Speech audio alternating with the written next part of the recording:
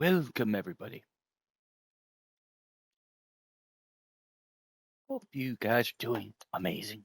Today, we are playing Killer Frequency. Today, we're going to add a little spazazz to it. I'm going to have sort of a kind of like doing my own little skit of being a radio talk show. And we're going to, I'm also going to have you guys too participating in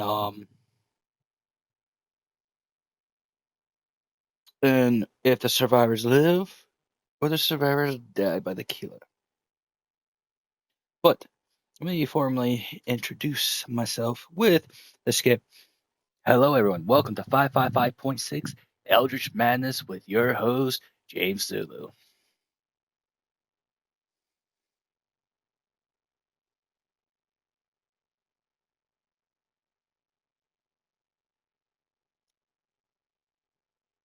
Stay in your seats and keep the phones prepared because let me tell you what, you guys are going to be my decision makers. Maybe, depending on who is in the,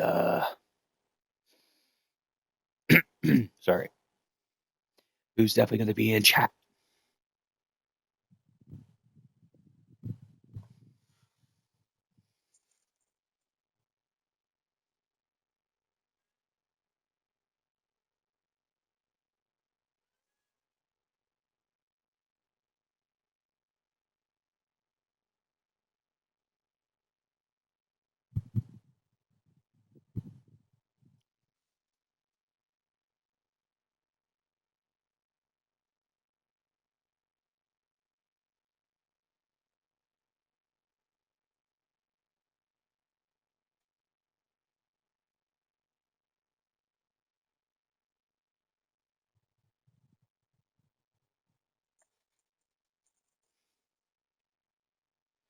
But bear with me, we need to get some stuff out real quick before we start anything.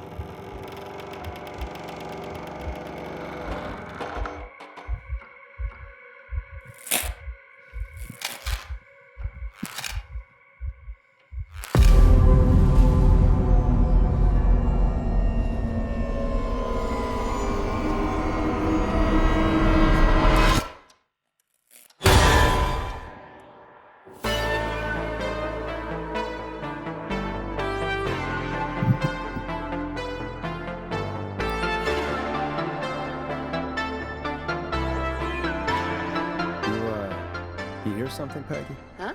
Hear what? I thought I heard someone yelling, or I don't know, a howl. Forrest, is this a joke? No, I almost swore I heard something. Oh, and here I was thinking you'd finally started to ease up. You probably just heard some cats outside. Cats? You know, 4 legs, whiskers, tails, not dogs. I know what a cat is. But I mean, does Gallows Creek have a stray cat problem or something? Not since the rats moved in. Anyway, you ready to do the pre-flight checks? Seriously? Do we have to do these checks every time? And do you have to call them that? Reggie pays us to check the equipment before each show, and he pays us to call it a pre-flight check. But if you're sure you don't want to...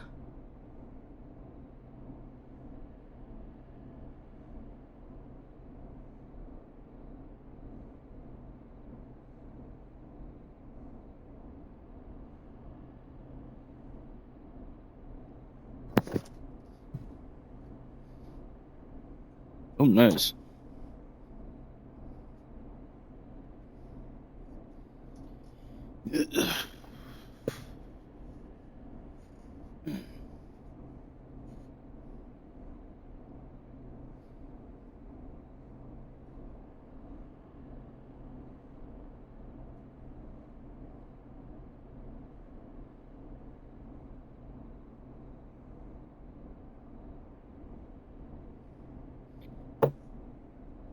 I didn't do anything for a certain amount of time, and All right, fine.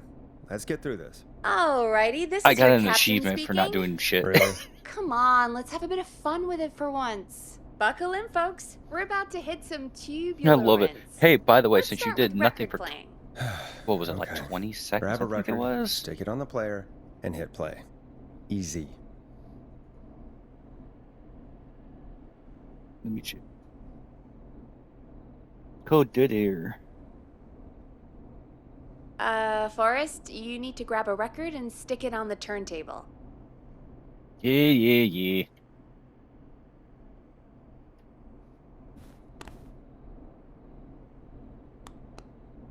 The record box is on the left, and the record player is on the right. Pick a record and stick it on the turntable. Then hit play.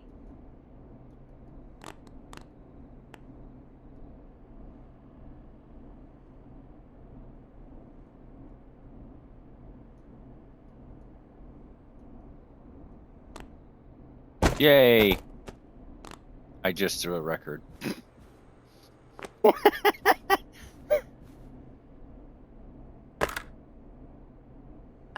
Forrest, I you did need it. to grab a record and stick it on the turntable. Got it. I put the record on.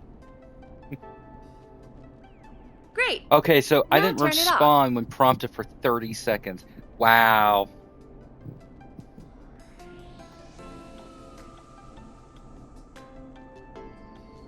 Press the stop button on the record player. All right, up next, Oh, you stopped that phone then. line buttons. Your captain will be waiting to take your call on line 1. All right, Peggy. Ready for you on line 1. Who's Peggy? This is Captain Donald Key calling. Call me Don. You get it? Yeah, it's a riot. Great, and button 2 works just the same. So, let's move to the Peggy button. You mean the producer line? Like I said, the Peggy button. Press it when you need my help during the show. Is there a Peggy mute button? They haven't invented it yet. Now come on. The Peggy button is the third one on the phone line. I'm I labeled it loving for this character.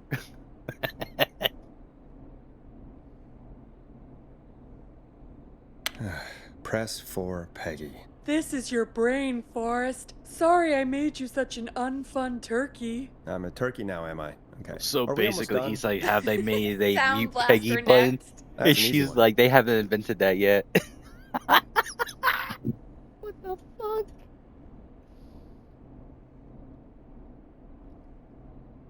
It's Sound bad. I'm not blaster. gonna be able to do my Front of skit the with those desk type to of the jokes. right.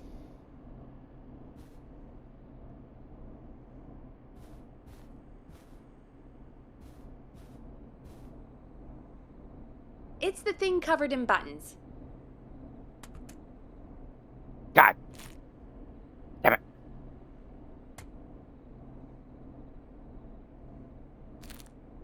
Oh my goodness gracious almighty. Oh wow, that was over.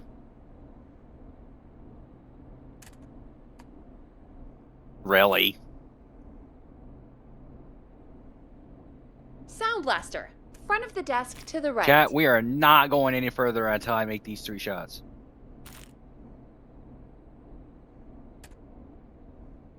What? It's the thing covered in buttons. You shush over there, Peggy.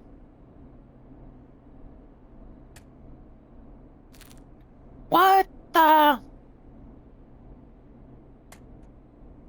Don't make me call you Peggy Bundy.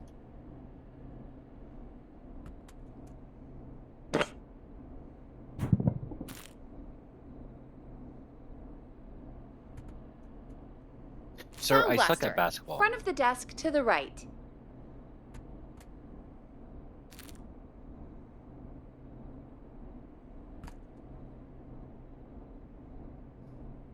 It's the thing covered in buttons.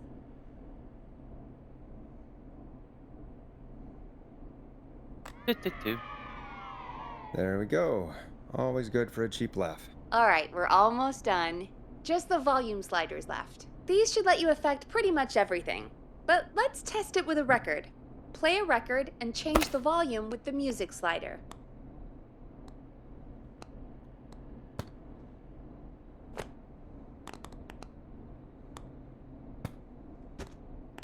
Play a song, grab the sliders, and move them up and down. Go nuts. All right. Seems to be all working. We done, Captain? We sure are. Coming in for landing. Local time? Should not encourage you. I knew you had a fun side. It's my fun side that gets me in trouble.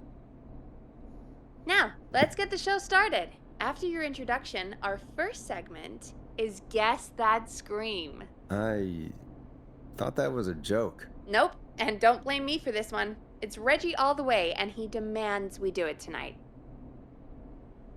Okay, you're live in 3, 2... 189.16. Good evening, Gallows Creek. This is your host, Forrest Nash, and you're listening to 189.16, The Scream. Before we start taking your calls tonight on Gallows Creek's only late-night phone-in talk show, I need to let you know about a special competition we have for you this evening. Guess That Scream. This is actually one of the station manager's better ideas. Here's how it works. I'm gonna play you a scream, then you call and guess that scream. We need you to guess why they're screaming. Did they stub their toe, saw off a finger, or discover the corpse of a loved one? That's good. Now, Forrest, hit them with the tape. We'll play that scream in just a second. Listen close, and then call in to guess that scream. Peggy, what do you mean play the tape?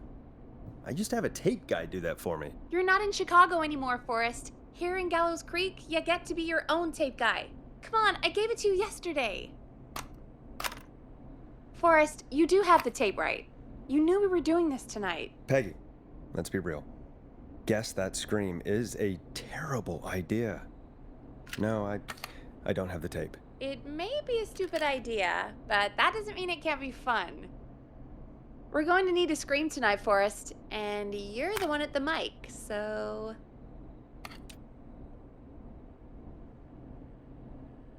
Really, Peggy? You want me to scream? You know this show depends on my golden voice, right? Come on, Forrest, just do it. That's enough dead air already.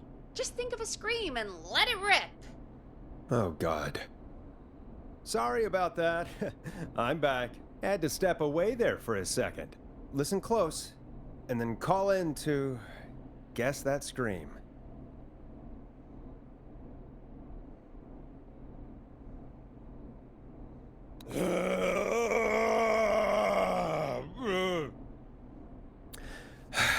Well, folks, there you have it. Call in with your guesses, and if you get it right, you could win 2 tickets to the amazing Maze and 1 free fried dough. Fried dough? Just call in at 555-239-KFAM with your guess. Now, here's some music while you get dialing.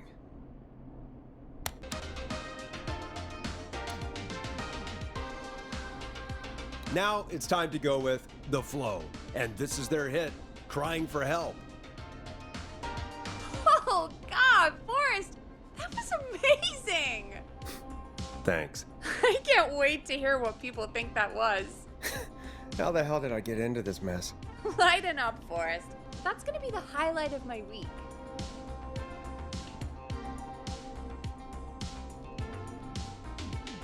Oh, Forrest, there's a call coming in. Okay, Forrest, shut the music off. Welcome to 189.16, The Scream. Caller, you're talking to Forrest Nash. What's going on with you tonight? Forrest, thank God I made it through. My name is Leslie Harper. I'm the 911 operator and police dispatcher for Gallows Creek. Welcome to the show, Leslie. Are you calling in to guess that scream? As a 911 operator, I bet you may have an educated guess. What? No! Look, I found a body and I need your help. 911 is calling me to report a body. Interesting setup. All right, I'll bite. What's the punchline then? Forrest, I recognize her voice. I'm pretty sure that actually is our 911 operator. I think this is real. Peggy, I'm not gonna be happy if this is a prank. I don't do prank segments on my shows. It's in my contract. Forrest, I really don't think this is a prank. Leslie, I'll level with you. I find this hard to believe, but I'll hear you out. What exactly is going on? Sheriff Matthews is dead. What? Sheriff Matthews is dead? I couldn't get any response from the department. That's never happened before, so I came to the station and I found him. Oh, God, poor Sheriff Matthews. Do you know what happened to him?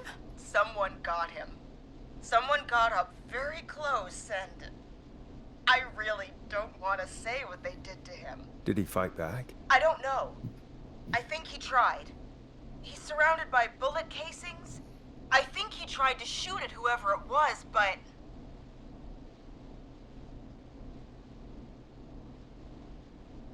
I don't understand. Where are the other officers? Do they know?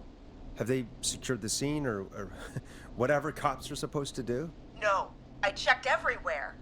Deputy Martinez is here, but she's knocked out, tied up, and locked in a holding cell. I called you right after I found her. God. Wait. Please don't tell me that this hick town only has 2 cops. Don't be ridiculous. We have 3. But Officer Gunderson is on leave in Cancun. Leslie, do you have any idea who could have done this? Not a clue. I didn't see anything on my way over. Leslie, you need to call over to Henderson or Quiet Ridge. They need to send someone over from their department. I tried, but I can't call anything but local numbers. Something's wrong. I'll have to go there myself. Let them know what's going on and bring help back with me. But if you leave while there's a murderer on the loose, who's gonna man the emergency line? That's why I called. Forrest, I've routed all 911 calls to come in to you.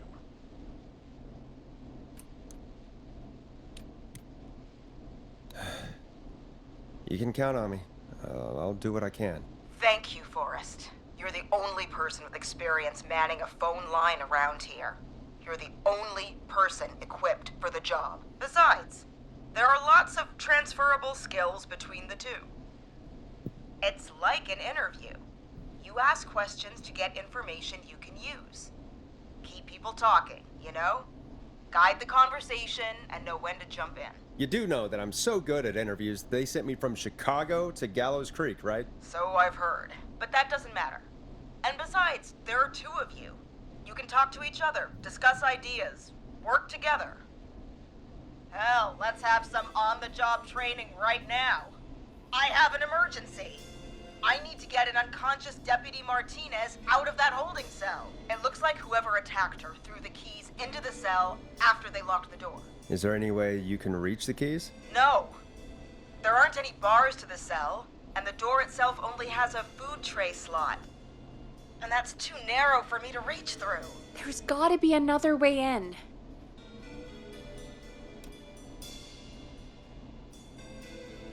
Is there another way into the holding cell that you can see? It wouldn't be much of a holding cell if it had a back door. There's got to be another set of keys somewhere in that office. Those can't be the only one. Of course. Yes, there must be another set. Where might another set be? Maybe Sheriff Matthews had a set of keys on him when he... you know. I couldn't see any at a glance, but I didn't really look up close. 1 second. Oh, I think I might be sick. Sorry, Sheriff. I'm just gonna turn you over and... Oh. Please don't stare at me. Oh, wait. That might be them. I think I got the cell keys. Looks like Sheriff Matthews might have saved his deputy. Do the keys work? They do! Give me a minute to untie Deputy Martinez. I'll be right back. So far, so good, I suppose. How are you feeling, Forrest?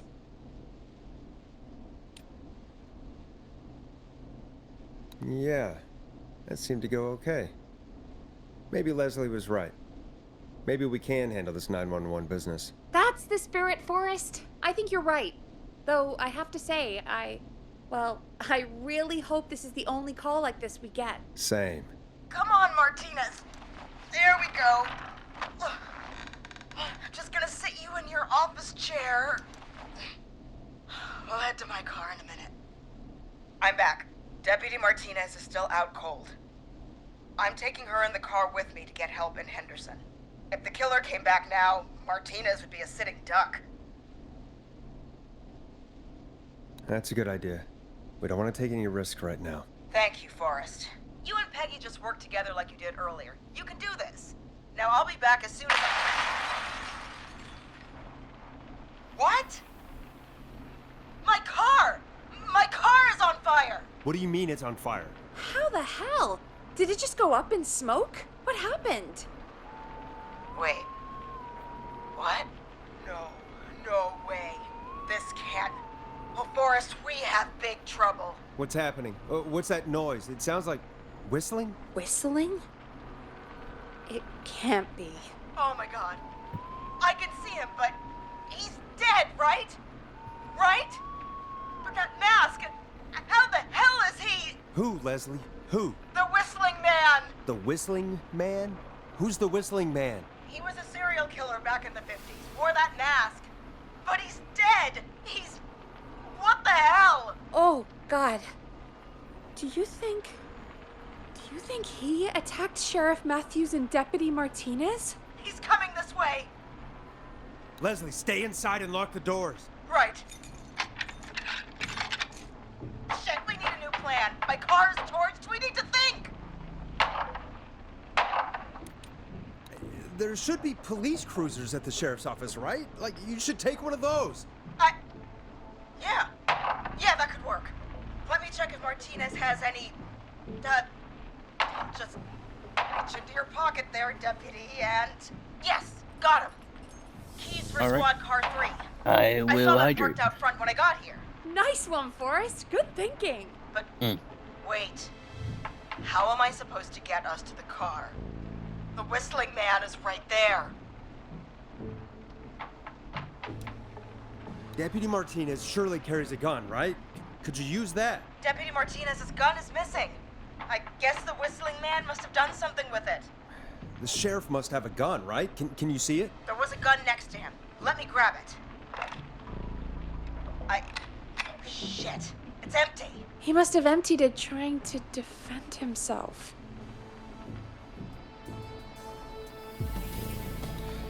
Are there any other weapons lying around that you could use? I didn't see anything earlier. Let me check Deputy Martinez's belt.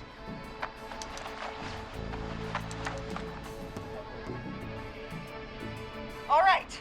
It looks like the Whistling Man left her with a baton, pepper spray, and taser. I can only hold one if I'm carrying Deputy Martinez. Which should I take?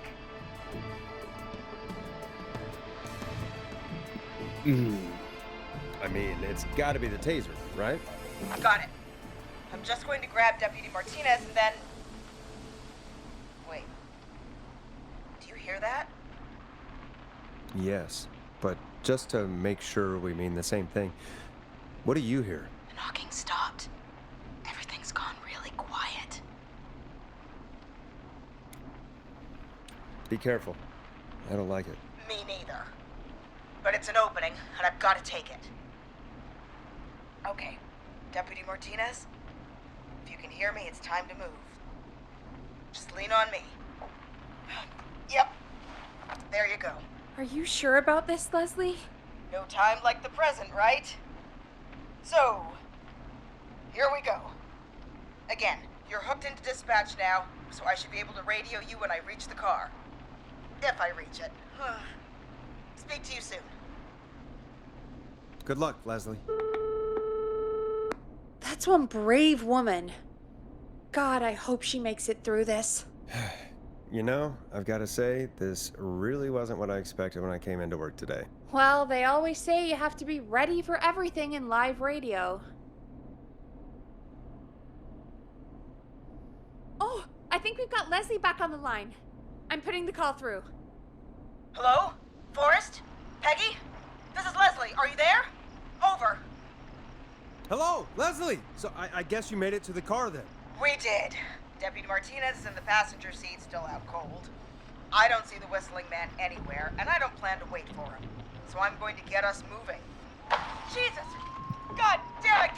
Get back! Get away from her! Leslie, what's happening? The whistling! No! Get off her, you son of a bitch! Yeah! Take that! Leslie, drive! Don't worry, Deputy Martinez. We're out of here. Leslie, are you two okay? Did you get away, or... Forrest, that taser? Definitely the right call. Oh my god, I can't believe we escaped. Well done, Leslie. You saved a life. Just another day for you. Oh my god, yeah. But let me tell you, I prefer doing it from your side of the phone. Leslie, how long do you think it's going to take to get help? Gallows Creek isn't Nowheresville, but it's pretty damn close. It's going to take a while, maybe 2-3 hours each way. Slightly less if I put my foot down. We'll do our best to keep everyone safe until then. Thank you. Just do what you did just now, and Gallows Creek is going to be okay. Anyway, once I'm in... Oh, I think Deputy Martinez is starting to stir. Forrest, Peggy, I've got to go. I'll be out of range soon, but I'll radio back as soon as I can once I got the cavalry. Take care, Leslie. Be safe out there. Good luck, Leslie. Feel better soon, Deputy Martinez.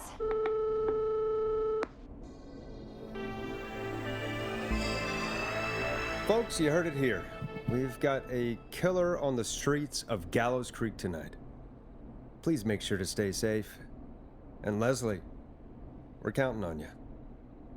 We're going to get back to the show meanwhile. If you have anything on your mind or have any information about this Whistling Man character, then give us a call. We'll talk here on 189.16, The Scream. For now, here's another hit record for you all to enjoy.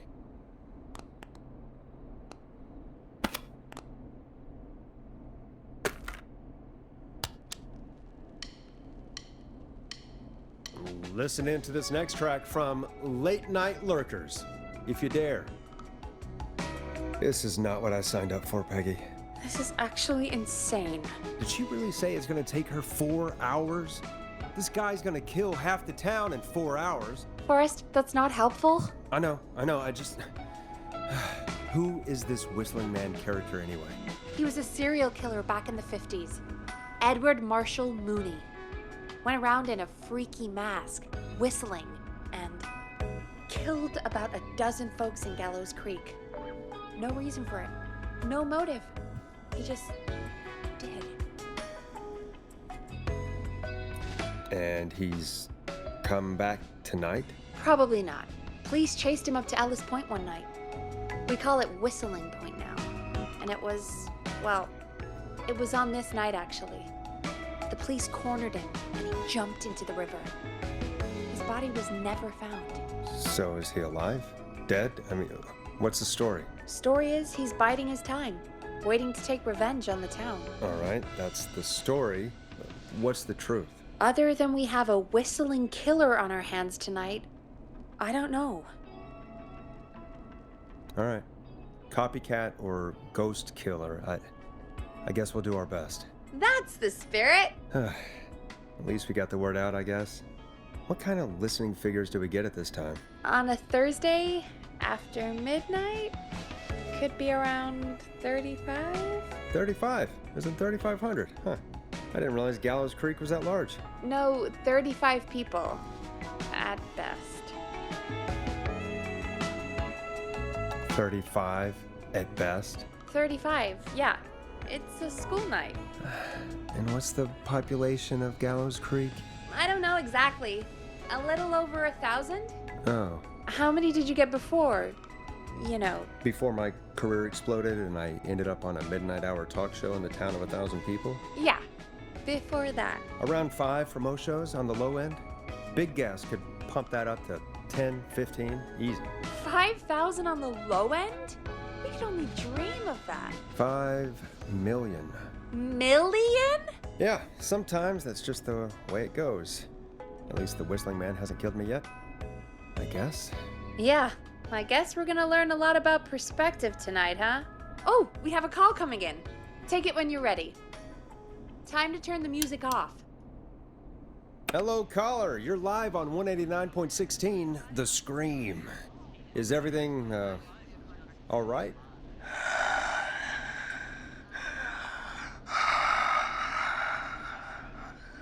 Okay, who is this? Are you, hello? Hello?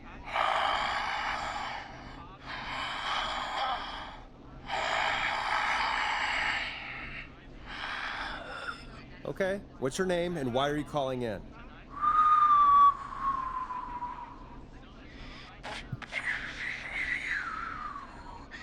You know my name. I've come back from the dead to kill again. No one's safe.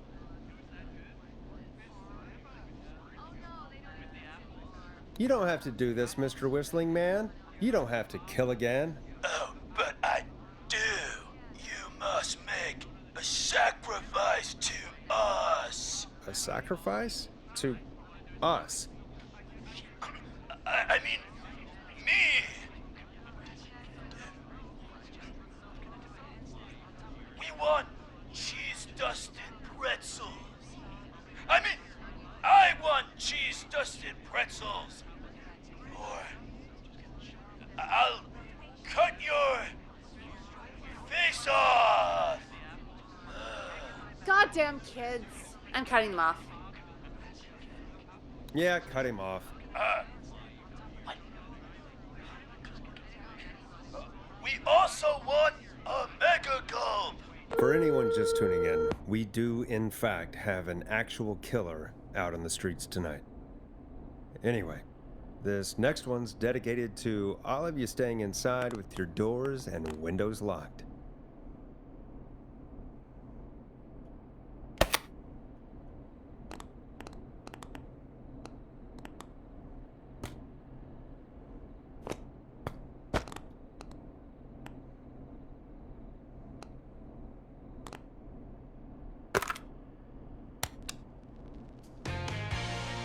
Let Storm Riders take you on a rock and roll ride with the Glam Jam. Peggy, the hell was that? Kids pretending to be a killer who right now is stalking the town? It's a thing. A thing? Oh, kids around here. They pull pranks pretending to be him. By pretending to be this Whistling Man character? They think it's funny, but it's not. It's not funny at all. And there's no chance that our Whistling Man was just a prank. That Leslie... No, that's real. Christ. Let's stay positive. We still have a show to do. We already have another caller on the line. All right. Let's do this. Hello, caller. You're live on The Scream with me, Forrest Nash. What? I dialed 911. I need the sheriff right away. Okay, right. Well, I'm filling in for 911 tonight. What's your name and what's your trouble? My name is Sandra Sharp, and I need the cops now. I'm sorry, but the cops aren't coming. Leslie's on her way to Henderson for help. What? God. Listen, you've got to help me then. I drove to the edge of town for a jazz run, and now some psycho dressed like the Whistling Man is after me, knife in hand. Oh God, it's actually happening. Where are you now? Did you escape to somewhere safe? Oh, I did, baby. I jazz ran all the way to my car and nothing flat. But I dropped my keys somewhere along the way. I never locked the door, at least, so I've got a place to hide, but I can't get moving.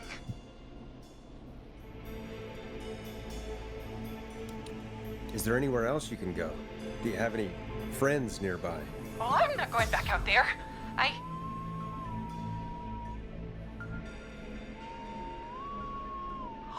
Oh, shoot. Oh, he's back.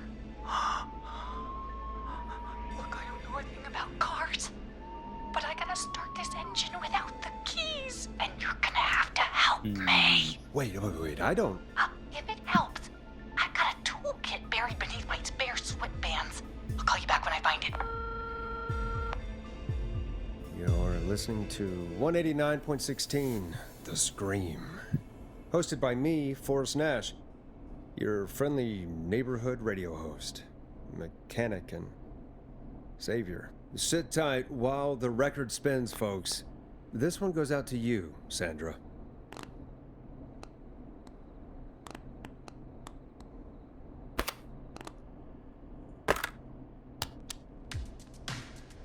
Enjoy this classic by Smooth. It's their hit song, The Word. Doesn't the station have a show about cars? The Tamora twins or something? Timberline twins talk motors. Yeah. You know they're not even brothers. Really? They look the same, though. I know, but they're not even related. It's weird. I asked them about it once, and they got really sweaty and defensive. Anyway, go see what you can find. The offices are out the door and down the hall.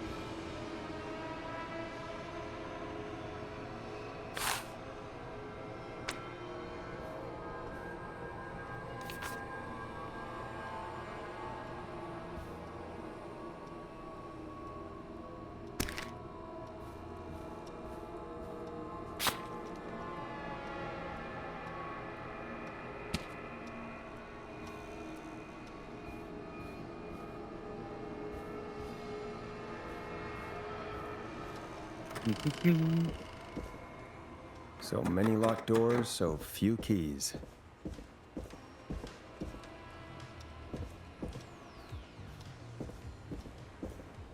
I'm not getting in there tonight.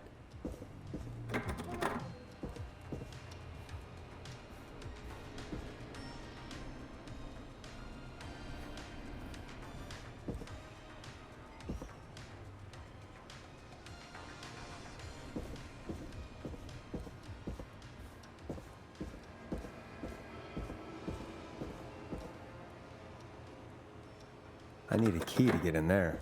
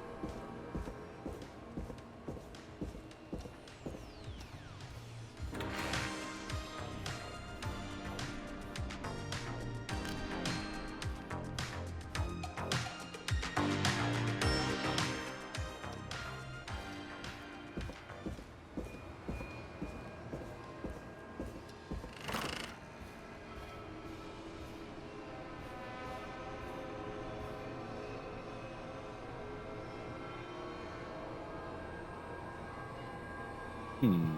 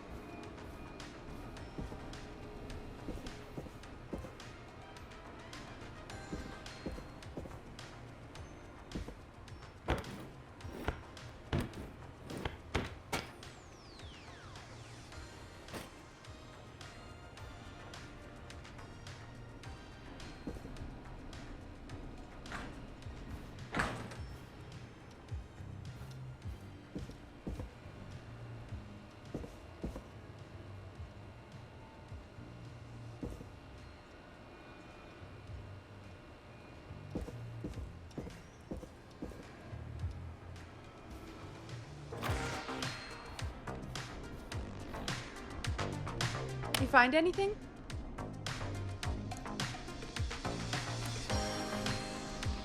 Not yet. I'm gonna keep looking.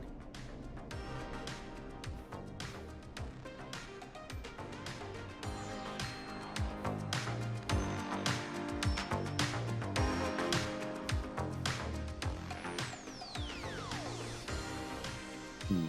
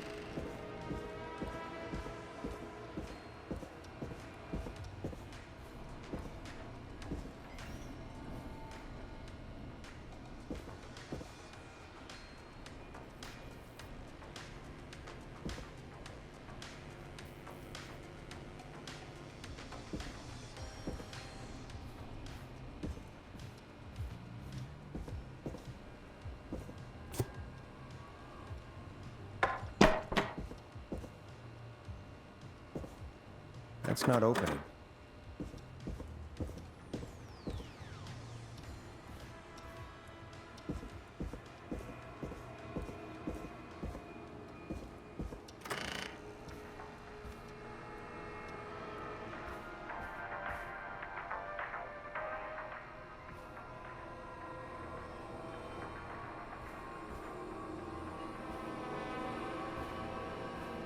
Hmm.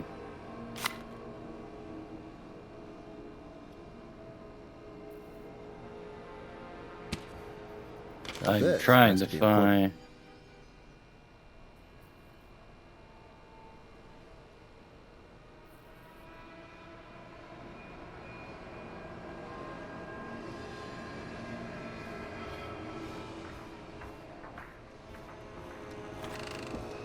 Needs a key.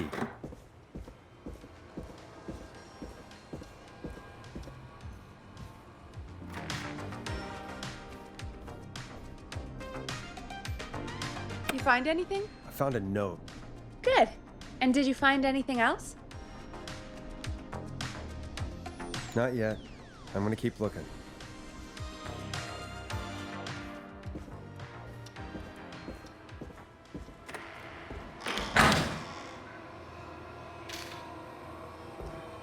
This looks useful.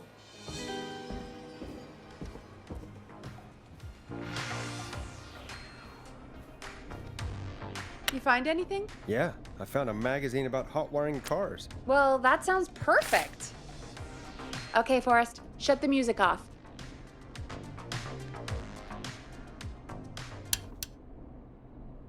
Caller on line 1. Thanks, Peggy. We're back with 189.16, The Scream. How are you holding up, Sandra? The creep's looking through the parking lot trying to find me. But I've got my tools, and I'm ready to get this hunk of junk moving. How do we start this baby?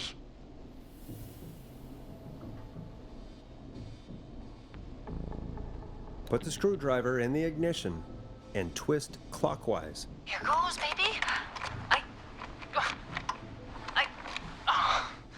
Screwdriver's too fat to fit. What next?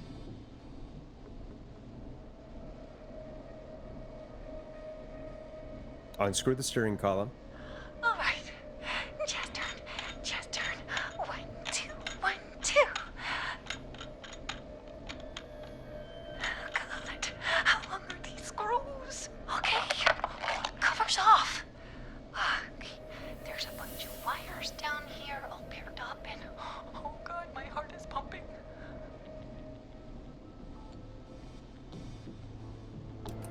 Do your jazz breathing. Don't panic. Okay, I can do this.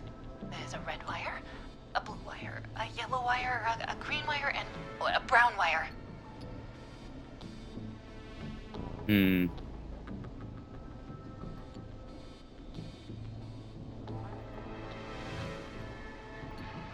Says purple.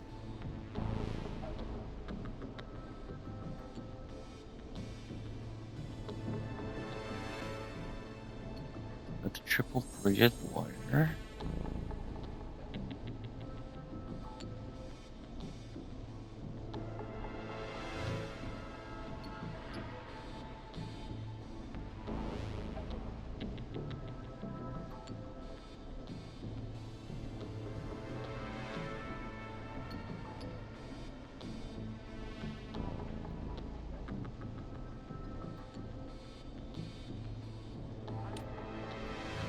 Strip the blue and red wires and twist them together. Okay, here we go. Blue and red and twist and turn and oh! Oh! Oh, it won't turn off! Oh, do this to me, Dad. Radio. Three pink wires going into the stereo. What do we do? Cut the left wire. Oh, that was high intensity. Oh no. He's walking toward the car. Oh, what do I do?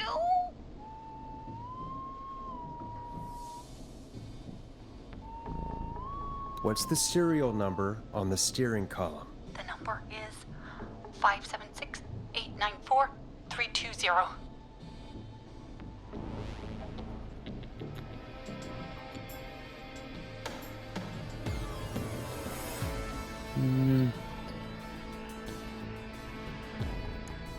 Strip and twist together the red and yellow wires. All right. We take the red and the yellow and we twist and we turn. Oh, perfect. I also see pink and purple wire. What next?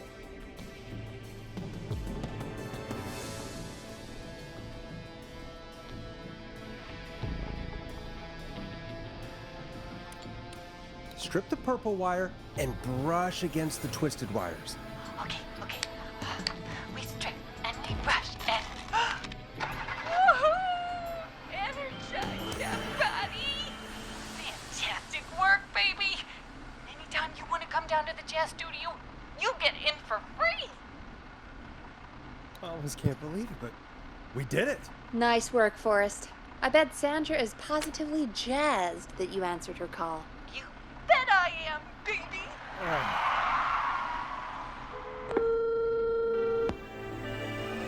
We did it, Forrest! We sure did. Here comes another hit track that we're excited to share with you. And remember, if you're also having car troubles, then tune in to Timberline Twins Talk Motors here on 189.16, Monday to Friday at 5. Take it away, Forrest. It's funky, it's groovy, it's Stabbin' the Twilight by Knife and Easy. I still can't believe this is happening. Right? Like Gallows Creek didn't already have enough to worry about? What do you mean? Gallows Creek is a miserable place to live. Really? Miserable? It's nothing personal, Peggy, but it's not Chicago. Or, hell, it's not really anywhere. Well, I like it here. People are polite and,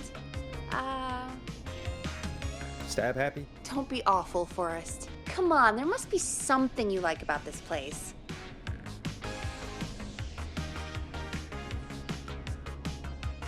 I guess some folks have been okay. You're not terrible. After a while. Not terrible after a while? High praise coming from Forrest Nash. You know what I mean, Peggy. I do. It's Forrest Nash for I think you're swell. Anyway, I hope the killer is done for the night and that Leslie gets back soon. Me too. Can we at least call off that stupid Guess the Scream contest now? Yeah, that'd probably be a good idea.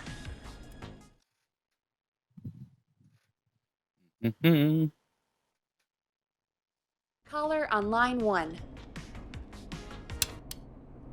Evening, caller. This is Forrest Nash, host of 189.16, The Scream. And tonight's 911 stand-in.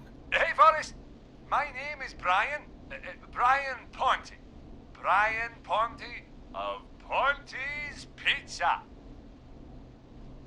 Hello, Brian. What have you got to say about what's happening?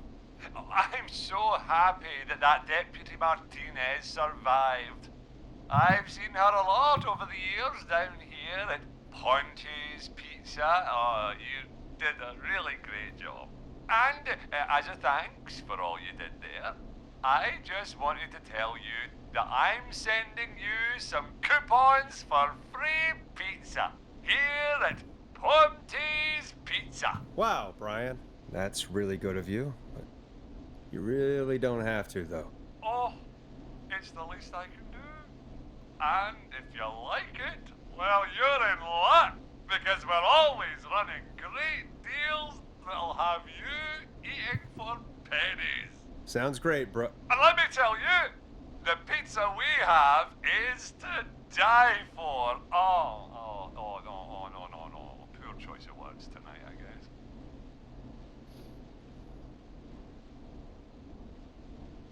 Hey, don't worry about it. It's all right. Oh, thank you, Forrest.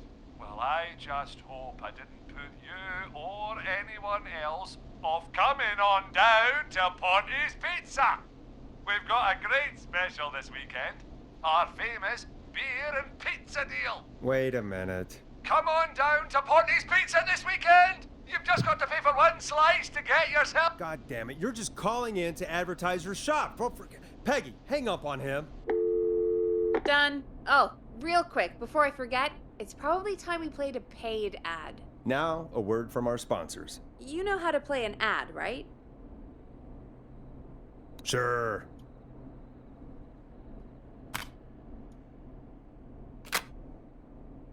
Done. Teddy Gallows Jr. is a family man, a devout Christian, and a proud patriot. Teddy Gallows Jr. is Gallows Creek. Like his father and all his fathers before him, Teddy Gallows Jr. has worked hard to create jobs, improve infrastructure, and make Gallows Creek a good place to raise a family. Unlike current mayor Linda Cartwright, Teddy Gallows Jr. lives in Gallows Creek.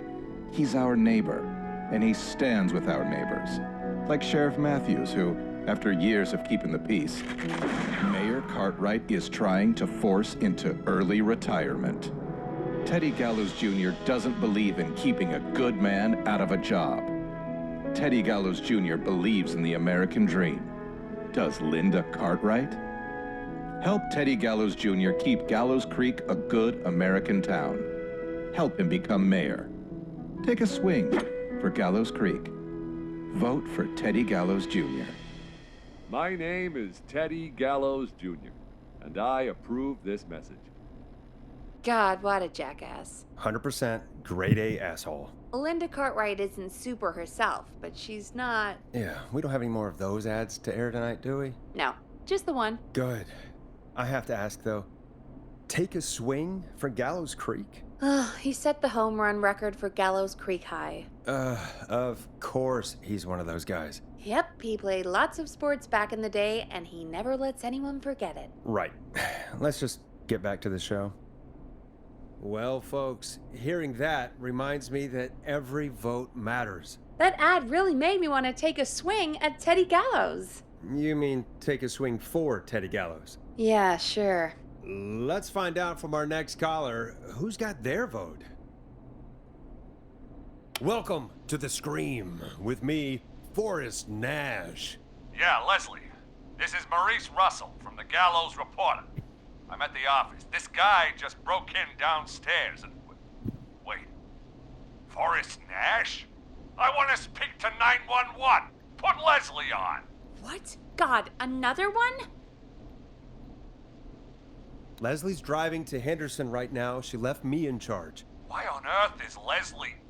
Oh, never mind. Just put me on with Sheriff Matthews. Sheriff Matthews is dead. Dead? What happened? Did you witness the incident? Are you willing to do an interview for the reporter? I can cite you as an anonymous source, if that's a concern. We're live on the air. Anything we say can and will be broadcast. Live on... Damn it. All right. There's obviously a lot more going on than I know. Yeah, there's a lot happening tonight. You said someone broke in. That's nothing to get worked up about. Some idiot kid just broke in, dressed as the Whistling Man. Heh, teens. They get worse every year. And this punk wasn't even a disappointing twinkle in his daddy's eye when Edward Marshall Mooney stalked the town. But I was there. I covered it. You don't understand. That's not a prankster. That's the Whistling Man. Of course it's not. It's a stupid kid. Every year this happens. They think it's funny. Not a big deal, old man. But they didn't live through the terror 30 years ago. Anyway, I know for a fact. Edward Marshall Mooney is dead. I don't know who I'm looking at on the security monitor. But if he killed Sheriff Matthews... Where are you now? I'm in the boardroom, upstairs. We got security cameras all around the building. You can watch them on any TV set here. And there's a set in the boardroom. Maurice, is there any way you can get out of there? I sure as shit hope so, kid. But I'm not sure how I'm going to do it. That crash you heard was him tipping over my filing cabinets. He's blocking the stairs. I'm guessing the stairs are the only way out? That's right. And it would take me a good few minutes to move those cabinets. We need to do something. But what? All we can do from here is... Forrest, I think I've got it. Why don't we call the killer? They'd have a bunch of phones set up across the office, right? In different rooms, with different extensions? So we call one of them. Draw the killer away. Buy Maurice time. That could work. Exactly! It's worth a shot. I can hear you, you know. The son of a bitch hasn't killed me yet. Sorry, Maurice. Peggy and I were just trying to figure out... You realize how stupid that plan sounds, right? For that to be successful, you're gonna need every phone extension. Plus, a plan of the entire office floor. All delivered while the killer is en route. I've got it. And thank God I've always been cool under pressure. Don't go anywhere.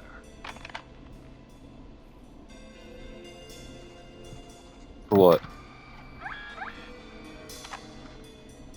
Or what? You don't think the killer got him, do you? Mr. Russell. I'm here. The freak's going to be here any second, too. Go check your fax machine. Don't let me down.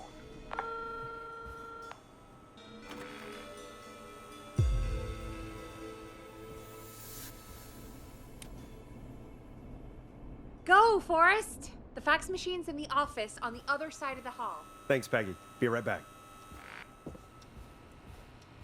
Okay. Go to the office on the other end of the hall. Grab the fax from the machine. Easy. This must be it.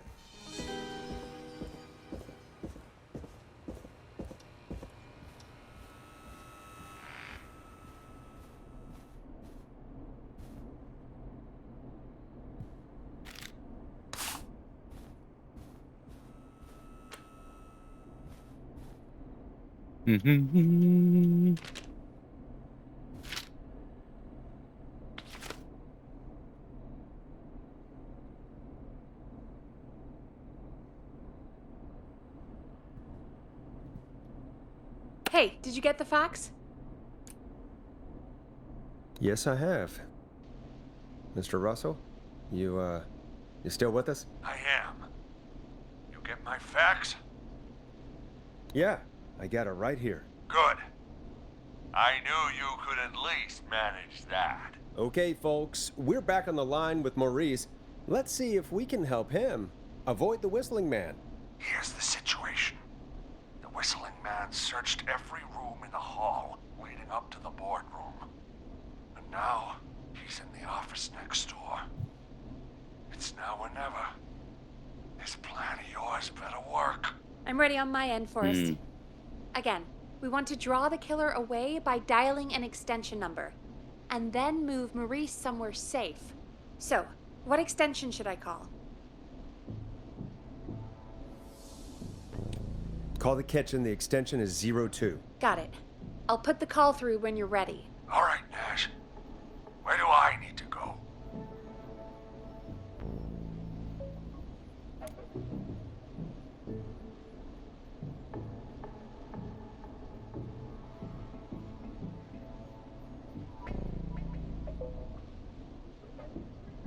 You're moving to the archives. The archives? That's just across from the kitchen. It's going to be tight. Are you sure, Nash? Let me rethink this. Damn it, man! Do you want me to be a headline murder? Hurry up!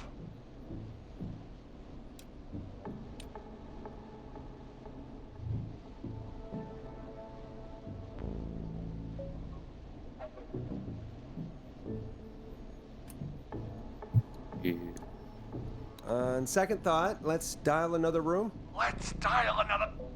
Boy! We're wasting time! He's right, Forrest. I can get another number ready, but we probably won't get to change our minds again. Where do you want me to call?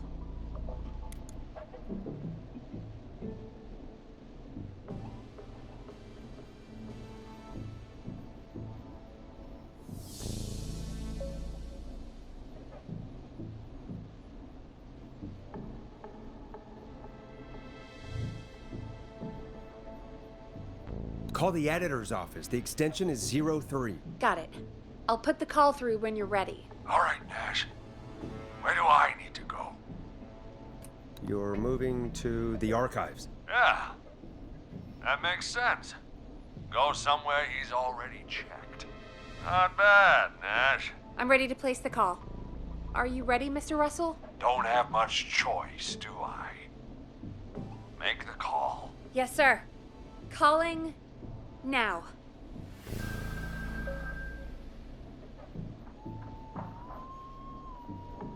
I can't believe it. He's actually heading to my office. It was all Peggy's idea. Credit goes to her. Don't mention it. The coast is clear. I'm shutting off the TV so he won't see me on the security cameras. Then, making my move. I'll call when I get there. Do you think he'll make it okay? I'm sure he'll be fine. But now what do? We gotta find some way for him to get past that barricade. What do you mean? I don't think calling the Whistling Man is gonna buy Maurice enough time to move those cabinets. We gotta think of something else. Yeah. Maybe we could... Oh! Call incoming. You ready? Ready as I'll ever be. Put him through. Alrighty. Mr. Russell, are you there? I am. I don't think he saw me. I've got to give you credit for that, but I'm not out of the woods yet. Right. Let's review where we are. So, the only way out is by the stairs, which the Whistling Man has blocked with furniture. Exactly. I can move the furniture out of the way, but not quickly or quietly. Could you lock him in a room? That'd probably buy you time enough, right? Maybe. But the damn fire regulations say every door in the office has to unlock from the inside. He'd be able to get out just as soon as... Wait, no. I got it. The secret archive through my office, where we keep our most sensitive records. Ooh, a secret archive? Reggie would love that.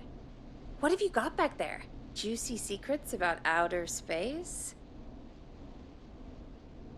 Peggy, I don't think now's the time to be playing around like that. You're right. Sorry, Forrest. Kids, we're in the big time now. I've got it all figured out. The secret archive.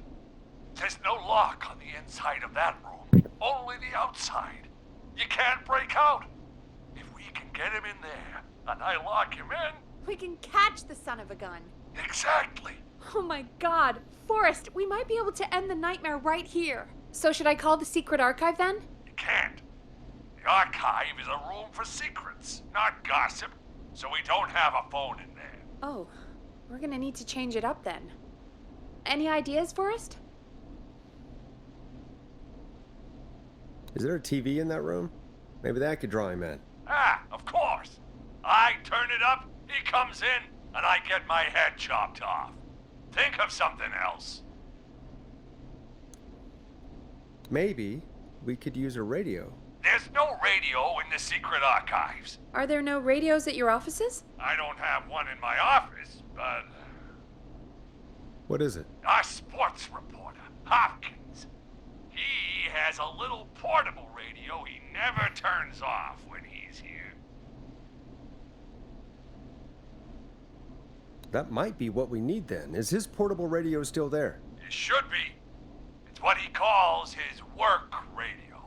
It should be here in the archives, actually. Let me just take a peek around. Great job, Forrest. Looks like you picked the perfect place. Yep. That was 100% just me thinking ahead. Exactly as planned. I found the radio.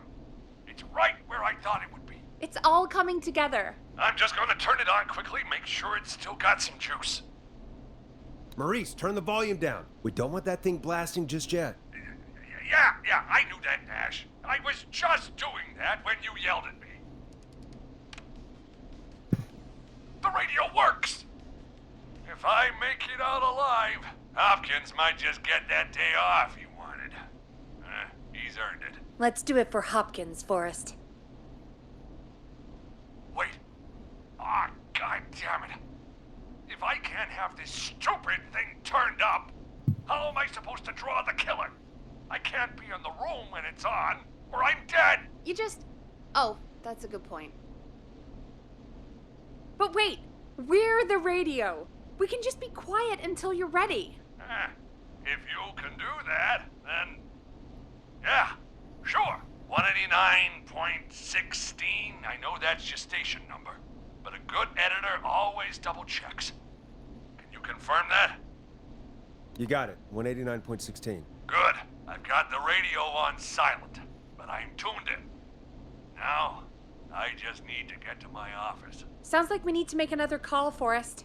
Where should we send the killer?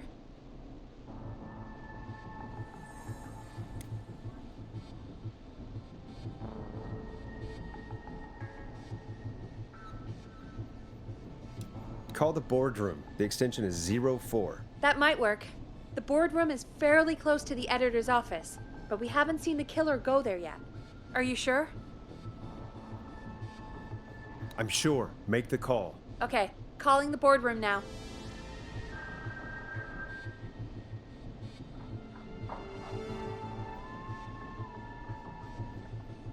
He's on the move. I'll call you guys from my office in a second. Looks like we're almost through this nightmare. Any idea what you'll say to draw the killer in?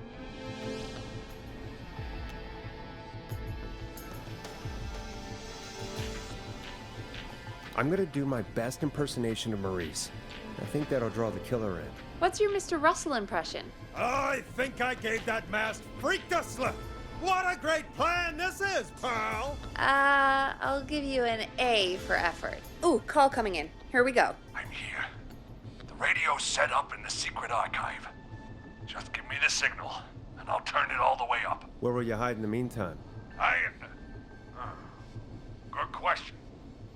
It's under my desk, but you can see under it. I've got a big cabinet, but that'll take me a second to get into. Anywhere else? Not really. There's the secret archive itself, but that's where the killer's going. I could try the cubicles, but they're pretty far away.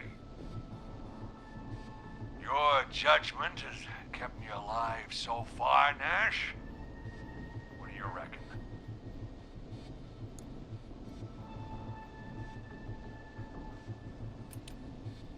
Hide among the cubicles. All right. Well, this is it. I'm going to go turn the radio up to full blast now. Don't say anything until I've had time to hide. You got it? We know the plan. You can trust us. Here we go.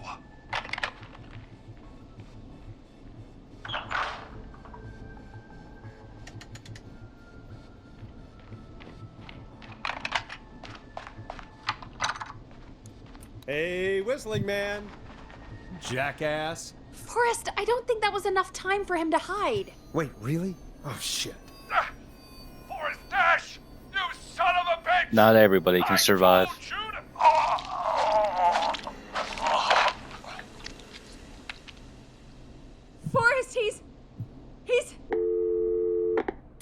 Dead. Let's put on a song. Give us some time to recover. I think that would be for the best, Peggy. Folks, we'll be back soon. If you have any stories about Maurice that you'd like to share, give us a call after this next track.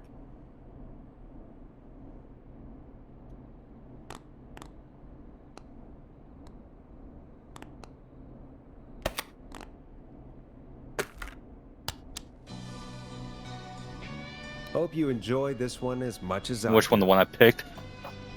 Well, this is gonna be a long night. Oh, really? But yeah, Feels like I it's going said, pretty quickly to me. I could ask you some not questions known to as the speed things Eldritch You're gonna interview me. Nightmare Radio, You sure about that? along. You're not or so Eldritch scary. Madness Radio Besides, is what it's we've been called. working together like a week now, and you're still all shrouded in mystery.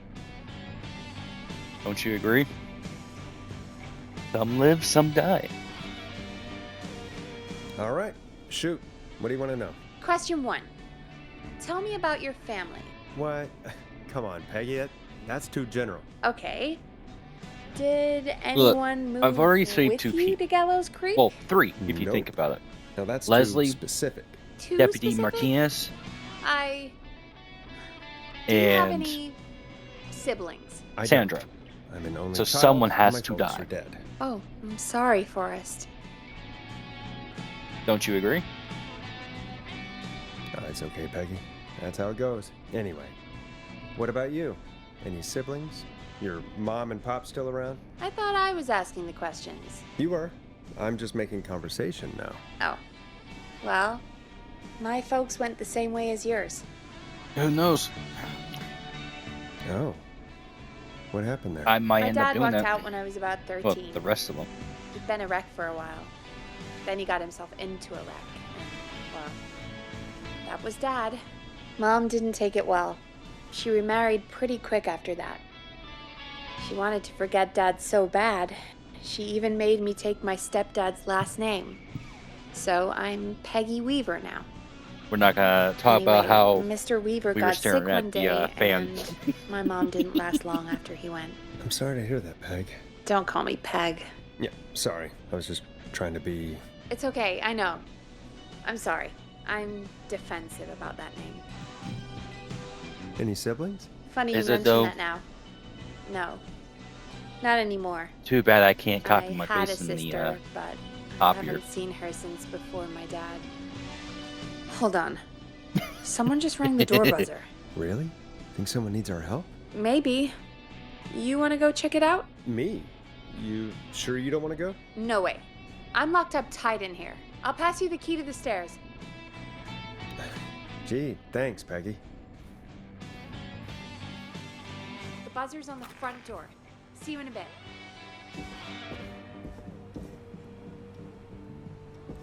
Okay, down to the first floor, then check the door. Hey.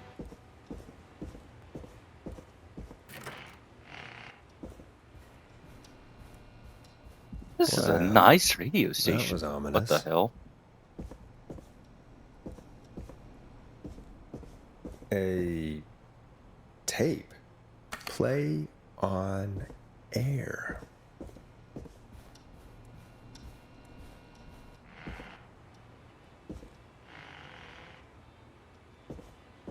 Okay. I don't think that door is supposed to do that.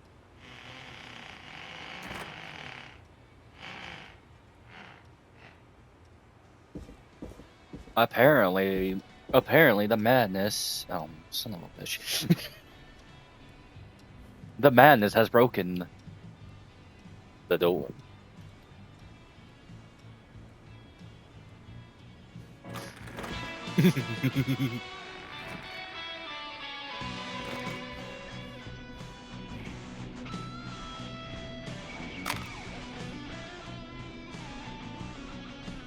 We're going to put that there. We're going to take this political bullshit and we're going to put it right there.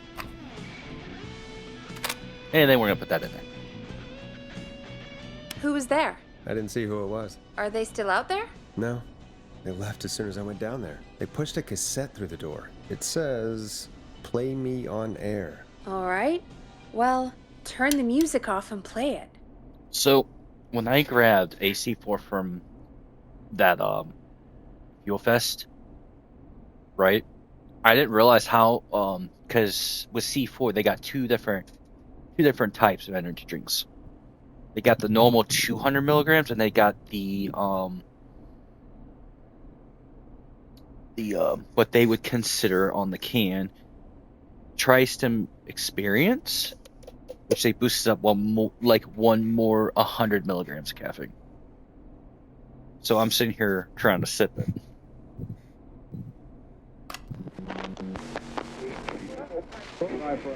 Hello, Gallows Creek. Time to Pay the price. Time to pay for lives.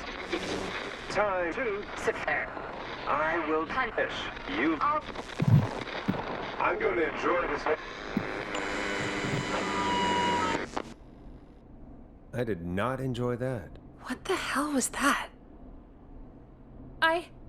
Oh, Forrest, we're still on air. Say something. Folks, Folks, the tape you just heard was passed through our door only moments ago. I don't know how the killer could get from the newspaper to K-Fam so quick, but be careful, Gallows Creek. Stay home and stay safe. Give us a call if you need help. You can get us on 911. Wow, this killer is actually quite smart. So Thank they you took again, bits and Mrs. pieces McKenzie, for the to helpful make a tip. message The out of both bagger at the Peggy grocery and store cannot whistle. Forrest. We'll remove her from the suspect list. Let's go to a break. I Basically, need you in for a a way, second. that's All the way right, he folks. We need to take a quick break. This communicated, one's basically for saying that all he's those going to kill. folks out there keeping the hatches battened. He or she.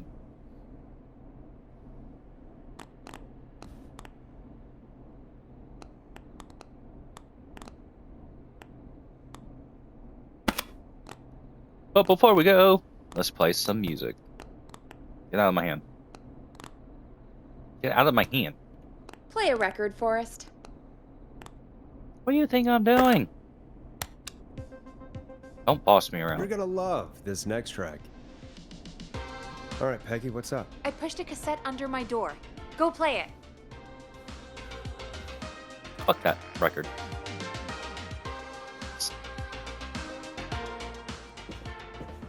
Not Samurai from Cyberpunk. So I don't care.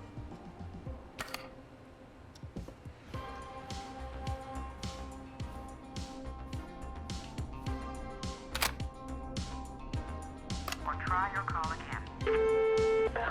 Straight to voicemail? My God. Are there any professionals at KFAM? This is Gina Franklin. I'm calling because your backwater station has not honored our agreement.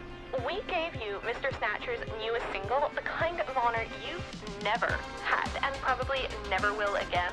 And we've still not received any information about when you're fitting it into your busy programming. I'll be frank, I didn't want you as part of this debut, but Mr. Snatcher, due to his prior friendship with Mr. Nash... Prior and current friendship, Gina. Forrest, mate, you alright? Don't worry about Gina, you know how she is. But yeah, can't wait for you to hear the new single, man. I think Final Breath is my best work yet. I really hope you and your listeners like it.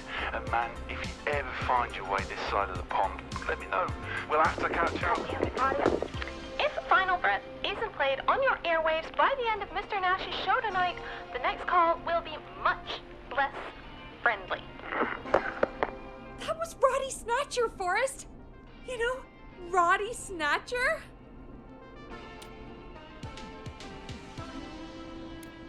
Yeah, Roddy and I are old friends. I love Roddy. I Will Always Find You was my song. I wish we still had it in rotation. Oh my God, I can't believe you know Roddy Snatcher. And I can't believe you didn't tell me he sent you his new single. We have to play Final Breath. Where is it? I don't know. They mailed it to KFAM, not to me. Then it's gotta be downstairs at reception. Man, I can't believe Barbara didn't say anything. I mean, well, if that fiasco last Friday about the missing Knife and Easy track is any indication, folks at KFAM aren't against hoarding station music for personal use. I think we're still missing a few tracks, actually. Well, go get Roddy's song before Gina sues the pants off us. She can try, but she will fail.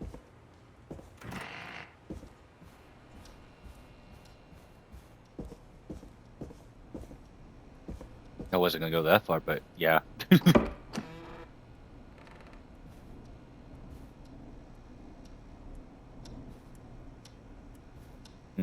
This must be it. Final Breath. My tiny selection grows.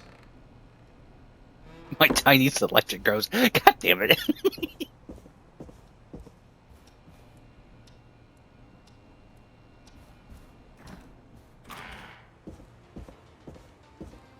I guess we'll put this song on play.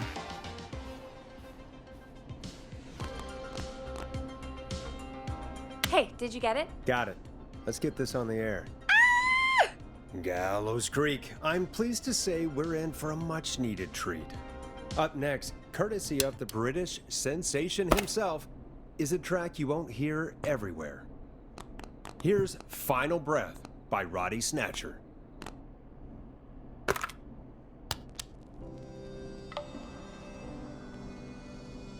Wow. God, Roddy's the best. He is. And more importantly, we should be safe from the worst of Gina Franklin.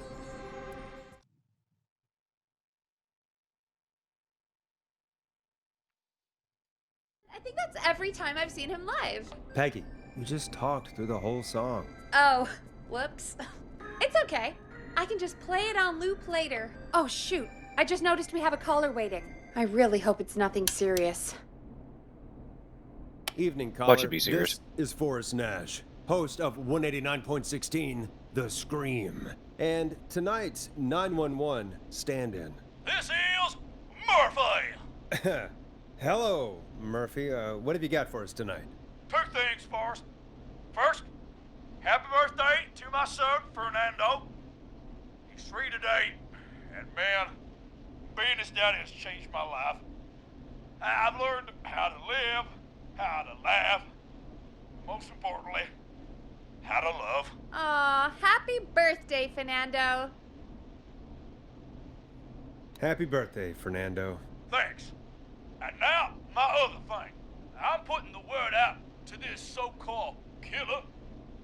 You think you're tough, huh? Big man with a big knife, huh? Prove it. Come face me, a true warrior, at the Gallows Waste Disposal Plant. Guess what? This is a bad idea, Murphy. I got all the tapes in Master Robbie's Dojo series. So get ready, Whistling Man. You just let loose the junkyard dog. Oh, no. And there he goes. Ladies and gentlemen, keep your fingers crossed for Murphy as he tries to become our hometown hero. Anyway, we'll be right back after this commercial.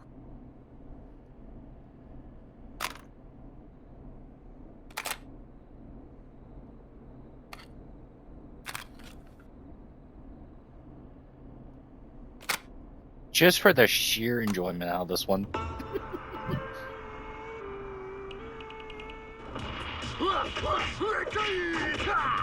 Do you seek ancient wisdom? Do you want to double your power? Are you ready to unlock your inner warrior for only $24.99? Then step into Master Robbie's deadly dojo of Kung Ra-Te and receive direct by video warrior instruction from me, Master Robbie. You will learn the 4 qualities of an ultimate conqueror.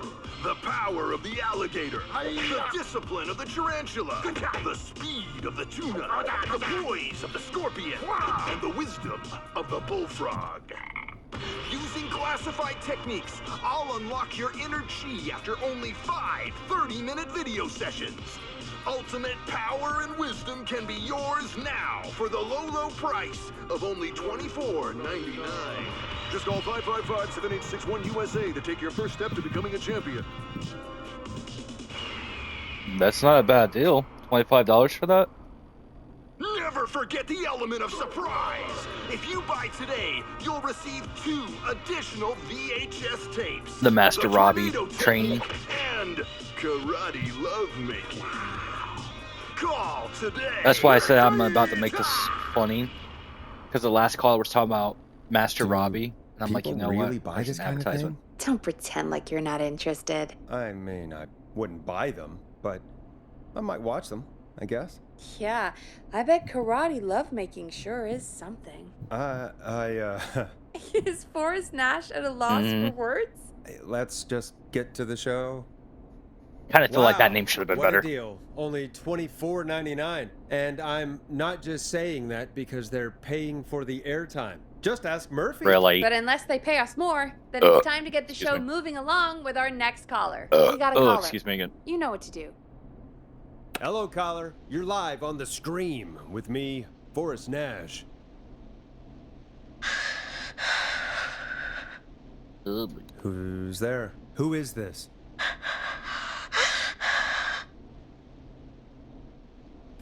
Are you okay?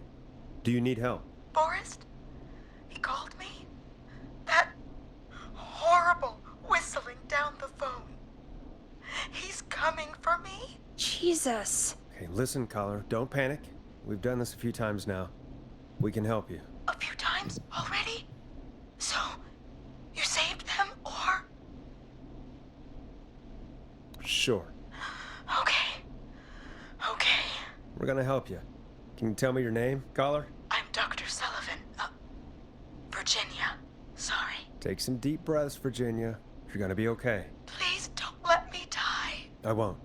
Just calm down. Tell me where you are right now. What's your address? Oh, God. Maybe you can hide in your house? He'll find me. I know he'll find me.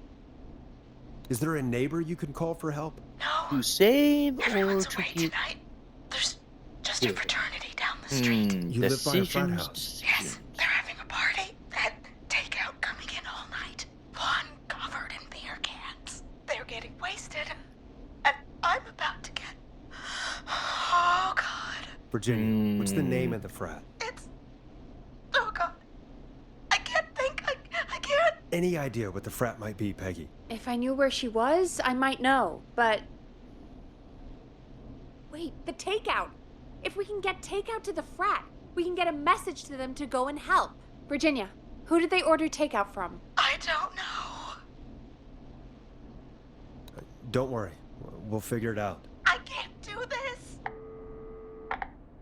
Well, folks, seems like our Virginia hung up. While we try to figure out what takeout to order, here's some music for your own midnight snacks.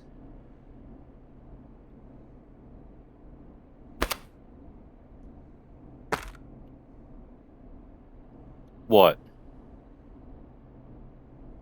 What? I know him. You love him. This is Roddy Snatcher with his new single, Final Breath. Peggy, what places do takeout in Gallows Creek? Off the top of my head? Well... There's the barbecue place, Grilling Spree, and you can order from Chalupa Oh, and of course we have Ponte's Look, Pizza. I played. That's it, I think. Look, I played this album at one point. Stab in the twilight, knife and axe. If that can't get any more dark, I don't know what will. All right. We'll call each place and ask who they deliver to tonight. That's not going to work. Takeout client privilege. What? There was a lot of competition back in the day. Things got ugly. It's a long story, but what we can do is this. We figure out where the frat boys ordered from, call the takeout pretending to be from the frat, place an order, and include a note asking them to call the station. There's no other way, is there? Not that I can see. Well, let's not waste any time then. That's the spirit. You got any suggestions on where to look? Check the offices for anything food related, and maybe the kitchen downstairs. You'll need a key for that. I'll just slide it under my door now. Thanks, Peggy. God, where to start? What would make me order from somewhere if I were a partying frat boy? We have a food critic, right? Chad or Brad or... I'll just have to look around. Good point. Maybe the killer likes the Eldritch Madness radio. Who knows? I mean, to be fair, if I was a killer, and there's a radio station called Eldritch Madness, I would totally not kill them. Only because they make it interesting.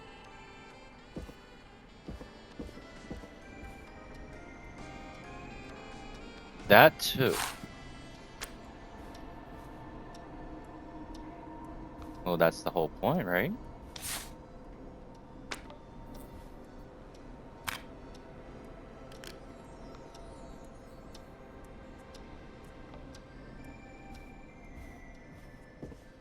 This game could get dark real quick, just saying.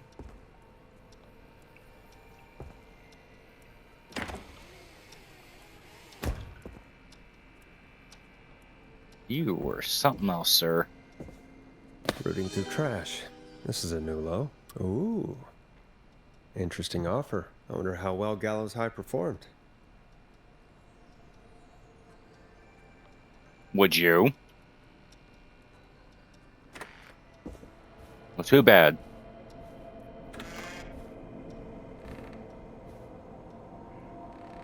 You know what I want to actually make? Like, in all seriousness, like, outside of the stream, I don't know why, but I would like to make something I haven't seen before and see how it goes. I was thinking about doing a couple candy bar type of cookies, to be honest. Hey, find anything useful? Yes, I have. That's great. Are you ready to get back on the line? Like, I want to try Let's make the call. to like make a When you're ready, Twix shut the music off. type of cookie, or a Snickers candy bar, or a Mars bar style, type stuff. You know what I mean? Okay, Forrest, shut the music off. Okay, Forrest, what'll it be? Call Ponte's Pizza. You got it.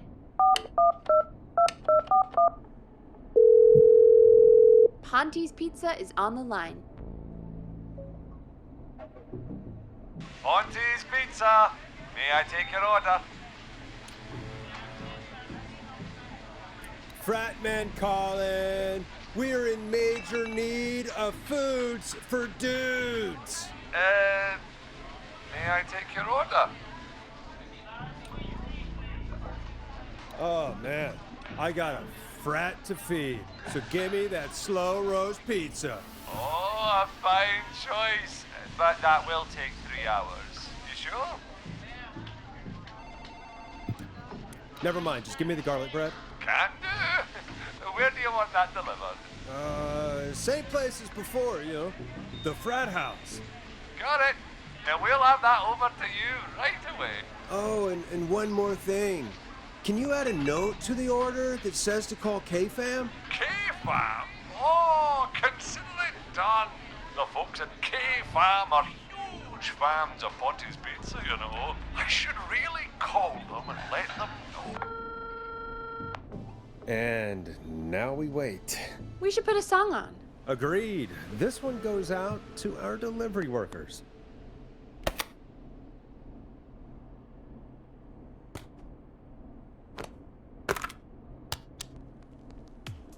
Time to go on the journey that is Blast Processor with their hit song 1980X.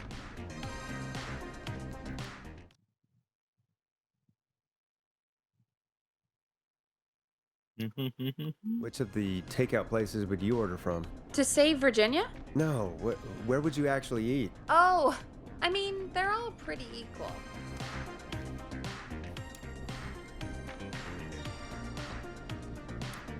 Sure, but if you had to pick one. All right. Not Ponte. He's not Ponte. Right. So between Grilling Spree and Chalupa Cobbers. I mean, it depends. Do I want a plate full of meat? Or do I want really, really good nachos? It can change depending on the day, Fair enough. That actually sounds really good right Hold about that now. thought, Forrest. We've got a call coming in. Nachos. Hello, caller. You're live on the Scream with me, Forrest Nash. Hey, this is Fratman Bunker. We got some garlic bread and a note to call this number. Yes. Bunker, this is Forrest Nash from 189.16, The Scream.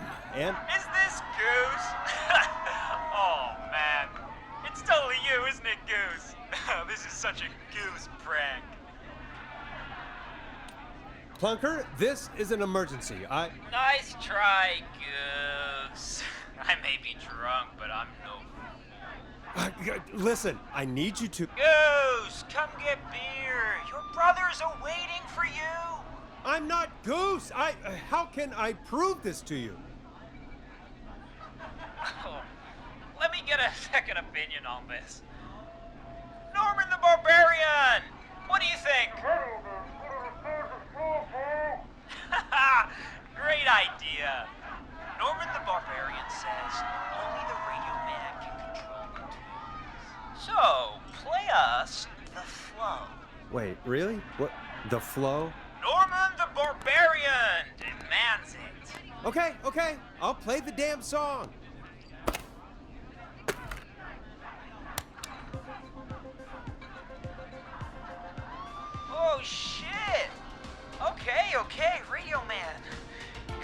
attention. What is it? Thank God. Listen, you've got to get over to your neighbor's house. All of you. Just... Say no more. Plunker's moving the house.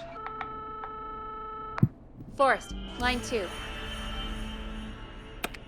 Hello. You're live on 189.16, The Scream. Forrest, it's the killer. He's at the door. Grace. Oh my God, it's you, isn't it? God, I didn't talk, I promise. Whoa! The party has arrived! Oh, thank God. He's gone and... Oh, is that you, Radio Man? Don't worry, we brought the beer. Good times are here. I could use a drink. Thank you, Forrest.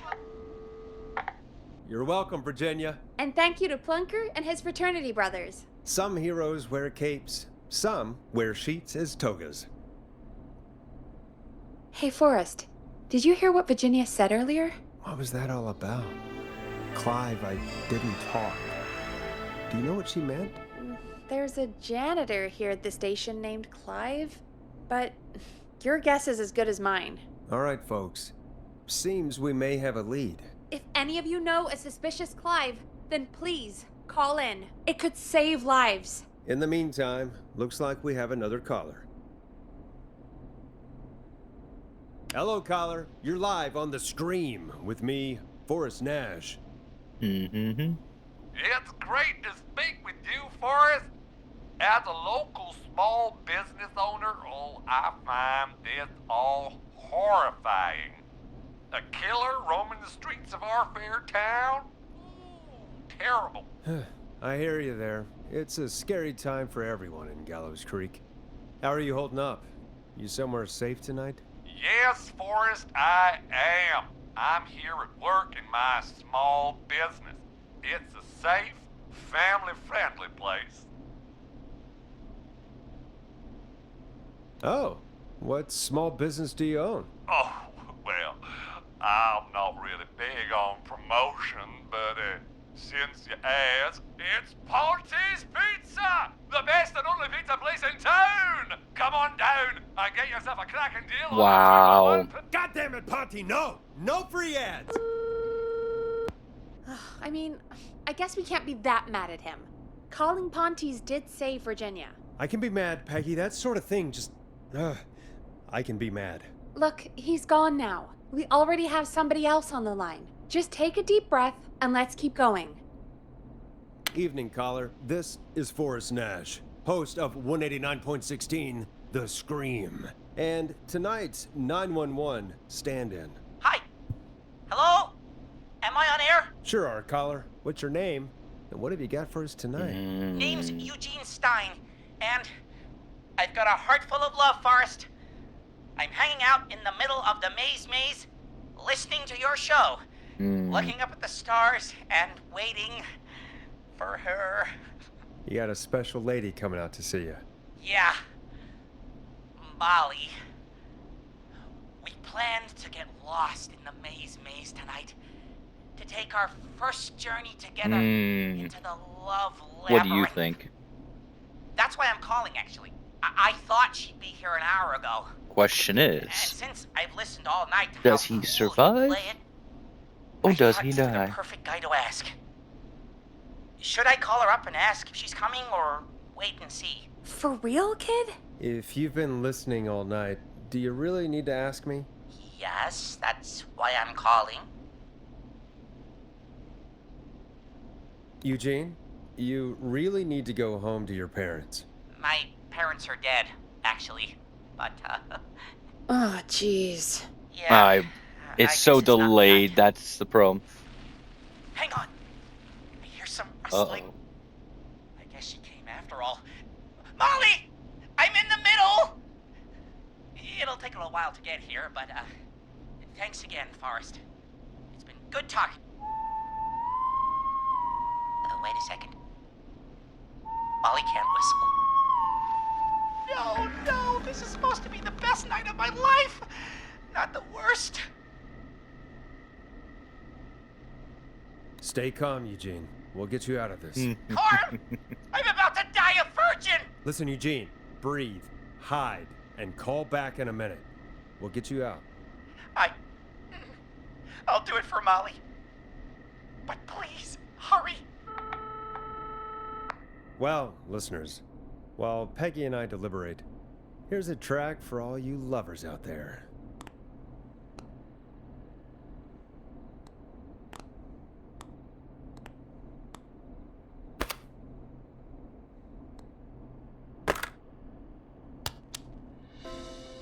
It's David Scopo with Moonlight.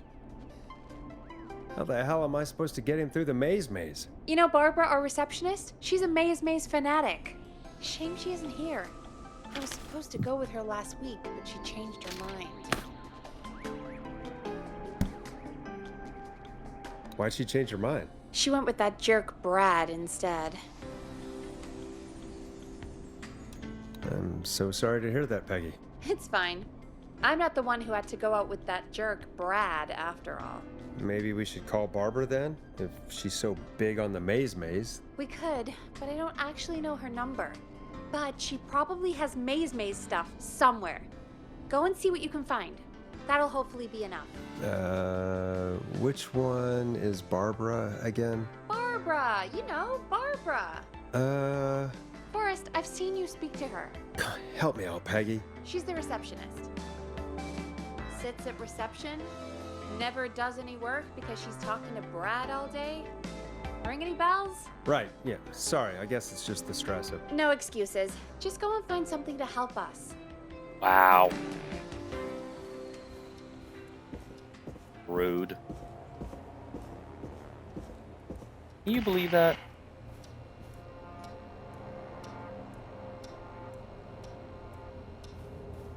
Basically, she said no excuses for me being stressed out. Okay, yeah, sure. You know what? Let's see how Eugene feels now.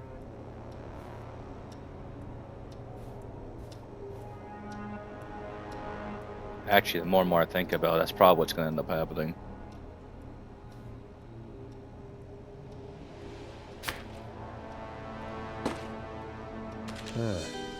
Looks like Brad broke her heart. Wonder what she'd have done with all that maze stuff.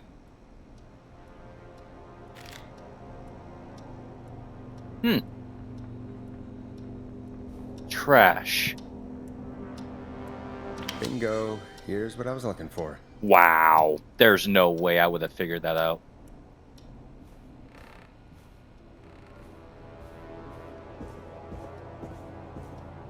Chat, I hate to say it, but here at the Eldritch Madness Radio, we have chosen our victim.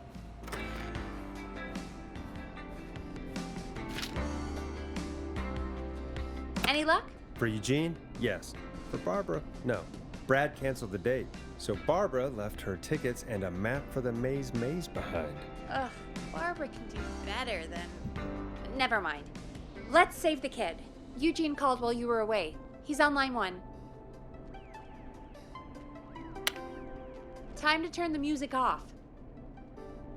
Welcome back to 189.16, The Scream. I hope you lovers like that track. And I hope we can help our lover in the maze. Eugene, you're back on air. I'm lost, Forrest.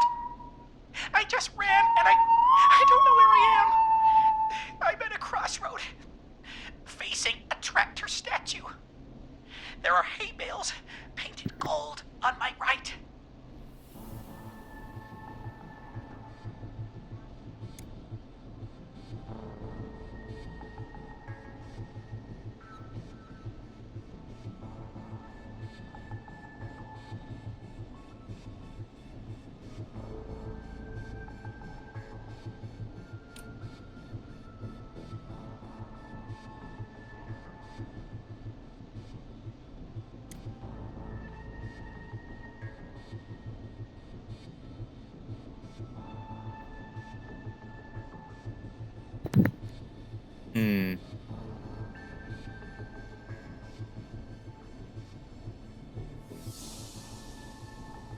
Go forward. Nope, I did not mean to choose that. This, doesn't look right. No, I'm going back to where I was. Jesus! Oh, shit! He's cutting through the walls! Where do I go?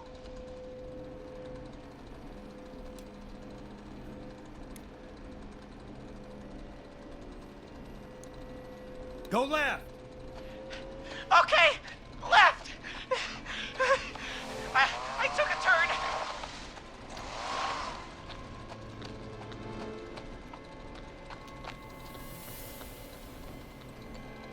Big statue in front of me. Messed up rocking horse on my left.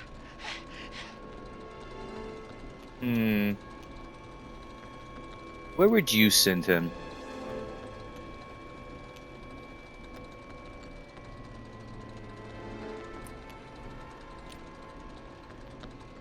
Go backwards!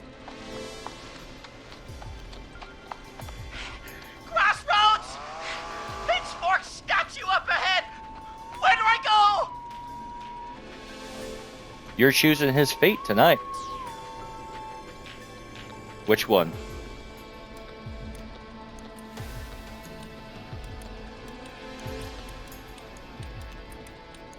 Go left! I swear, if he survives, I'm gonna say what the fuck to that. Tiny barn ahead of me! Scarecrow behind! Oh, nothing either side! You're choosing his fate tonight, Mr. Overlord. Go forward! Okay! I'm going! Please! No! You don't have to do this! Ah! I think I'm gonna be sick. Poor kid. I mean, he shouldn't have been out, but still. What makes someone do that to a kid? By the way, why do you think Molly missed their date? Do you think she's okay? Unfortunately for Eugene, I think she probably never left home. Oh, stood him up too. And thank you for calling in, Mr. Walton. We'll make sure to add the town librarian to our list of suspicious Clives. Remember, report a Clive to stay alive. Next caller is up, Forrest, so take it away.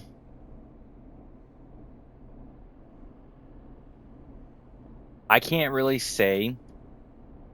Hold on 1 second, guys. I'm gonna take a We have a call waiting. quick bathroom break. But before we do that, so I've seen Markiplier play this game before. That's why I'm not saying too much. But Jet, I will be right back.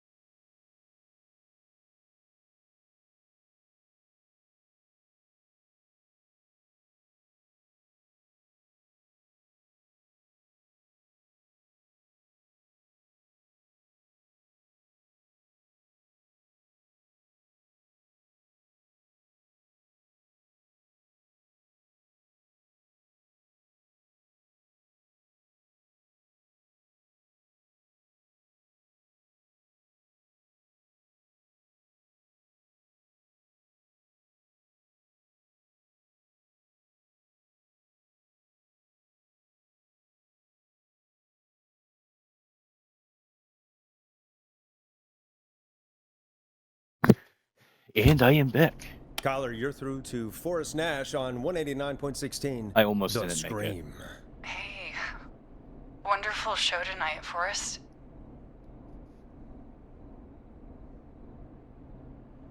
Thank you. That's really wonderful of you to say. What's your name, Collar? You can call me Dawn. Could you play my tune, Forrest? Your tune. Sure. Long Ride Home. That old song. Sure. We got it. I think I played it the other day. Thanks. It'll be good to hear it again. All right, folks. Coming up is that old classic. Forrest, I don't think you're gonna find that song. What do you mean? I played it a few nights ago. I know, but, we don't have it anymore. What are you talking about? I threw it away. You threw it in the trash? No, I threw it out the window earlier today. Peggy, that's a bit extreme, isn't it? Brad was annoying me all afternoon. He played it on repeat because he knows I don't like it. So I grabbed it and threw it right out of one of the office windows. Not my finest hour, but I can only take so much.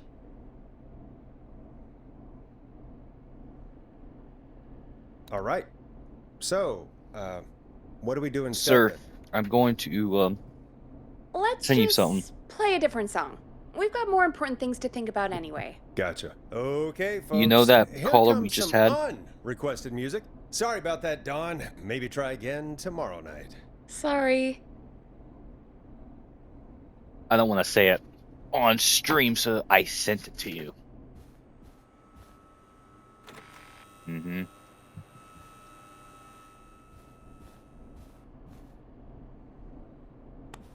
Yeah. I better put a record on.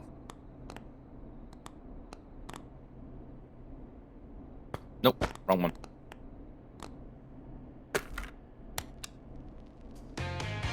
Here comes one of my favorites.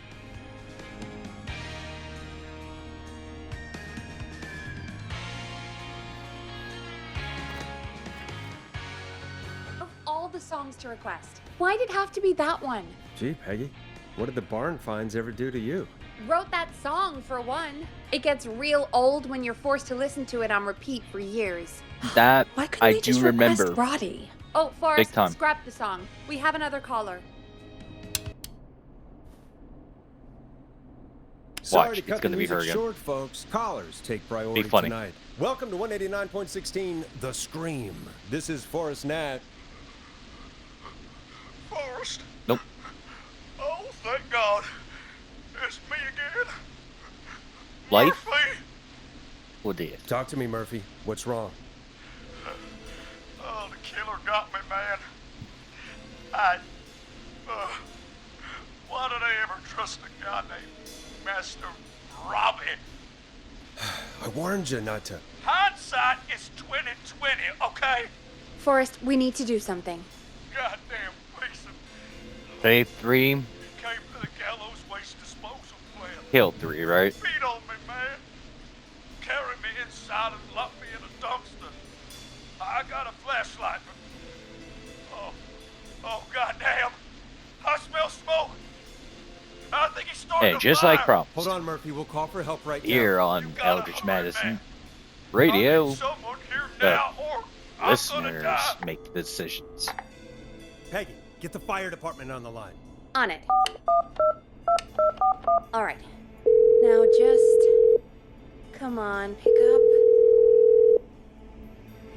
Hi. Yes, I'd like to report a fire over at the Gallows Waste Disposal Plant. It's an emergency.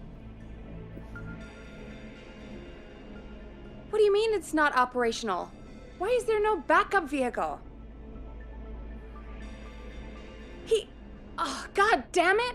Forrest, that evil son of a bitch slashed the tires on the town's only fire engine. They can't do anything. But I have a few friends who live nearby. Maybe one of them can save Murphy. Where do they live? My friend Alex lives on the corner of Haddonfield and Romero Street. Hey, Catherine can't blame lives the on killer. the west end He of knows. Myers Lane. Or, And there's excuse me, Jericho on the east end he of or Myers she Lane. knows what they're But doing. he's old. Really old. Okay, I'll check the Mhm. map, see who would be best to do this. Excuse me. was I supposed to do again?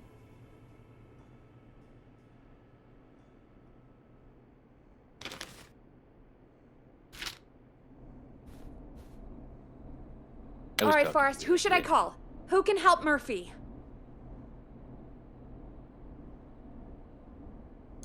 Call Catherine. All right, give me a second.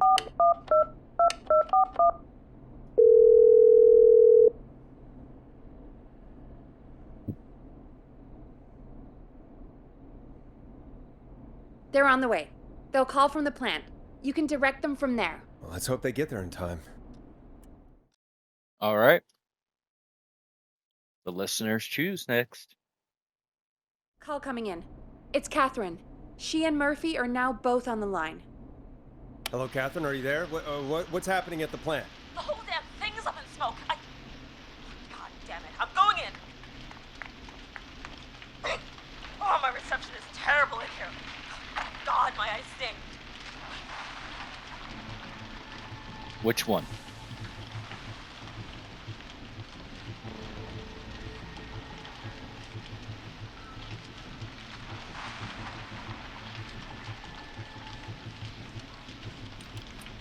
Go to waste disposal.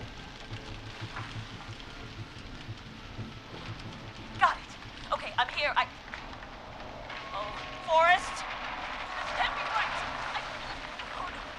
It's coming down. I gotta go. Forrest, listen. My boy, Fernando. Give him a message. My final words. I will. What is it? Tell him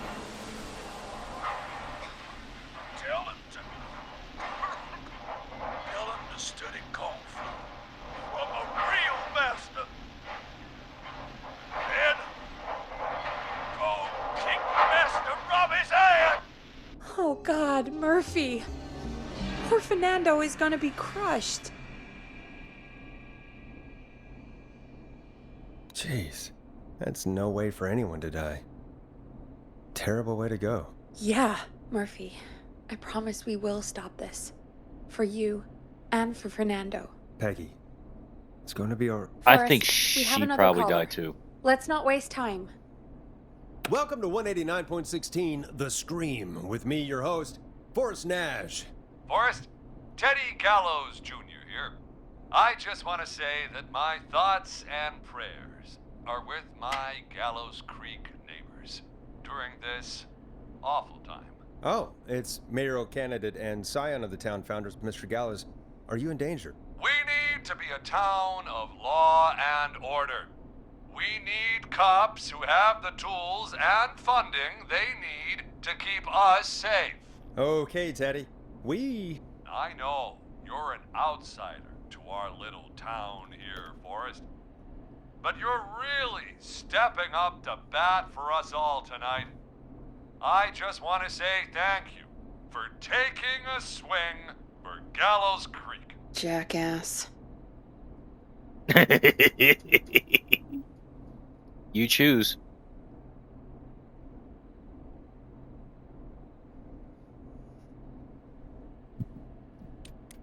Really? I mean, technically, he did call after Murphy's death. I want to make sure I get this out on air to all of Gallows Creek. You're a real prick, Teddy. I just want to make sure our town is safe and prosperous. That's why That's a the response I was Gallows actually Family expecting. Factory, founded by my father, Theodore C. Gallows, God rest his soul, which employs over 200... Teddy, unless you've got an emergency, I'm cutting you off. You know what? I do have a problem. A problem that's ruining our town. You know what it is?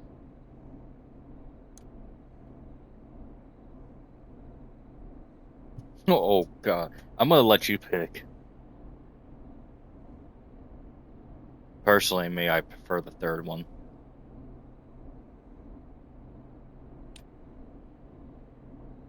your family waste plant just burned down, so now we have nowhere to dump our garbage? The problem is that woman, our current mayor, Linda Cartwright. Just insulted him, here and we he's go. talking She about. just isn't one of us. Linda Cartwright is un-American, unstable, and You're not better than anyone, Teddy. Just because you inherited half the town.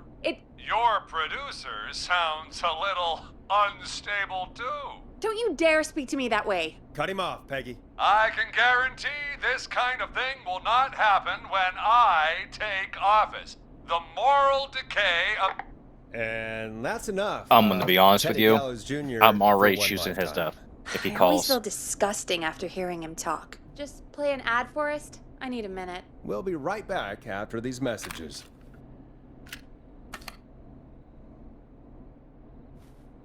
Okay, we need to move these.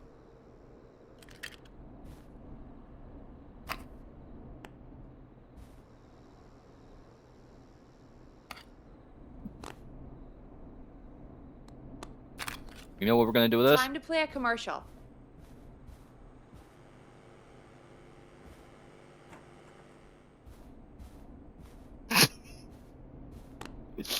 That's fucked up.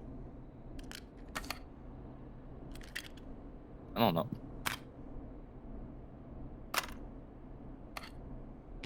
Grab a cassette. I We need to got. play a commercial. That's funny.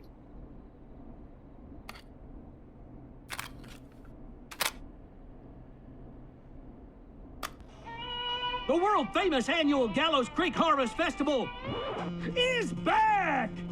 We got it all out on Okay, Giblet that's a Field. better commercial. We got the Little Miss Harvest Pageant, Princess Harvest Pageant, Harvest Queen Pageant, Cotton Candy, Corn That is Dogs, the worst Cornhole, promo Corn on the at Cob, the Crokinole, worst Country time. Music, Can Jam, Jams, Jellies, Jamborees, Juggling, Roller Rickies, Roller Disco Lessons. Oh, that's fucked up. We got baby crawling, balloon popping, balloons for sale, beard contest, horseshoes, hayride, hay toss, hey you there, safe donkeys and ponies. Hey you apple there. bobbing, firearm, fireworks, funnel cakes, fried dough, seeds bitten, sand licking, cracker cramming, and cat shop.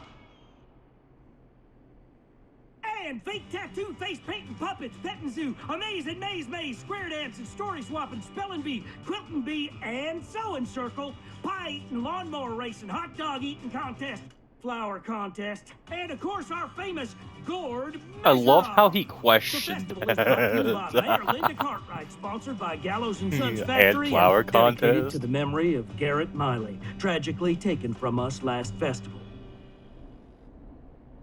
I can God see rest why his it's soul. world famous. It's a highlight around here, Forrest.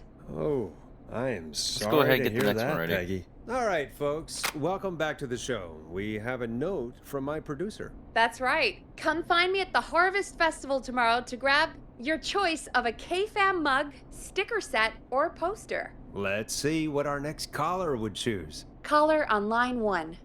Hello, caller. You're live on the stream with me, Forrest Nash.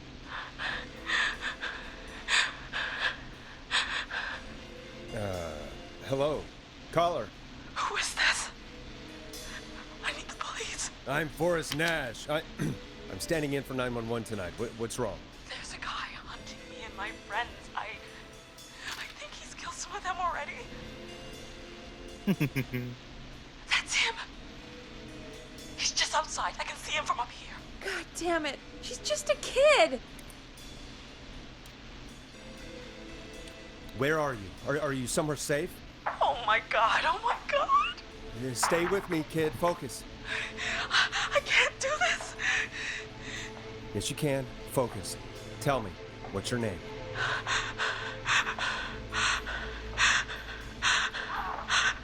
Sweetie, you can do it. What's your name? Carrie. Good. Carrie, listen to me. We're gonna get you out of there, all right? Now, where are you? Decisions. The old murder house. Safe, Upstairs. I'm at the end safe, of the hall. or get rid of. There's a bathroom, a couple bedrooms, a closet. Oh, he's coming. Where should I go? Make your choice on the Eldritch Madness Radio. Okay, I'm not gonna lie. For a second, I thought that said go to the bathroom twice. Which one?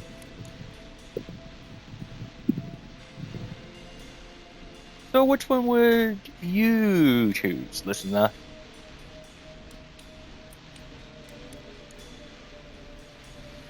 Go to the closet. Okay, I'll...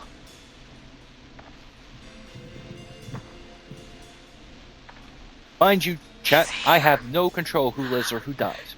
We've already saved 3. He's gonna kill me. Forrest, I don't think we can... And my lovely listener... Don't move!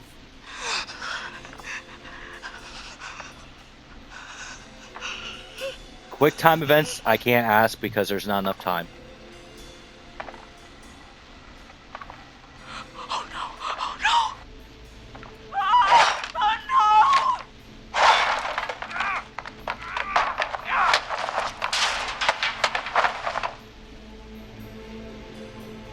Forrest! You should have seen your face! What? What? What? Are you kidding me? Okay, what the hell is going on here? Oh, who's on the phone, Carrie? The cops? It's just a joke, jeez. Wait, isn't that... Jimmy, that wasn't funny, you sicko! Of course I called the cops, but some guy just answered instead. What guy? Forrest Nash. What the hell are you all doing? It's prank night, old man. We're just having fun. That's the kid. The kid who called in earlier pretending to be the whistling man. That's it. I'm out of here.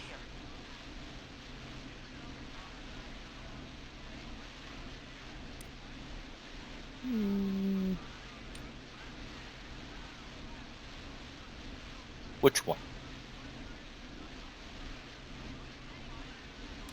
You know he's really out there tonight, Jimmy, right? Yeah, right. It's just whistling night, man. That little idiot. Whistling night? It's a stupid tradition. Especially stupid since that one kid died back in... Would you take off that stupid mask? It is hard to breathe. Who's under there anyway? Is that you, Seth? Idiot. Uh-oh. Seth is right next to you. That's, you done fucked up now. Oh no. Who are you? Oh no, Dad!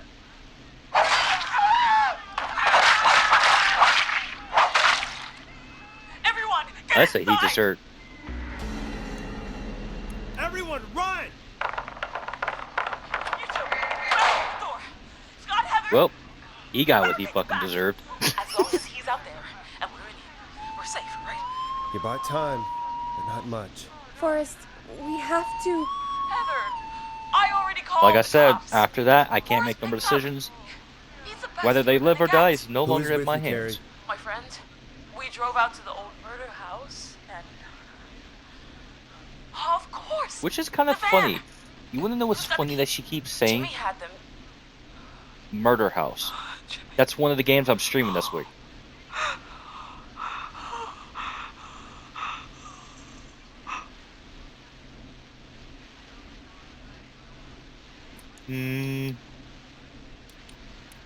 Focus, stay focused, Carrie. Focus. Yes. Sorry. I'm here. We'll figure something out. Between all of you, there's gotta be a way to beat this. Just sit tight, okay? Heather, shut up. If we do that, we're gonna get killed. If only Jeannie were here. Jeannie? Jeannie McPherson? Our intern Jeannie? Yes. She's my best friend and the smartest one out of all of us. She stayed in tonight. Forrest, listen. We'll see what we can come up with, and, What? Scott, you're not any good at... And... No, Chad. Out of all of us, you're not the one to... Everything okay? No. We're figuring out a plan, but everyone's volunteering to do things they're just bad at. I think we can figure out what to do, but I don't think we can agree on who should do what. I think you'll have to be the tiebreaker, or else these idiots are gonna get us killed. But I... Shut up, you... Ugh. Forrest, I'll call you back. I don't know anything about your friends. Ugh, These damn kids never learn.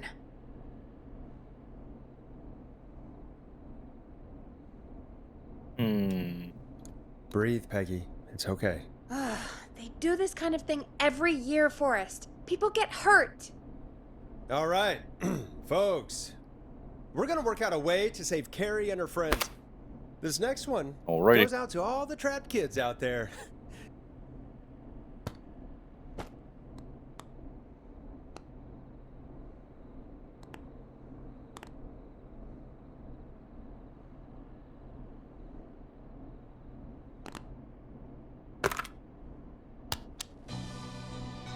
You'll like this next song. Peggy, you mentioned something about their friend working here? An intern? Yeah, Jeannie. Seems a nice enough girl, but a bit head in the clouds, you know? Not sure why we took on an intern. We really didn't have the office space for one. Poor thing got tucked away in a dark corner somewhere downstairs, I heard. All right, I'll go see if I can find her desk. Hopefully she has something we can use.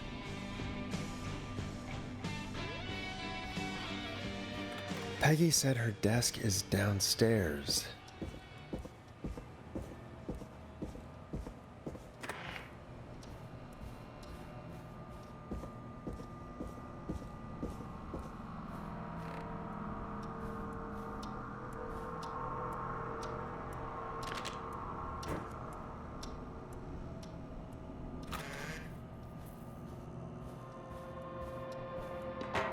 Locked. For now.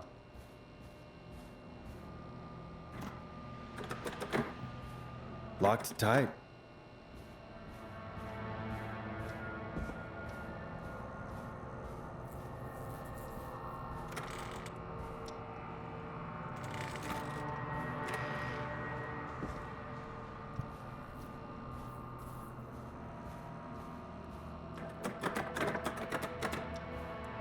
So many locked doors, so few keys.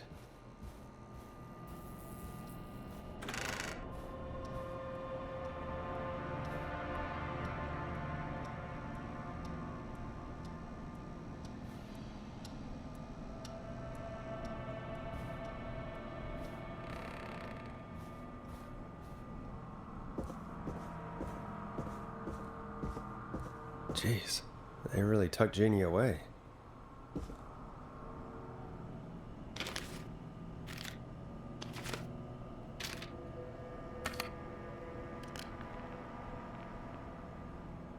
Friendship quiz. This might work.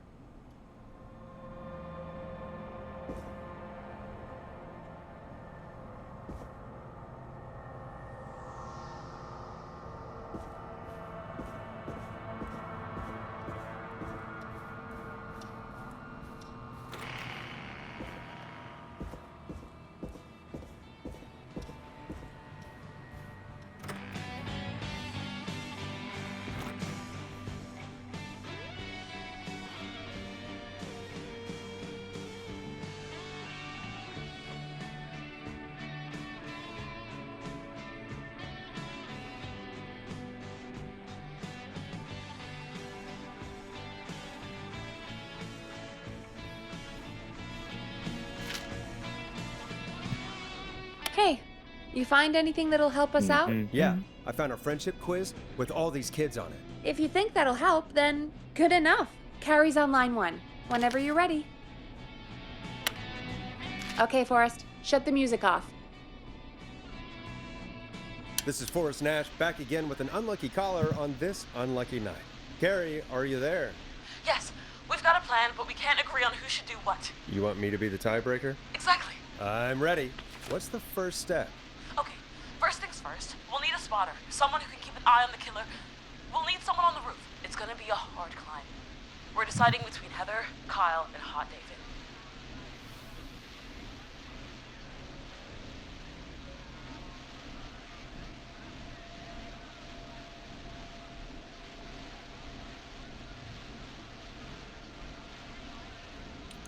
Hot David.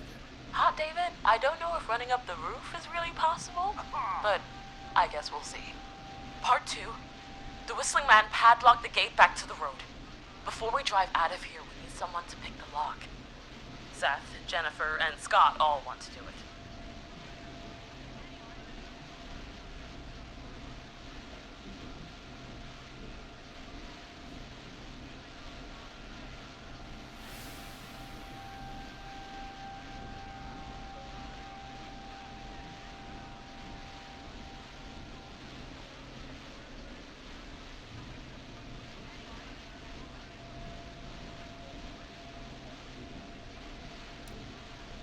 Jennifer.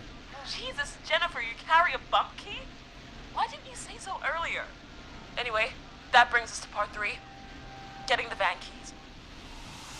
I'll volunteer for this. I don't know Jimmy as well as you guys, so it'll probably be easier that way. Then it's part 4.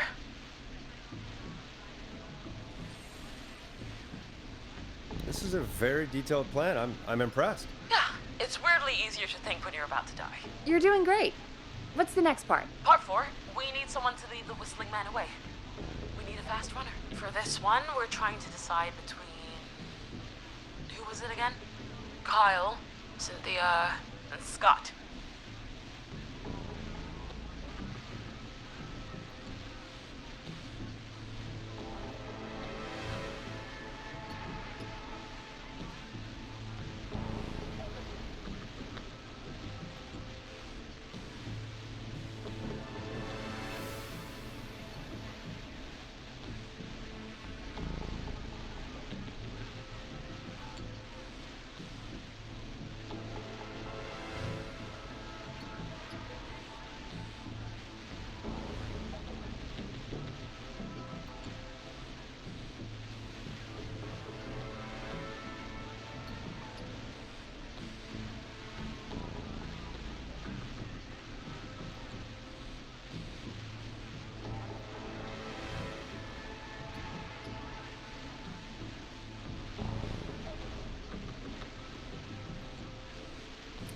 Cynthia. Cynthia, I don't know what zombie movie you're talking about, but, yeah, do it just like that. Hey. Sweet. Okay, let's recap. We get the eyes on the roof. A runner distracts the killer while we grab the van keys and pick the lock on the gate. Now the tricky part. The getaway. Ooh, what's the plan there? Well, we can't all outrun the whistling man. But he thinks we're just a bunch of stupid teens. So, let's use that against him. Part 5. We trick the killer into a trap. Someone can pretend to be injured. Who would make the most believable lead? Who you got? We got Lisa, Tammy, and I think that's it.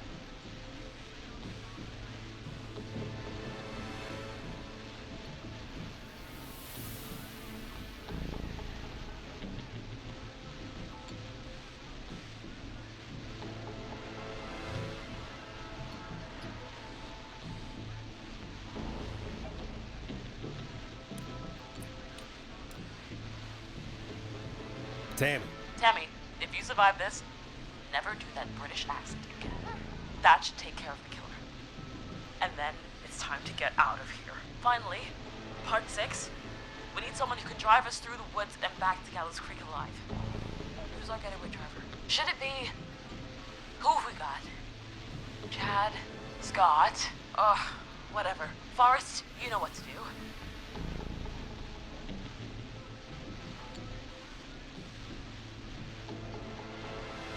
Scott. I know we all love watching American Skid.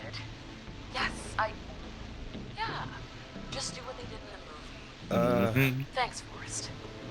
We'll just take a few seconds for ourselves, and then it's go time. Sounds good. Talk to you in a sec. Good luck, Carrie. That actually sounded like a pretty good plan. I hope you're right. Yeah, let's hope.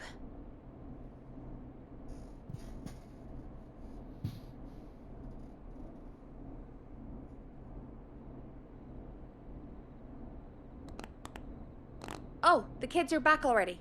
Line 1 again. If you're just tuning in, we're coming to you live with a bunch of teens about to flee a madman. Listener discretion is advised. Are you ready, Carrie? We're good to go, Forrest. Alrighty then. Hit it. You got this. Here we go, everyone. Spotter, to the roof. Whoa, careful. All right, Ready. Wait for the spotter's signal. Spotter says go!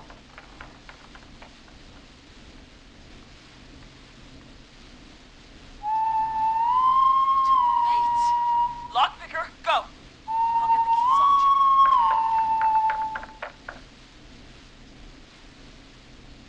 Jimmy. Oh, Jimmy. Oh, his face is... The keys, Carrie. You need to get the van keys. His face is lying next to him, Forrest. He got cut. Oh, God. Focus. Breathe. Right. Right. The van keys. Oh, Jesus! The whistling man got the runner! Where's the key? Where's the key? Got him!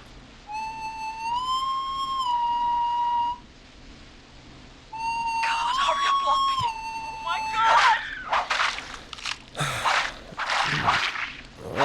Oh. Oh. Oh. Terribly! You have to keep going. Don't give up, Carrie. Don't give up. Right. Right. We just gotta keep pushing on. Time to trap the killer. Alright. Bait.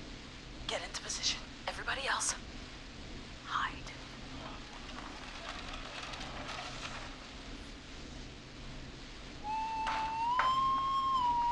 Okay, performer. Now, act like your life depends on it. Oh.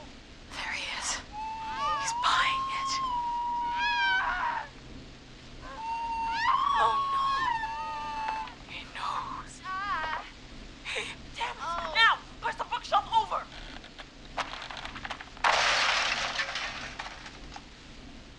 Oh my God, they both went through the floor.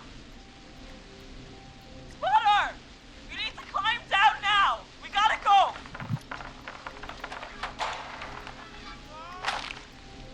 Damn it! Damn it! Everyone's in the van now! Driver, take the keys!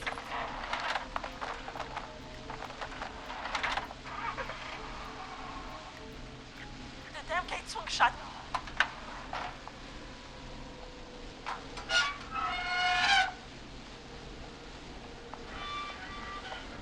Huh?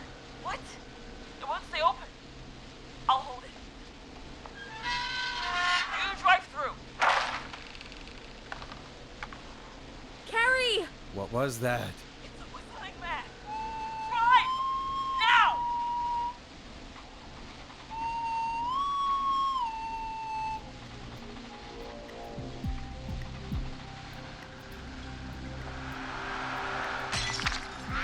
Mm-hmm.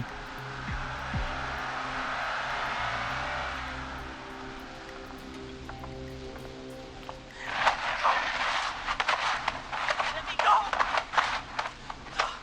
Let's go! Just drive! Oh my God. Please, no! Ah!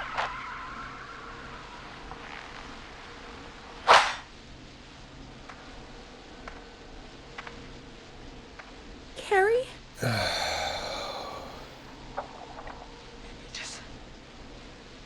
He just stared at me. Carrie! Carrie? Just stared at me. And walked into the woods. I don't understand. Thank God you're okay. Can you get somewhere safe? I can make it home. Thank you both for helping. If you hadn't, It was your plan, Carrie, and it was a great plan. Don't forget Jeannie. Her friendship quiz saved the day. told you she was the best. I need to get home.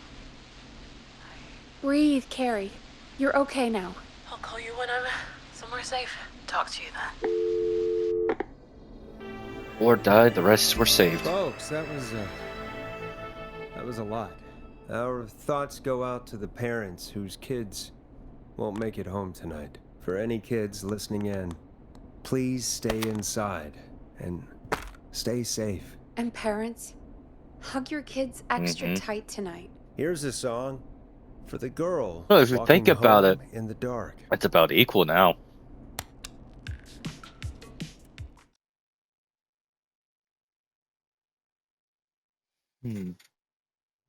Hey, we had a call come in. Chat, if this game completes early, we will finish it off with a different game. I suppose I should take Question this is, what game? Forrest Nash here. Listeners, we've got another caller live on 189.16, The Scream. What's on your mind, caller? Hey, Forrest. I just wanted to phone in and say that I think I speak for everyone when I say that you're providing a real service for Gallows Creek tonight. It's cool what you're doing, man. Well, I'm just doing my job, friend. Anyway, tell me about yourself. What's your name? Are you keeping safe tonight? Yeah, man, I'm good, thanks. I'm at my roller rink, trying to get everything ready for the Harvest Festival tomorrow. I had a guy from Starling Security here earlier installing the Starling 4000 system, so I'm a little behind. As for my name, my friends call me Roller Ricky, and I now consider you a friend, my man. We're friends now, huh? Well, that's kind of you to say. Thanks. Yeah, man. Sounds like roller skating is more than just a job to you. So is this vocational? I wasn't always Roller Ricky. Once upon a time, believe it or not, I used to go by just Ricky. Yeah, back then, things were pretty rough. I used to roll with a bad crowd. Not all bad, but there was one guy. Anyway, some bad stuff went down. I harbored a lot of guilt for a long time and turned to the bottle. I didn't really talk about it or even know how to talk. It's just how it was. That bottle took the best years of my life. Or so I thought. It's never too late, Roller Ricky. How did you turn things around? I joined a support group. I opened up about my problems. Sharing that burden just took so much weight off. It's a long story from there, but I found roller disco. I learned how to have fun again, cutting loose and making shapes. Now whenever I get down, I get down. I'm finally free from it all, man. It's important just to talk to somebody. That's the first step. Ain't that right, Max? Aw, hello, Max. Welcome to the show, Max. Max is my emotional support dog. He's a rescue dog, but I always say he's the one that rescued me. He's the best dog a guy could ask for. Of course, the first thing I did was teach him how to skate. He's better than me now, a real pro. Max can skate. Yeah, man. At first they said it couldn't be done, and then they said it shouldn't be done. But Maxie loves the rink, man. Is that another train, Maxie? Maxie loves trains, man. He's even got that special how to greet them. It sounds like you two make a great pair. Maxie appreciates all the positivity you're throwing out, my man. You know, I'm actually hosting free skating lessons tomorrow at the festival. I think it's a great opportunity to give back to the community. Man, all this talk of skating's got me itching for a boogie. Before I switch my radio off for the night, could I request a song for us? Something I can groove to, you know, something funky. It'll be me and Maxie's final boogie breakdown tonight. Then I think we'll take it down a level. I can do that. Thanks again for calling. You and Max, be safe now, okay? Bye, Maxie. You got it, man. Peace. Well, folks, this next one goes out to Roller Ricky and Max. Enjoy.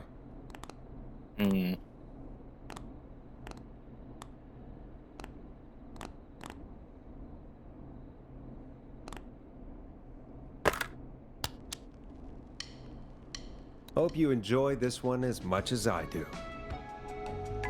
I really needed that call, you know, after everything. Yeah, I get that. He talked a bit much for my taste, but it is inspiring to hear somebody come back from the brink like that. Yeah, that's what I meant. You were thinking about Max on skates, weren't you? Well, would you look at that? Another caller on the line. What are the odds? Better take it. Welcome back to 189.16, The Scream. This is Forrest Nash. How are you tonight, caller? I'm doing okay. I made it home safe. Gary! Hey, I just wanted to thank you for doing what you could earlier. You know, even though not everybody made it. And, I don't know. Hey, it's okay. You were so brave earlier. You're safe now. I wanted to ask you why. Why he didn't. Why am I. Why what, Carrie? Why did he spare me? After what he did. Why let me go?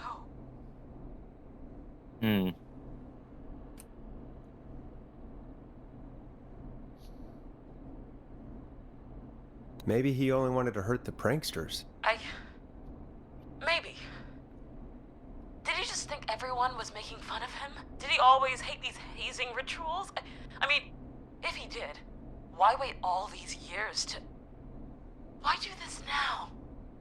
These stupid hazing nights have to stop. Carrie, you did so well tonight. Stay safe and rest. Help is coming to Gallows Creek. We just need to hold on. Thanks, Peggy. Hey, Forrest? Could I request a song? Of course, Carrie. What song? Any song by Blast Processor. And thank you. This next one goes out to Carrie.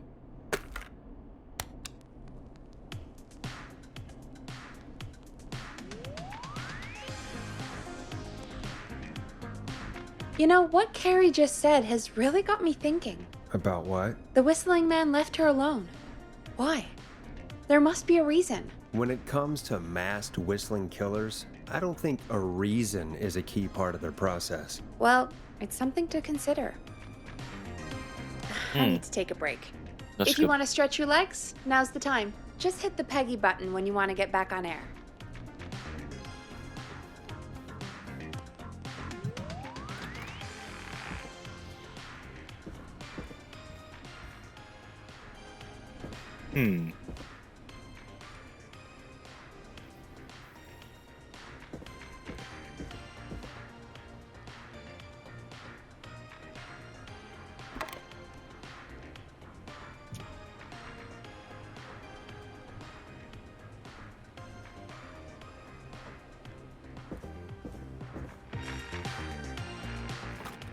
We're not going to talk about this.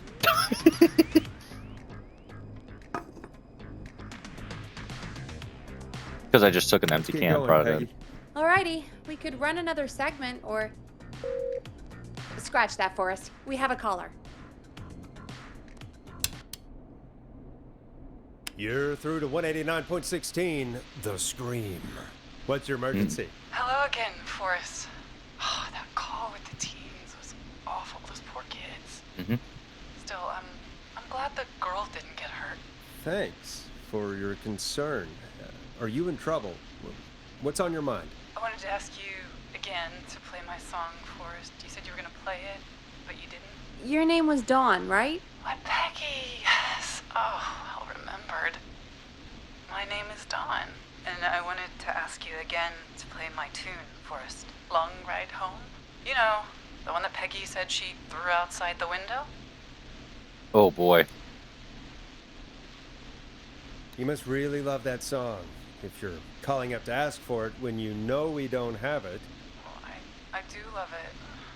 And I don't want to argue, but you do have it. It's just outside the window. There's a serial killer on the loose. I can't just go outside hunting for a record. I'm really sorry, Dawn, but we just can't get it right now. But wasn't the Whistling Man just at the old murder house? That's miles from the station. It won't take you a second to grab it. Don, I'm not sure if you've heard, but there's something unnatural about this freak. He's fast. I'm not risking it. Oh, but I think you will. Forrest? Peggy, I'm calling with more than a request. I know something. I think I know who's gonna be next. What? Are you serious? Play my song, Forrest, and you'll find out. Tell me folks, that don't sound here's suspicious. some music for you, while I think things over. What she just said. She says she knows who's going to be next.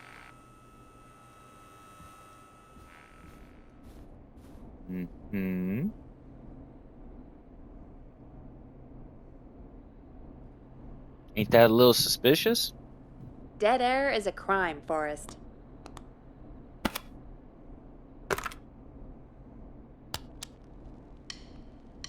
You're gonna love this next track. Is she serious, Peggy? She's serious about hearing that song, that's for sure. Peggy, I mean, is she serious about... I don't know, Forrest, but we don't really have a choice, do we? If she's telling the truth... All right, I'll do it. You're a good man, Forrest. I'll slide you the key to the fire door. Wait, our fire door has to be unlocked? Yeah, you know, I never thought about it, but yeah. We should talk to Reggie about that later. Anyway, I'll hold the fort down while you're... Actually, that's a good thing that is locked. That could be exciting. 189.16, The Screw. With me, Peggy. Yeah, well, think about it. Killer can't get through the door if it's locked. Unless they decide to kick it down. But in doing so, that's only going to make the alarm to go off if the alarm is set for that.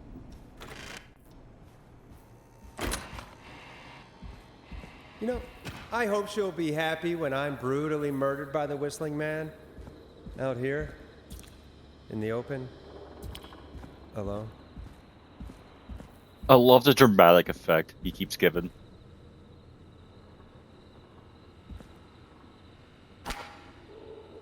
The fuck? Wait, what the fuck is those doing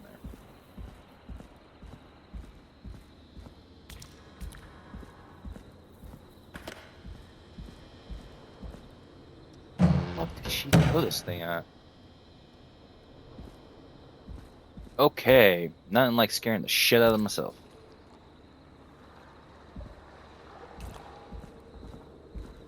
Yay, guess what? Guess who I just saw? Mm-hmm. But more importantly, it's not an ordinary killer. Nope. Well, think about it. Here it is. Long ride So she home. knows. So even though it was on the air, you know, she knows. Of course. It locks behind me. And of course the key doesn't work on this side. Fantastic. Maybe there's another way back in through the basement. A door, elevator, or something. You know, I don't feel happy about my decisions. And that's broken too. Only the best for K-Fam. Let's see if I can fix this. Looks like a power issue. I should check the fuse box. Where the fuck's the fuse? You know what? I don't want to know that answer.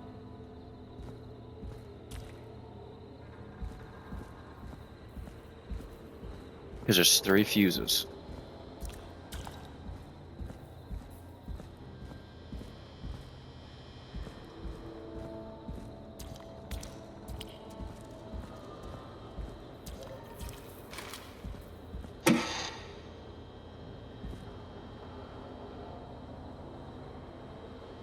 All A30s.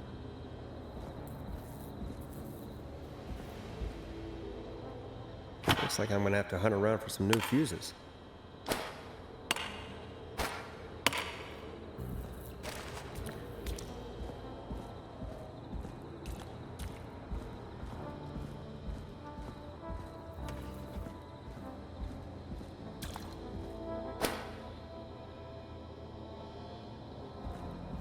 So those A20s or A30s? I can't tell the difference.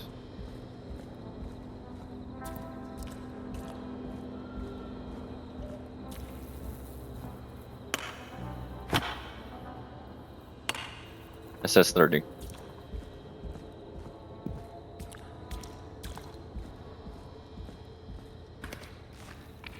I mean, it's not really a bad game.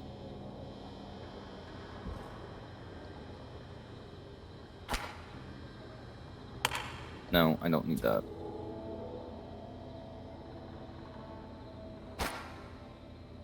Yep, that's one. It's like a horror game, but it's like more of a more puzzle based horror game.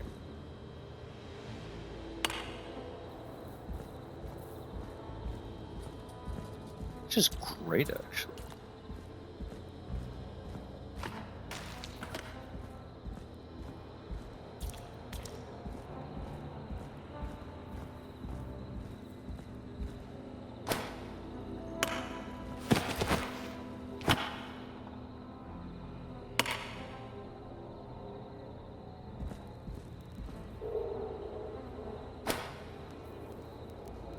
What the hell?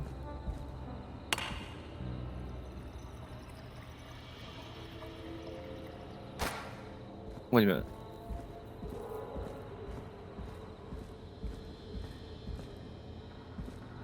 Are they all A30s? Or some of them 20s?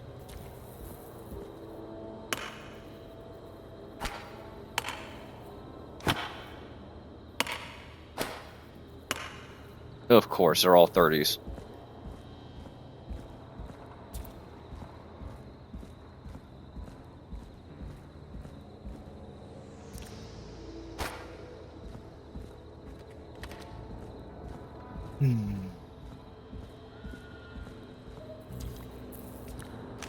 There's the other 30.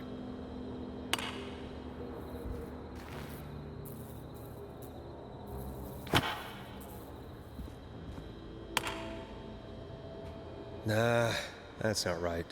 Do the fuses add up properly?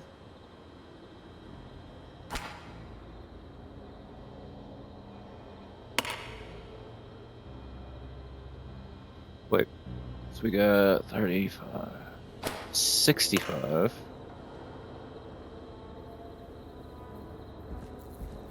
Got to be a 10 around here.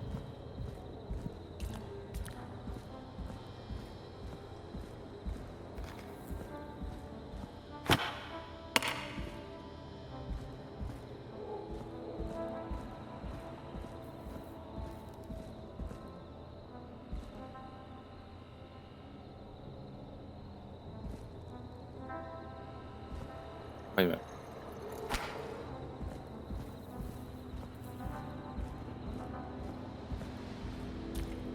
Okay, hold on. I think I'm about to do the math right here. So 35 plus 15. And so that's...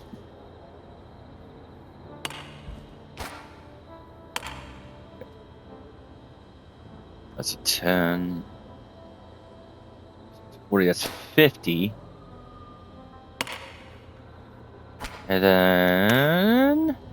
Bingo! I'm smart.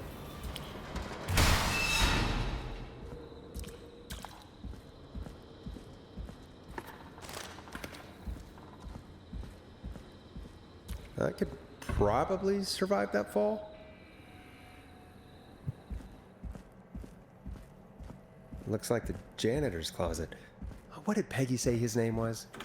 Clive? What the fuck?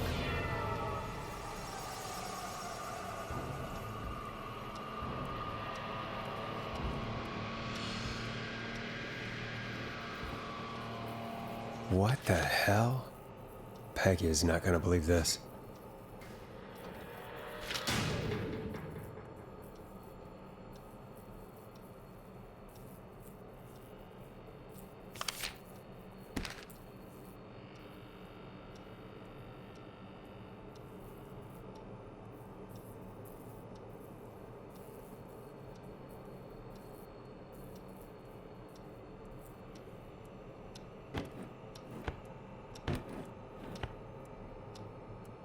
Huh, there's a key. I'll just take that. Might be important.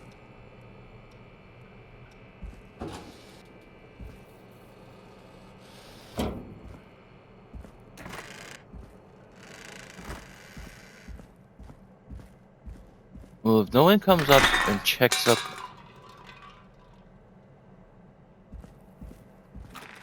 Somebody don't come check up on you.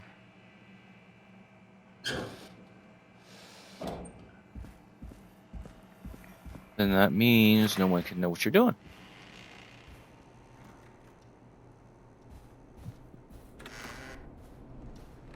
Suspicious.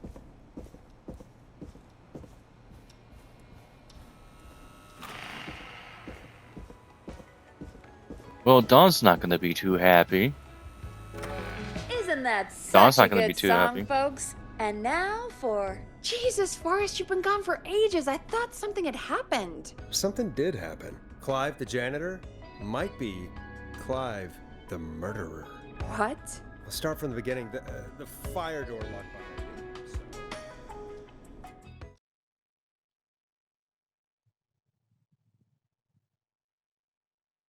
Why did you heave that thing all the way up here? Because the basement's creepy as hell, and I don't like standing around down there. Fair. All right, let's run through this again. We have a creepy board you found in a creepy basement made by our creepy janitor who you think is the creepy whistling man. Yep. And on the creepy board are the names Chuck Brody, Kim Walker, Rebecca Allen, and Aunt Williams. Correct. And you think one of these people will be the whistling man's, Clive's, next target. That's right. And we've got to find him. You said there are 4 locations listed there too? The hospital, the power station, the gas station, and the trailer park. Clive must think the target is at one of those locations. Forrest, you're gonna have to figure out if any of the potential targets are at one of these locations tonight. Hit the button if you need any help.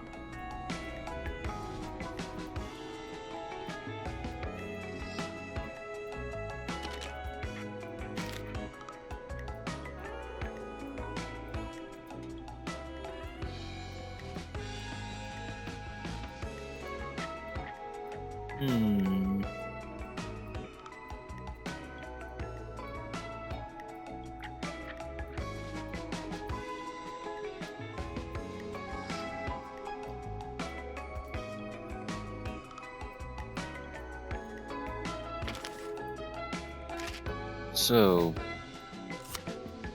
Chuck here. Hospital due to his injury.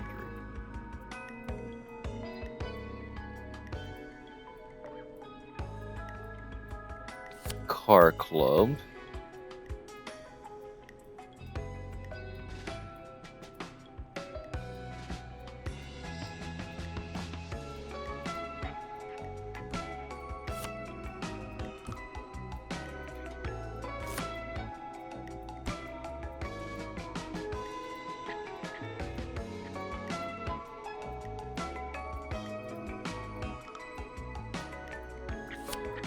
Let's do it this way.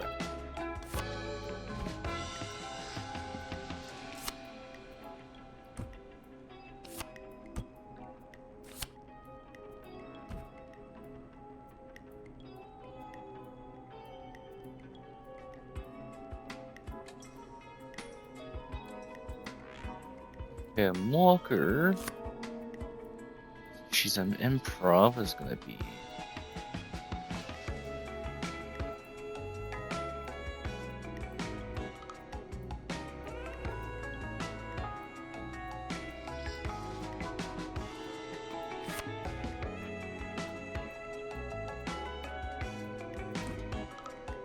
I'm just taking a wild guess here on these.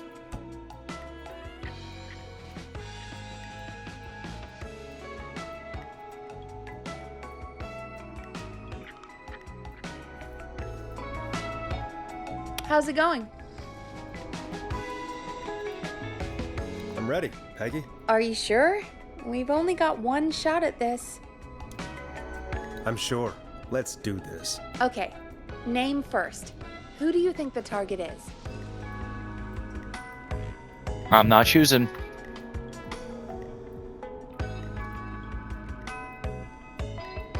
I'm gonna let you choose.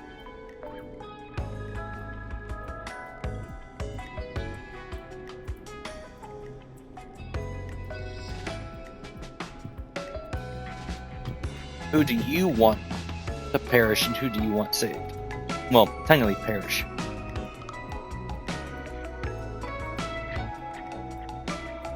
Yeah, Chuck Brody, Ken Walker, Rebecca Allen, and Ant Williams.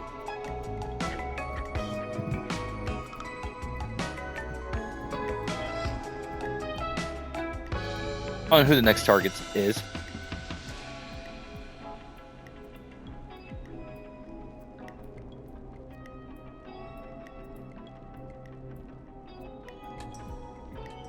Chuck Brody.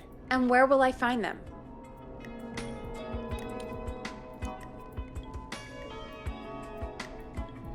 Alright. Because he is an athlete. He has received an injury. But that doesn't mean he is there, though.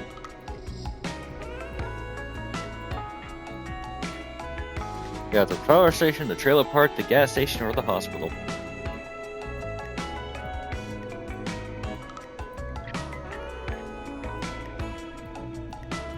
The hospital. Okay, I'm dialing. One moment.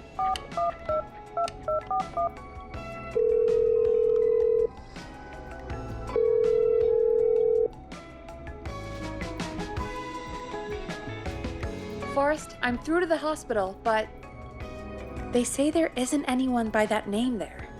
What? Then who? Jeez! It sounds like something blew up! He's using bombs now? Oh my god. The call board,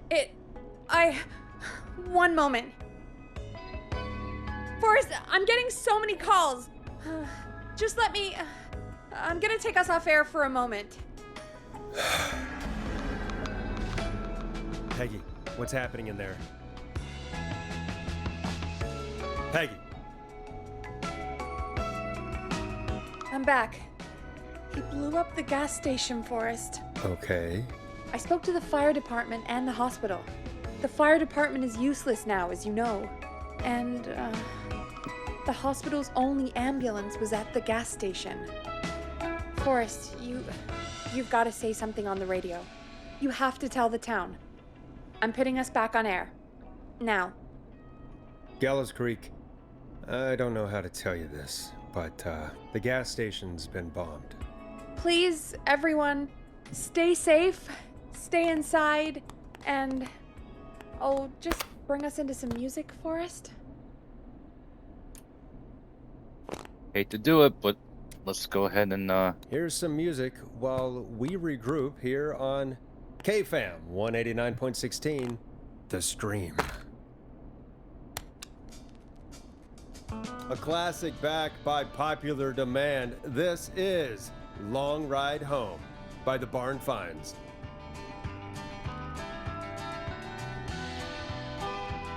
Huh. Never, country, huh? There's gotta be more in the basement to show us who Clive is targeting. And if that's the case, we can get ahead of him. Stop the killings before they can happen. Forrest, we need to go back down. By we, you mean me, right? Yep, like I said, I need to handle all these calls. Maybe start with that creepy mannequin room you mentioned before. I still have a lot of questions about those, by the way. Me too.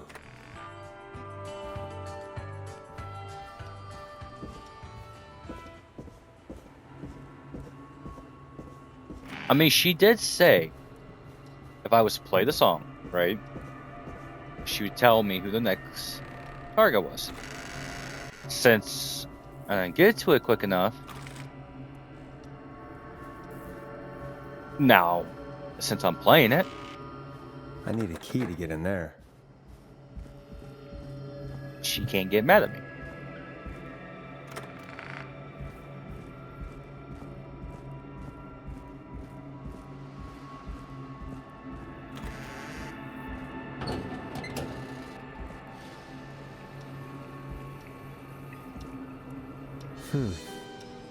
A key? Was this always here? I must have missed it when I brought everything upstairs. Basement.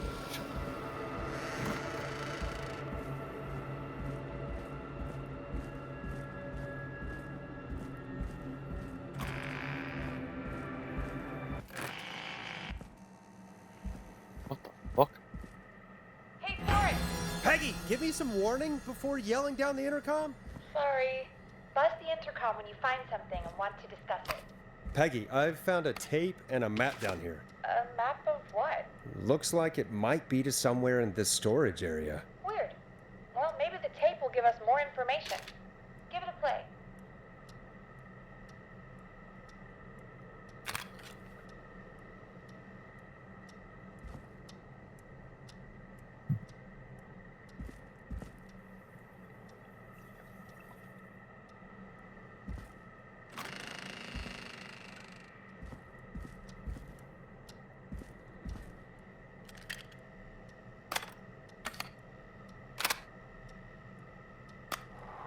George Barrow, 1968. That's when this all began for me. Follow the maps, find the tapes. I'll be waiting. Wait, George Barrow? We all heard that he drowned after a night out drinking. Was it actually Clive? Has Clive really been the whistling man for that long? He says I need to follow the maps and find the tapes. I guess that's what this map is about. I think we need to see what else is hidden down here. Be careful, Forrest. Keep looking. Buzz the intercom when you found something. Time of autopsy is 7 a.m. Cause of death is asphyxiation from drowning. The degree of rigor mortis indicates that the subject has been deceased for 5 hours. That puts the time of death.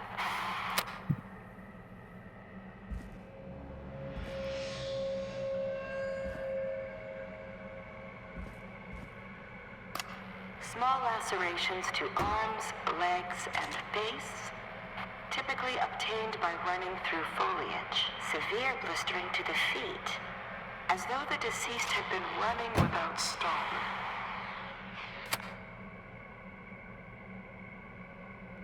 Oh, that's not good.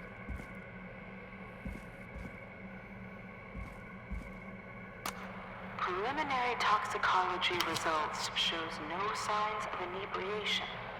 However, a high amount of cortisol was found, indicating elevated levels of stress in the immediate moments before death.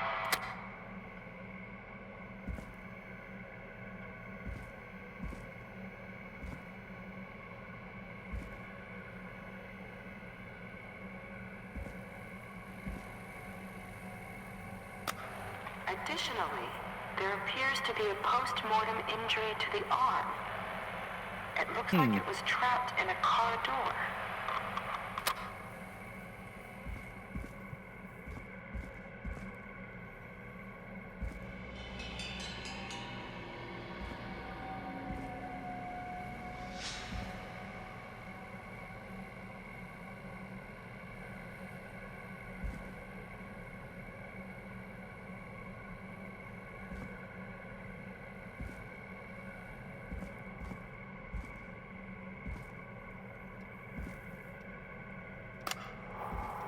Listening to this, then I'm probably dead. What the? I'm a man who likes to stay informed. I've got subscriptions to newspapers all over the country. A few weeks ago, I noticed headlines cropping up in those papers, one after the other. Each headline about a murder. Each murder the death of someone I knew almost 20 years ago. And each one drawing closer to Gallows Creek. Drawing closer to the anniversary. None of us are innocent, but I don't think we deserve killing. All I hope now is that I can save some folk from the worst that I can. I don't know. Do something to make up for what I did back then, I guess. I didn't kill anyone, mind you. But that's past mattering. Now, there's more I could say. That I should say. But my employer made it clear that my family would pay a high price if I ever spoke out. So, hopefully I've said enough for you, listener, whoever the hell you are, to start putting the truth together.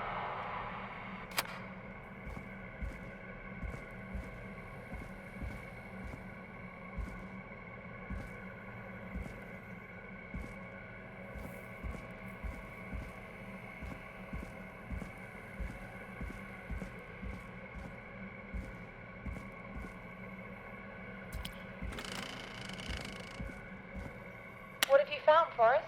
It's an autopsy tape. Doesn't say for who, but I think it must be for George. Poor George.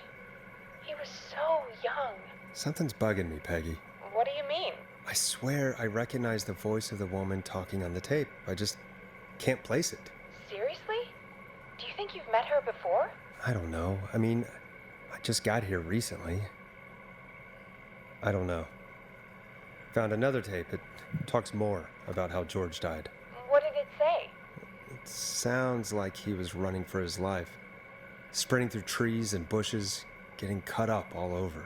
What would drive someone to do that? I'm not sure yet. There's also a tape about a toxicology report. There were no signs of drinking or that he was on anything. What?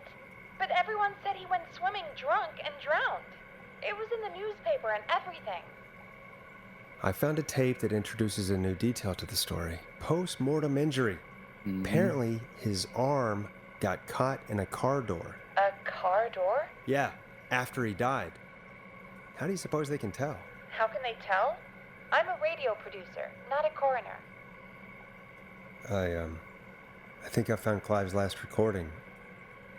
I think Clive might be gone. Gone? I found a confession. Not for any killings, but for playing a part in covering up George's death. He left this behind in case he died. He hoped someone would find it. Do you think the Whistling Man already got him? Possibly. We've had a lot of callers tonight, but maybe not every victim made it to the phone, you know? We don't know how many there really are. Christ, Forrest, that's dark. I know, but Clive said he had read about other murders in other towns, and that the murders were all folks who knew about the incident. And the killings were getting closer to Gallows Creek. He said he wanted to do something good for once. The board in his office. He wasn't tracking people down to kill them. He was tracking them down to save them. Ugh, why didn't he just come out with all of this? He said his employer threatened his family if he spoke out about any of it. His employer? The one who orchestrated the cover-up? Oh, Clive. I'm sorry for thinking you'd killed all those people. Do you think you found everything, Forrest? I think there's gotta be more down here. I need to find all the tapes. You think so? How much did Clive hide down there? Well, if there are more tapes, then there must be more maps to follow, right? That seems to be the case. All right, then. Buzz the intercom when you find something and want to discuss it.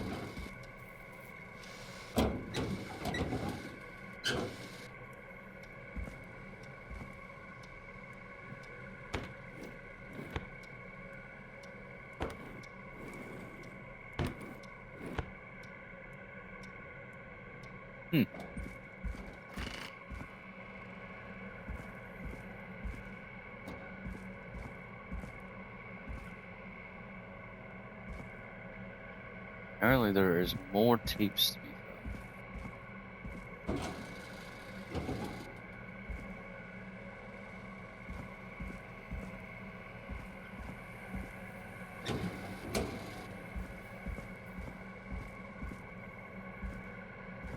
I think the truth is getting very close. There it is. It is the coroner's opinion that the subject likely feared for his life and was chased, resulting in a fall from a height into a body of water, where he hit his head, was knocked out, and drowned. Following that, he was moved. Dr. Sullivan, we need to have a talk. Is that recorded? Wow.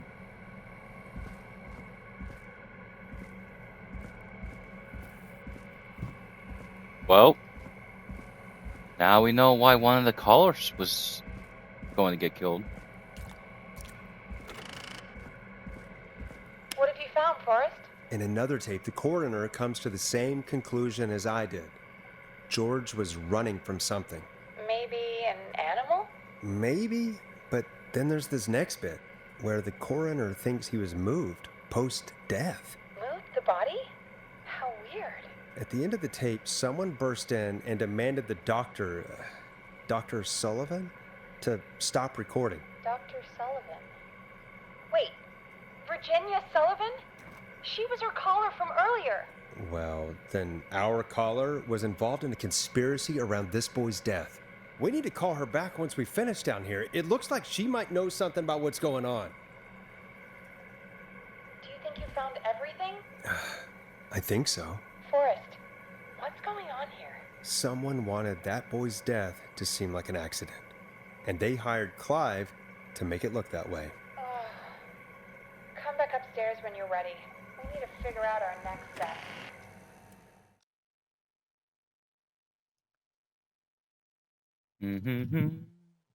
Thank God you're back, Forrest.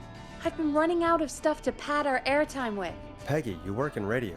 Forrest, I'm stressed.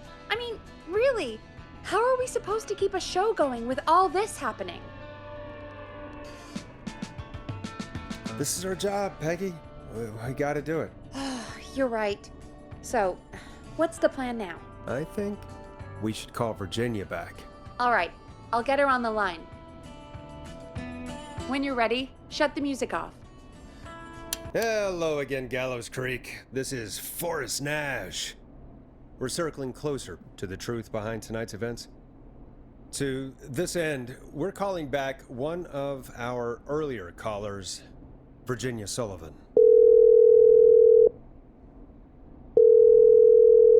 Fredman Plunker here? Who's this? Is it you? Goose.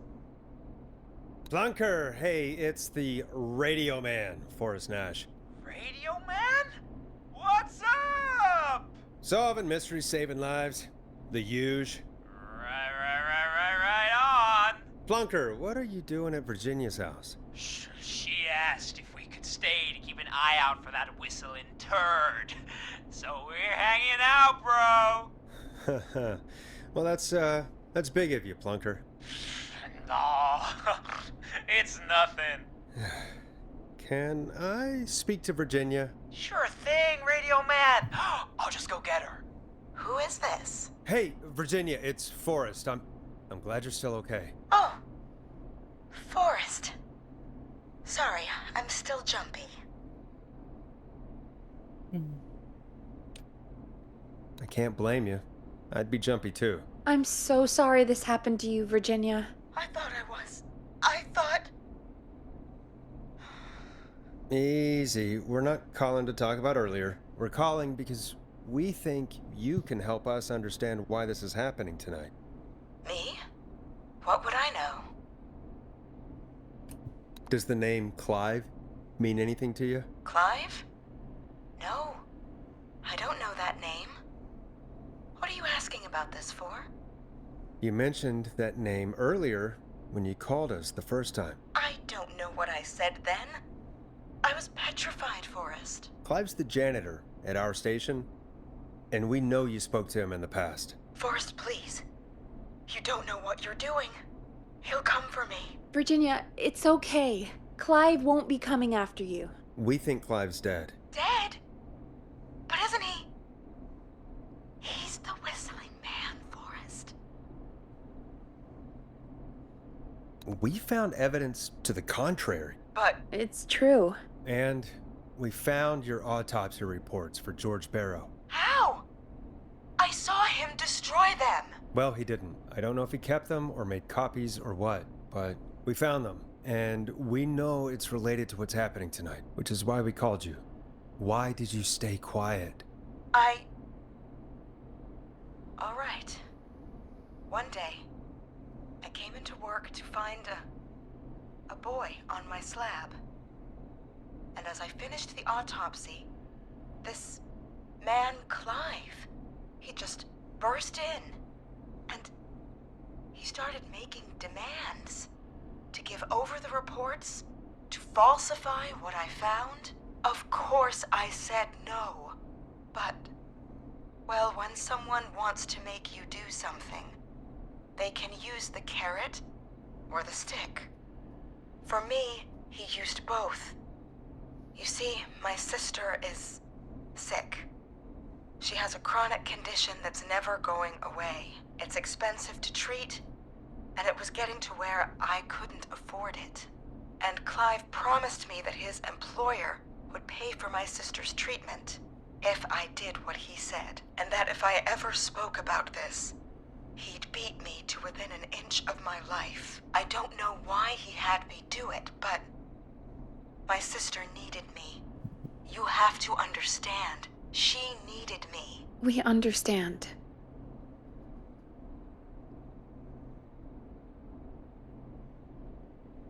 Thank you, Virginia. That was brave. God, I just want this nightmare to end. This will help end it, Virginia. Thank you. Stay safe, Virginia.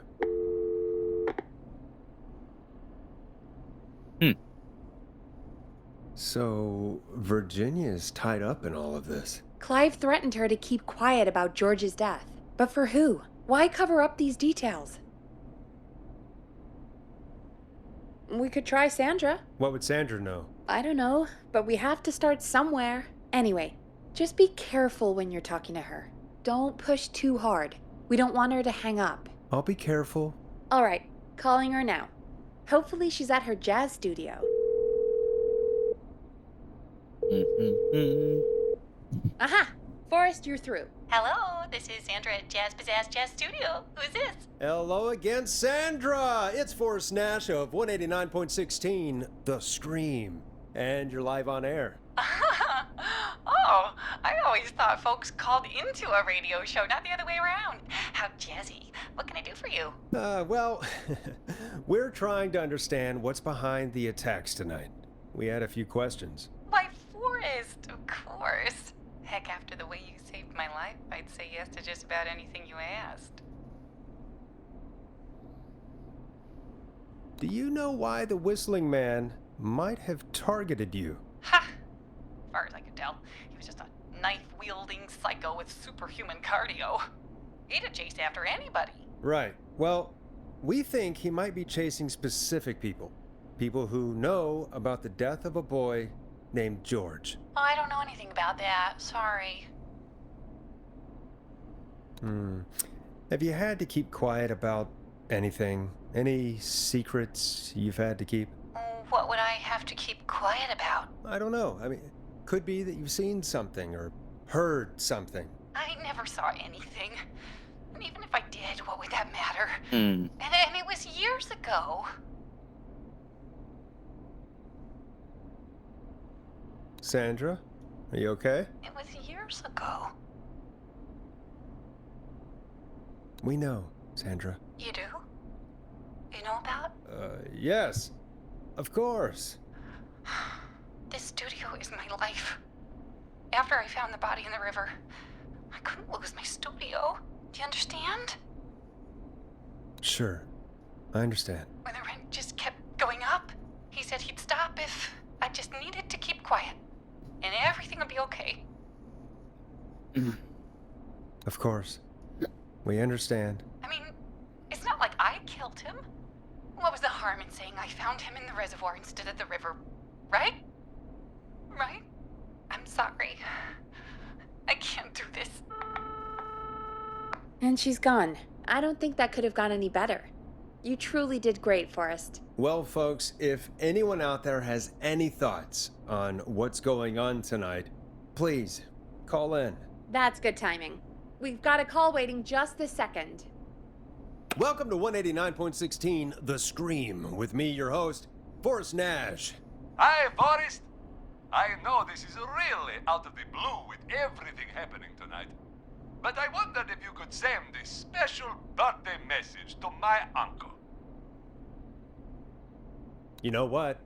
I'd welcome a change of pace. I'd be glad to. Thank you, Forrest. He's my Uncle Ronnie.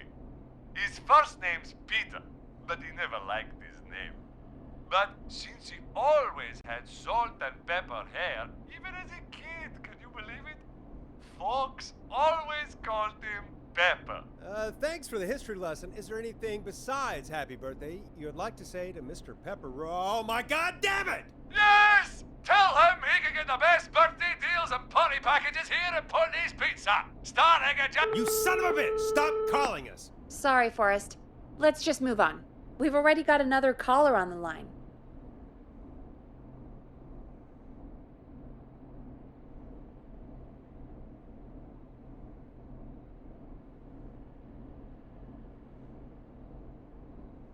Hey, Big Shot, hit the button and take the call.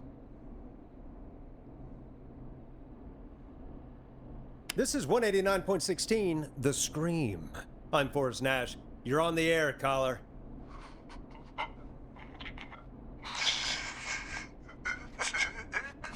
Caller.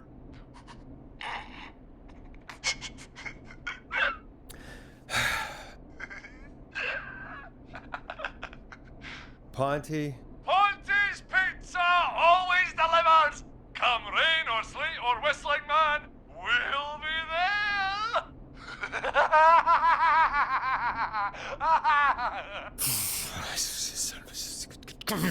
Forrest? Forrest? Are you okay? Forrest? I hope the whistling man gets him with his own pizza slicer. Jesus, Forrest? Sorry. That was too much. It's okay.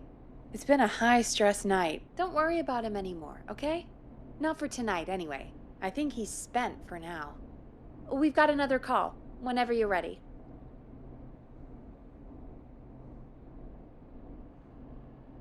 Folks, don't spend your money at Ponty's Pizza. That's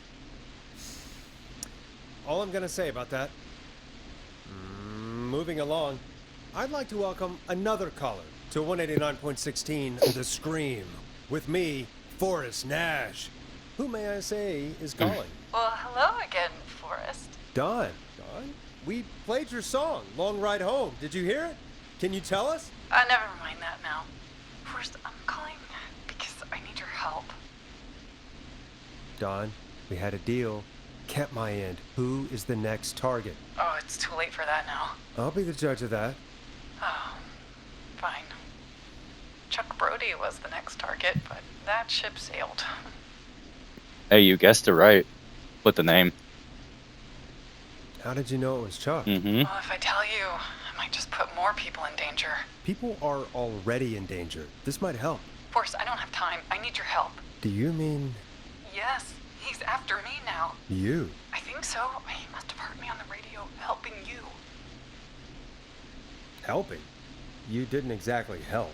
Maybe I've been helping more than you know. I was out following a lead, trying to work out who would be next, after Chuck. And what happened? And I started to feel like I was being followed. I came back to my apartment building, but this newfangled security system has me locked out. I need you to help me get inside.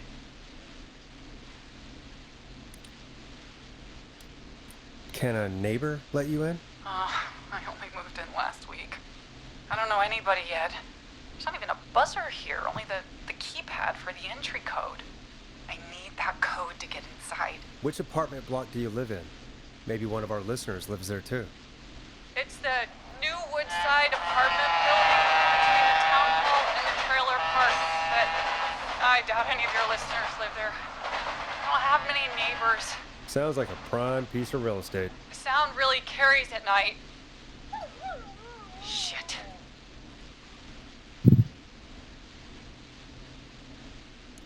Is that a neighbor's dog?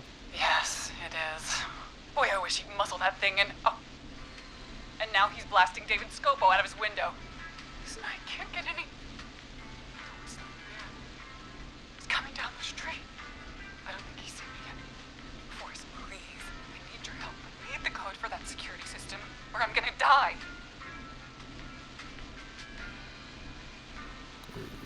What's your neighbor's name? I don't know my neighbors, remember? Please, I need to get in. Can you get your neighbor's attention? That the whistling man will see me, Forrest. I can't do that. What's the name of the security system? There's a sticker on the box. It says Starling Security 4000. There's a keypad, and it looks like it wants a 6-digit number.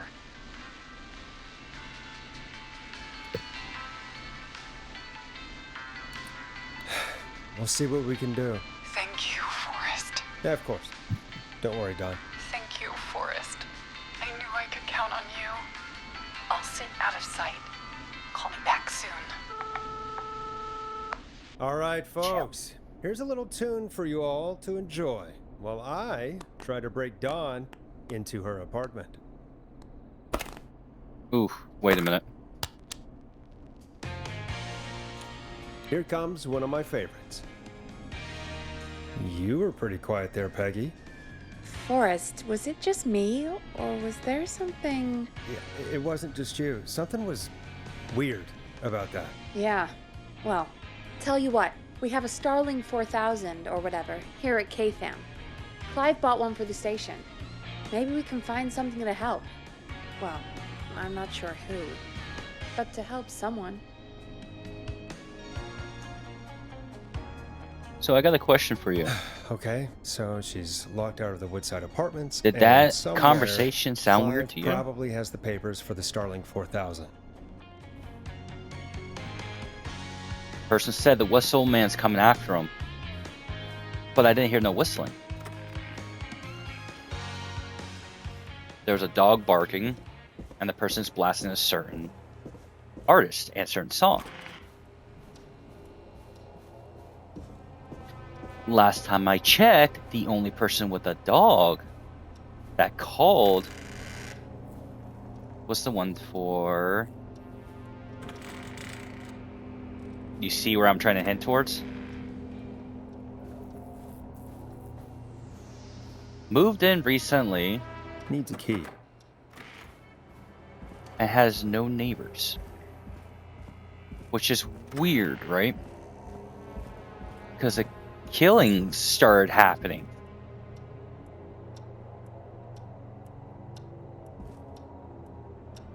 So, theory is, chat, what if the killer's actually calling in?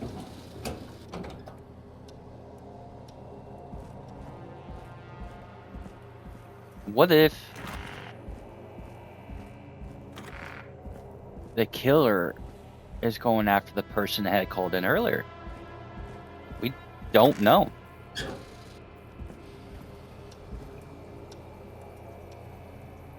Isn't that weird?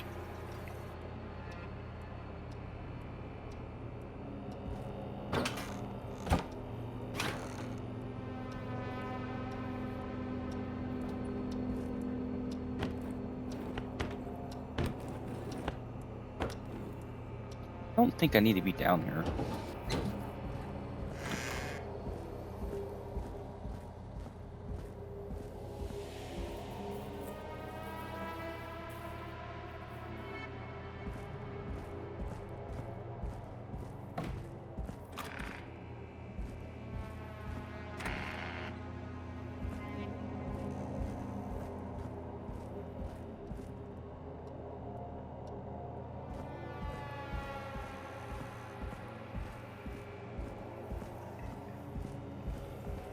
Decisions.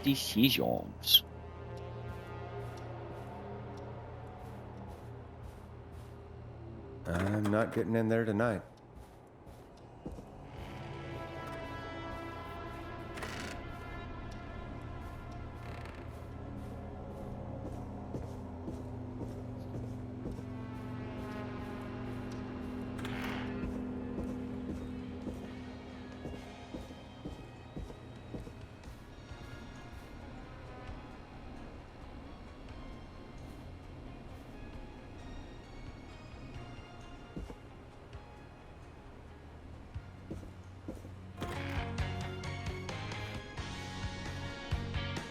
Welcome back, Forrest.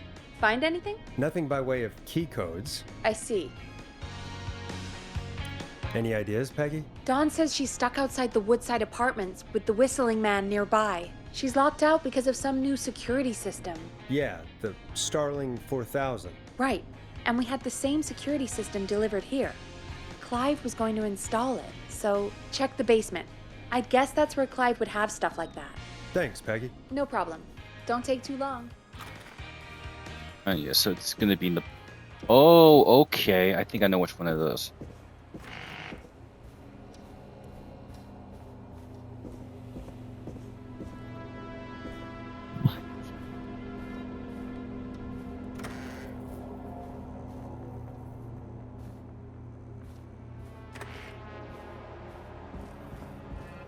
So,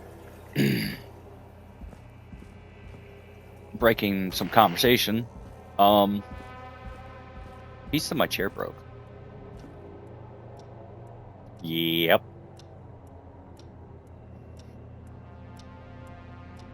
No, I don't have the new one. Not yet.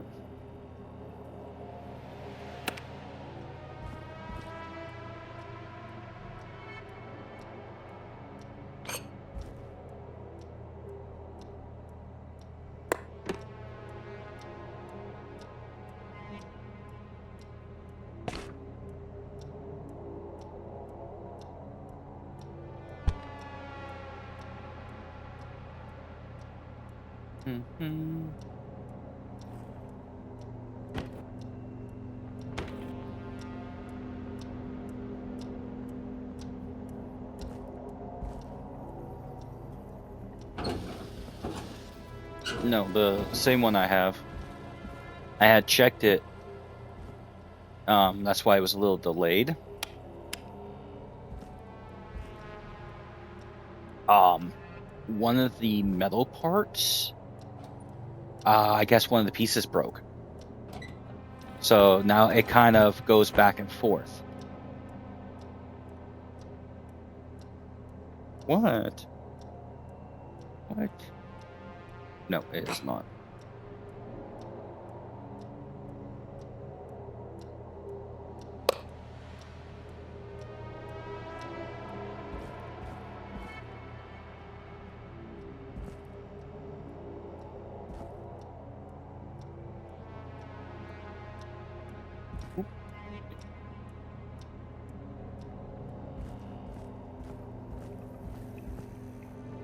There's gotta be instructions somewhere.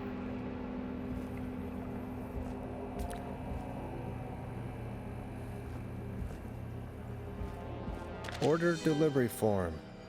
Starling must have left this by accident. The system's not even installed at Woodside.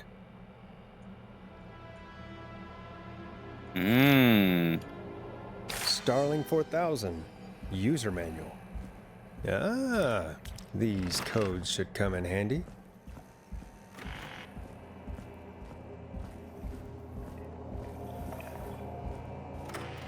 So the plot is thicken. Telling you, I don't trust this Dawn character. Chat. But if you trust Dawn, I guess we all have different opinions.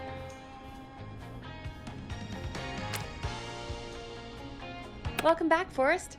Find anything? The Starling 4000 security manual. It's got a bunch of codes. Good. And did you find anything else? I saw a list of everyone else who bought the Starling 4000. Know who was on there?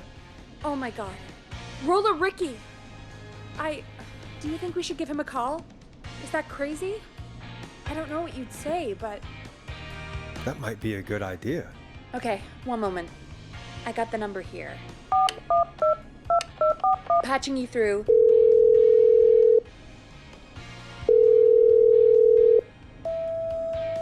Shit.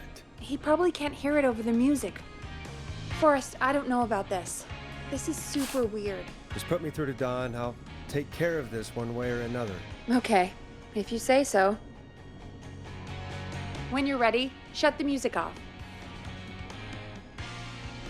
Line 1, whenever you're ready. Dawn, are you there? This is Forrest Nash from 189.16, The Scream. Oh, thank God you're back. I've been so afraid.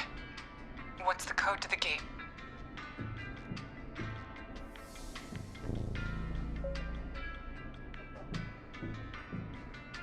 So what do you think, sir? Should we alarm him?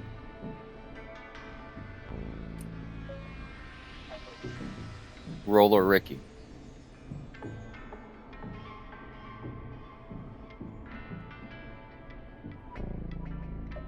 You sure about this? Because didn't we already kill a lot? Now hear me out. He's got a dog, right?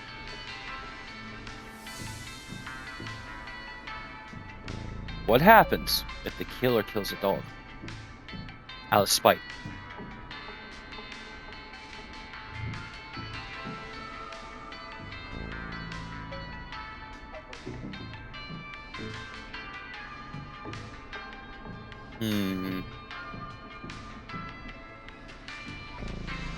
Well, think about it.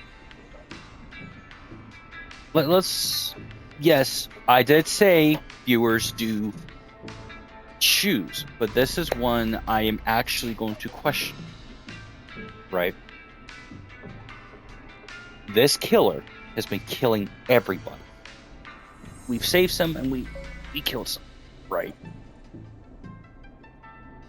Somehow or another, a random caller calls in, calm as alt, as hell, right? Calling for the same song. Somehow or another, that killer was outside, knowing where the record was.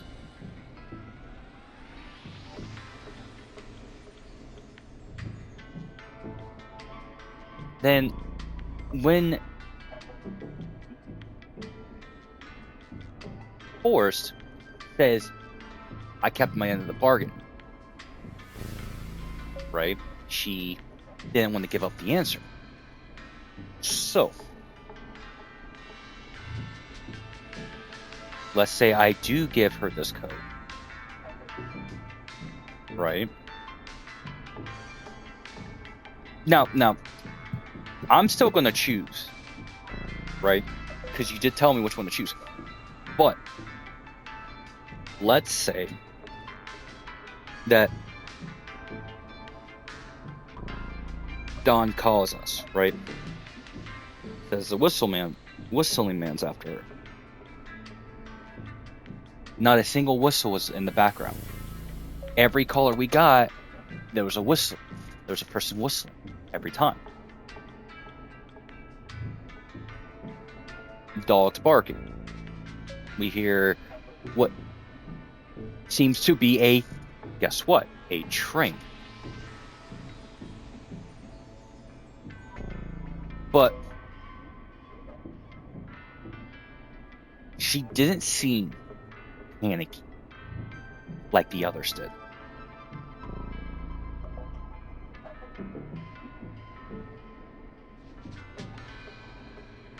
Now, doesn't that concern you in any type of way?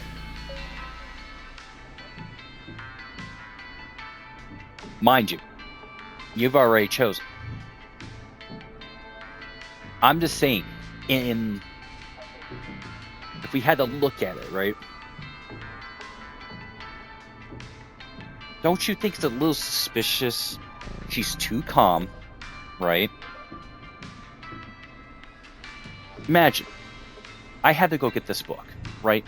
Within that matter of time, the whistle man would have killed her by now. I'm just saying, it seems a little too odd. No, she needs the code, right? I could give it to her. But I'm just saying, she moved into this apartment and doesn't remember the code.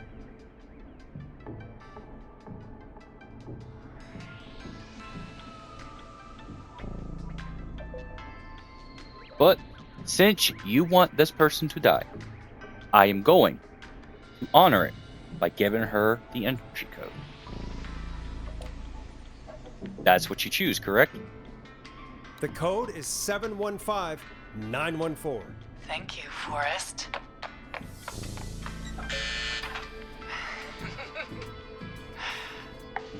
There you go. Forrest, There you go. what did we do?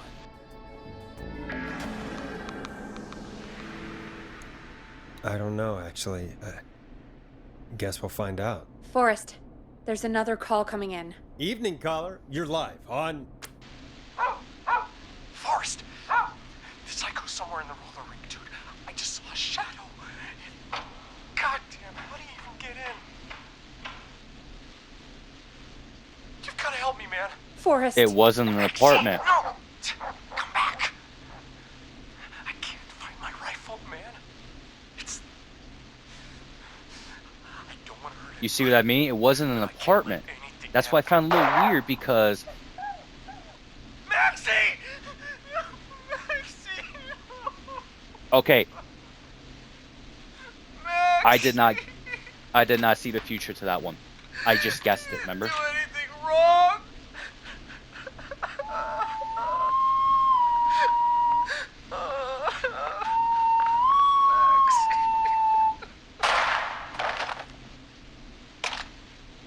Thanks again, Forrest. Oh, God. Poor Ricky. Okay, Gallows Creek. Here's some music while we process what just happened. Is that weird?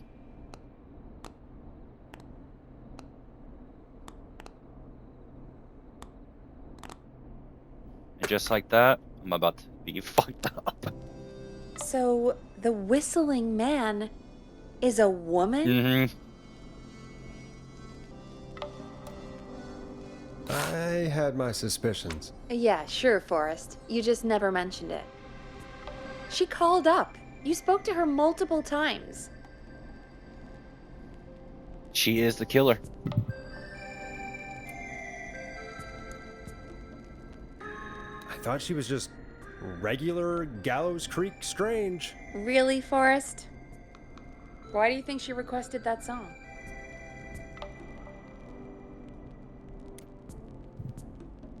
To get me outside? Maybe, but how? She didn't know the song was outside to start with. That's right. She never actually attacked me out But there. here's the problem. What now? I guess I should make How an do they announcement. know? We do have new info. Okay, kill the music and you can make the announcement. Okay, you're live in 3, 2... Hey folks, this is Forrest Nash here. I hope you're all safely locked inside. For those of you listening to that last call, you might be wondering what to make of it all. Here's our take. We now believe the killer is actually a woman, one who might manipulate you into letting her in before she attacks you.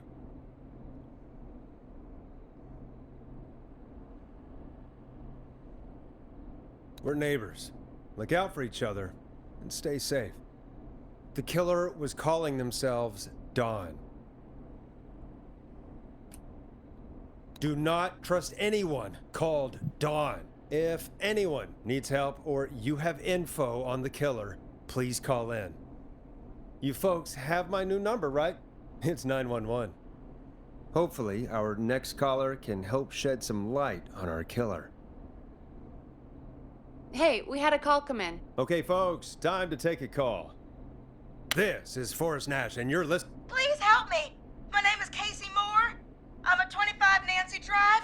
My best friend's been stabbed. He's bleeding everywhere. I don't know what to do. Please help me. Somebody's been stabbed? Can you tell me what happened? We've been out at the reservoir. We were heading back to his place when we heard this whistling all of a sudden. He just started freaking out. He screamed at me, told me to hide. I'd never seen him like that, and I just panicked and ran and hid in a bush. Oh no.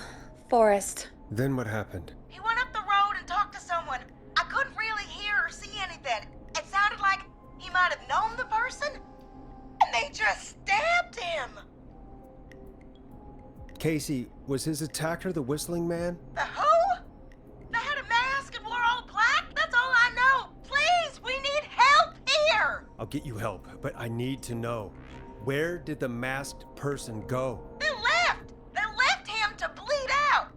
I waited until they were gone, then dragged him into the garage and called 911. Wait, why didn't she make sure he was dead? I don't know. I think I heard them say something like, "It's not so funny now, is it?"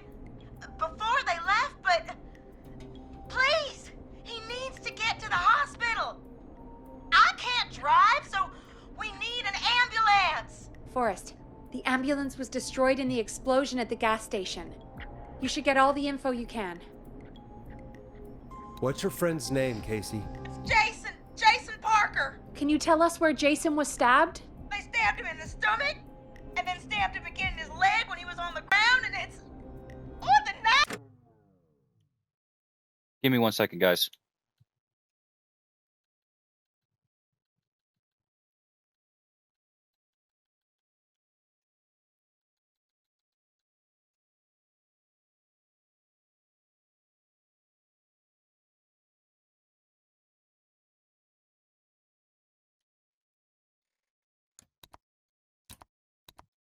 It's still there in his leg! We'll be right back. Okay. Something happened.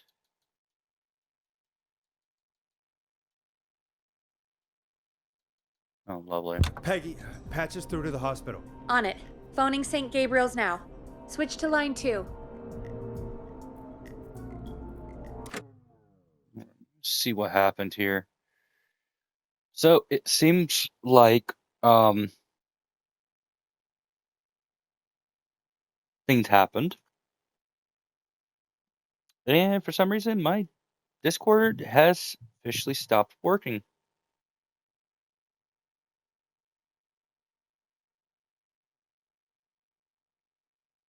And that's also not good.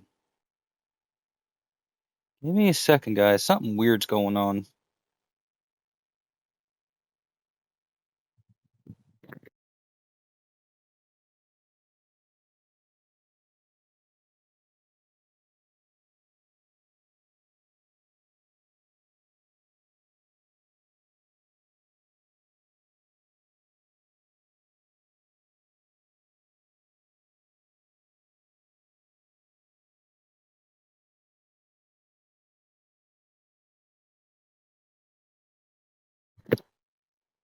You there?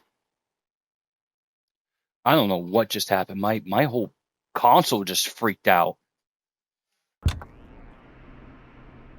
Yeah, like I couldn't even get into Discord. Like it wasn't even there. Hello, St. Gabriel's Hospital. How can I help you?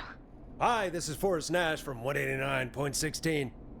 We have a stab victim at 25 Nancy Drive named Jason Parker. He's been stabbed in the stomach and the leg. He's bleeding heavily. Oh God, I'm sorry. But the ambulance is... well, you know. I know, but please, we need something or he's going to die. All right. Forrest, Like I said before. You're going to have to get him here. We need to see him, and we can't get there ourselves right now. We don't have any way to drive him right now. And even if we did, he's bleeding out fast. All right, listen. We need to buy him time to get here. That means stopping the blood first, and then finding someone to stabilize him. So, To stabilize what do him, you think really we need should do someone with this first guy? aid training. Do either of you have any? No. Me neither. Damn it. I'm really sorry about this, but I have other patients who can't wait. All I can do is talk you through the procedure as quick as I can, and then leave the rest to you. You think you can handle that? Get me. I'm sure we can handle it. Okay, from the top. If he's bleeding out, then you need to get him comfortable and try to stem the bleeding. Lay him down. Apply continuous pressure directly to the affected So, should we areas. save Jason Parker or should we get him Get a clean cloth of some kind and hold removed? it over the wounds. Get them comfortable. Apply pressure. Clean You cloths are the when listener. slowed. And Got the it. viewer. I think. You said he was stabbed, right? If the object he was stabbed with is still in him, don't take it out. It's stopping the worst of the bleeding right now. If anything, you should secure it so it stays where it is. I wouldn't have thought of that. It makes sense, though. God, that was a lot of info. But I think we can handle this. Glad you got it so far, because there's more to go. I'm still with you, Doc. What else do we need to know? If he's lost a lot of blood, he may enter shock. If he does, act fast. If you applied a cloth and it's bleeding through, don't remove it. Just apply another on top of it. If it's safe, elevate his legs to get blood circulating to his vital organs. Try to keep him warm. Get him to rest and reassure him. We need the patient to stay calm. All right, don't replace bandages, elevate his legs, keep him warm and calm. This is a lot. I'm really sorry. That's as much as I can give you right now. Try to stop the bleeding. Find someone to get him stabilized and get him here as quick as you can. Good luck. All right, Forrest. Casey's still on line 1. Hello? Okay. Hello? Forrest, are you there? Hi, Casey. I'm here. How are you doing? I need help! I've been putting pressure on his stomach wound since you left, but he's still bleeding. I don't know what to do. That's good, Casey. The nurse said to do that. What about the knife in his leg? It's gotta be hell. Should I pull it out? Okay. I no longer make the decisions here.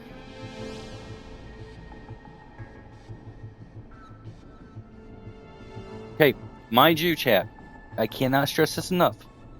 I am no longer in control of who lives or who dies. I have saved 3 different people.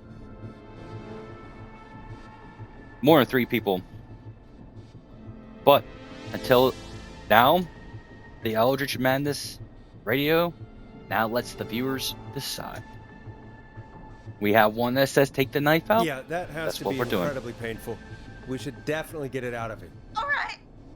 Here goes. Jason, just hold on. Wait, I was reading my notes.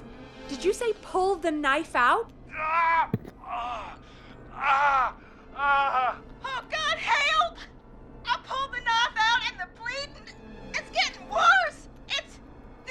Quick, Casey, we need pressure on the wound. Do you have any sort of cloths nearby you could use? Yeah.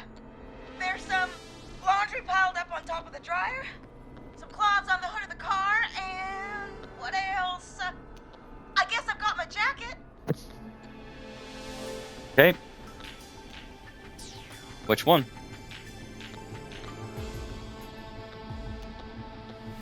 Which one, good sir? Look in the laundry for something like a towel or a shirt.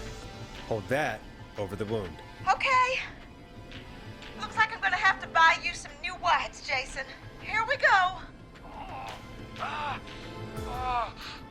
sorry, Jason. It's secure. I'm putting pressure on his stomach again. We shouldn't have pulled the knife out. Forrest, can I have a word? Now isn't the best time, Peggy. Can it wait? Forrest, it's kind of important. All right. Give me a second. Casey, I'm going to have a quick word with Peggy. Keep putting that pressure on and let us know when the bleeding is under control. You're doing great. But what if something happens? We'll still be here. Just shout if you need anything, and we'll be there. I promise. Okay. I'll wait. Jason, please be okay.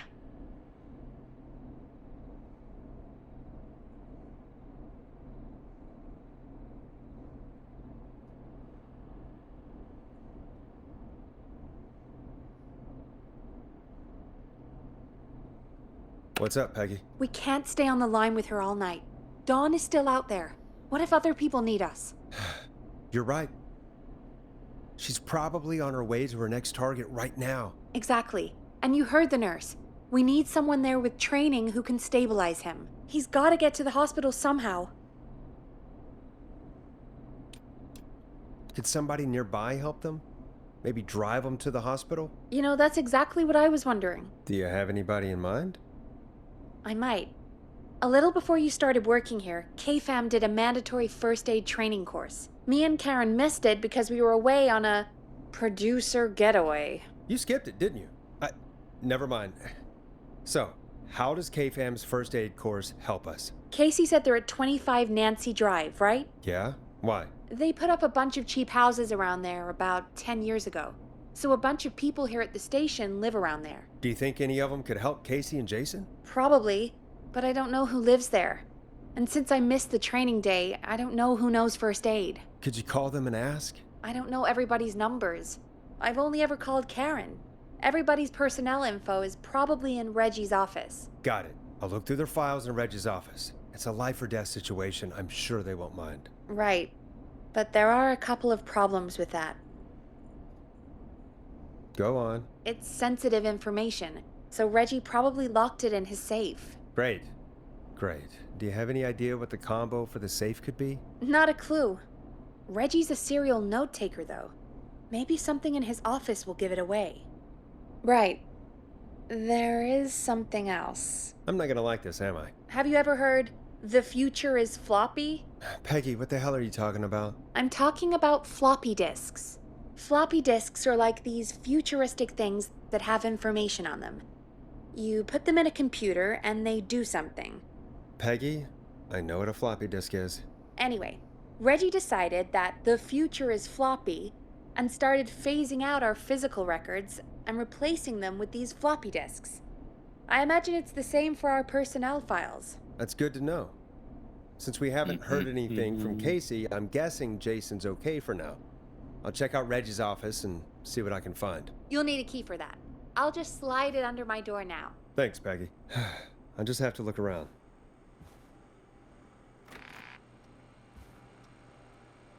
Good.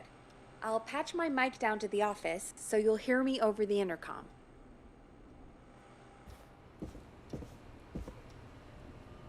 Alrighty.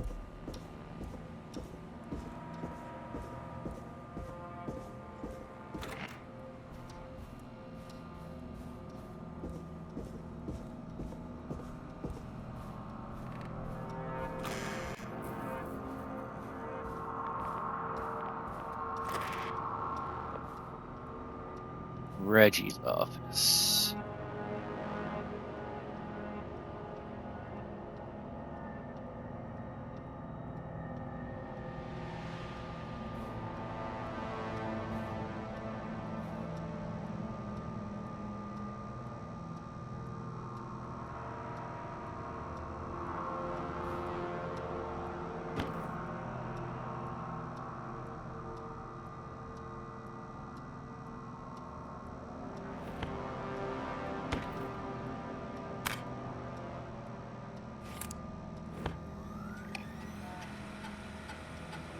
Could this be it?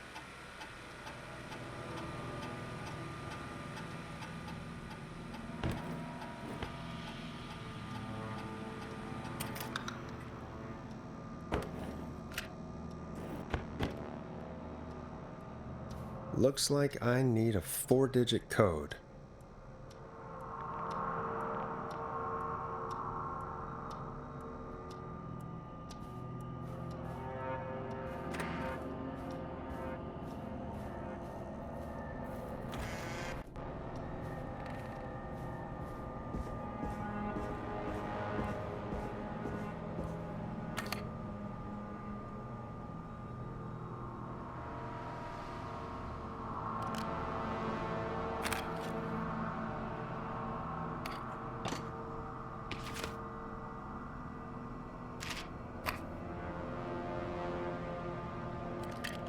So there's 3.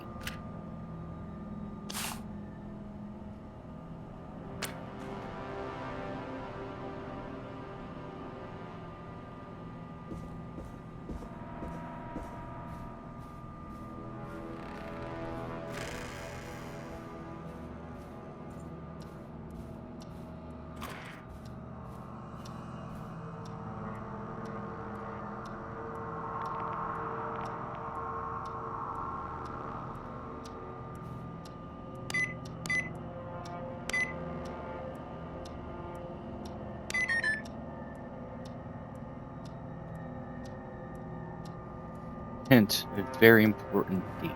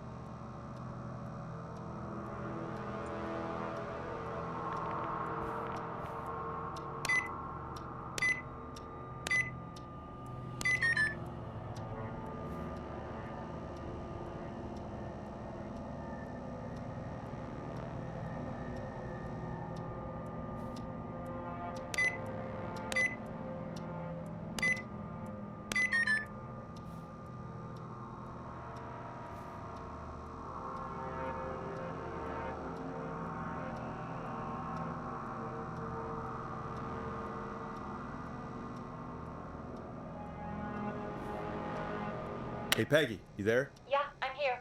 Did you find what we need? I can't figure out how to get into this stupid safe. No worries. We still have a little time. Reggie writes almost everything down somewhere. I'd recommend you start reading. I'll have a look around. You're probably right. I'll let you know when I find something, or don't.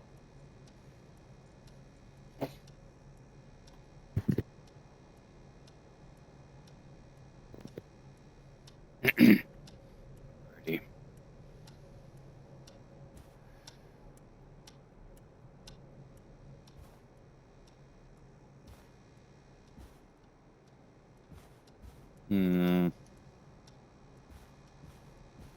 Important document.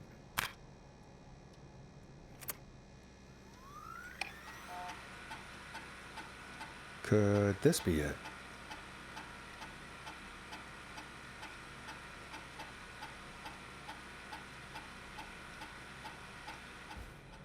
$11:07.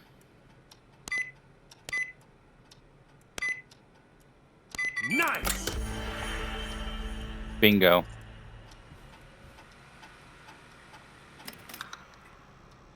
Well, figured it out.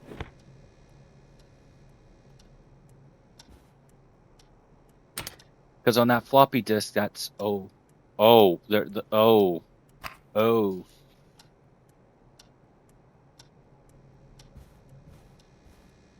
Okay.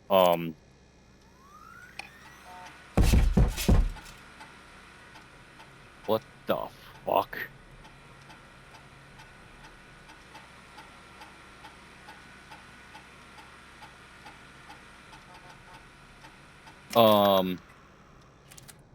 That was creepy. Let's just say it sounded like someone was banging on it. On the door.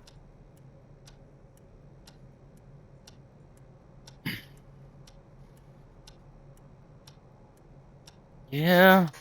Well, I think I know who it might be.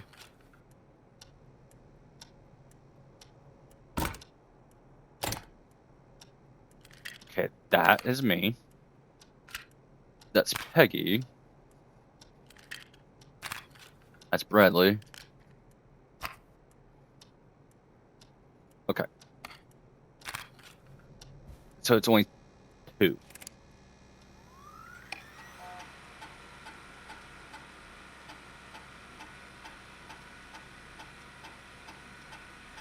Okay. Okay.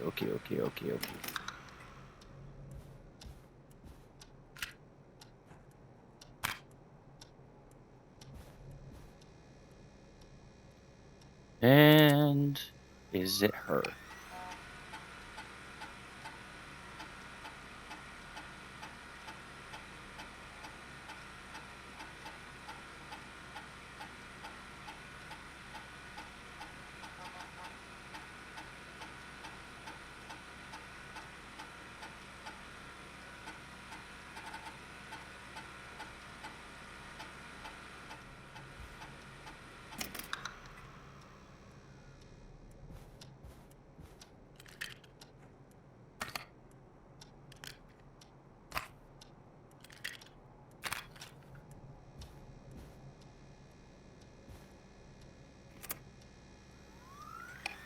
Get a load of this, Peggy. Apparently, I'm a lone wolf type. Forrest, what are you doing? We don't have time for this. We have a man literally dying on the line, and we're more interested in you. You're right. I'm sorry. I need to focus on possible candidates. I can read the rest of this later.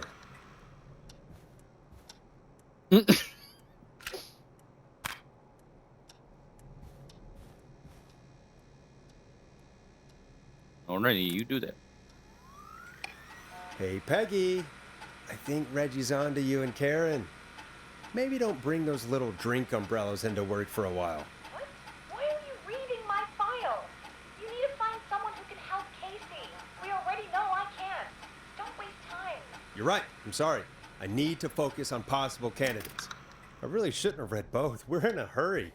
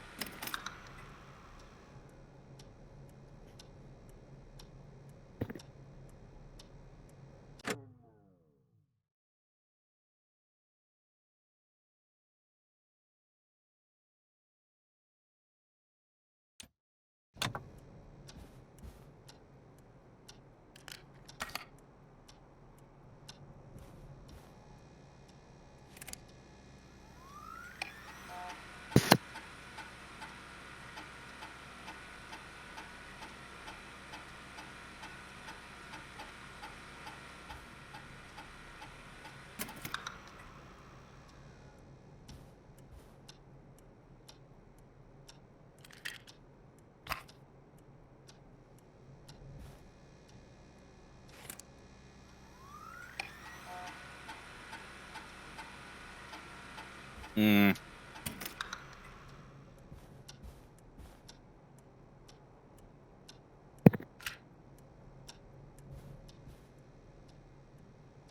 Hey, Peggy, you there? Yeah, I'm here. Did you find what we need? I think I know who our best bet is to help Casey and Jason. Alright, good work. Who should I... Hello? Is anybody there? Please pick up. Casey, I'm here. What's wrong? Jason started going pale. I tried to get him to rest, but he just threw up everywhere. What's happening? What do I do?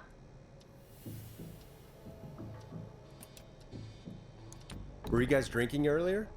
Maybe it's a nasty hangover. No! Jason doesn't even drink! Forrest, I think he's going into shock. But the bleeding seemed to slow down. Did I mess up? Jason, I'm sorry. Casey, calm down. You've done everything right. I need you to listen to me, okay? For Jason. What did the nurse say to do about shock?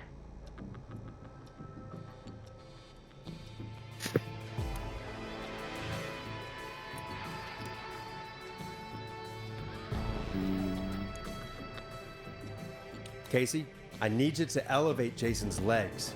We need to get the blood flowing to his vital organs. Got it. Jason, stay with me. I'm just gonna move you. This might hurt. Okay. I propped his legs up on some boxes. I'm looking at my notes. We need to get Jason as warm and comfortable as possible. Do you have anything you could use nearby, Casey? Yeah. I still have some laundry next to me. I'll wrap him in some blankets. Just give me a second. Sorry. Jason's bleeding through his bandages. Should I get him new ones? Or... Oh, God.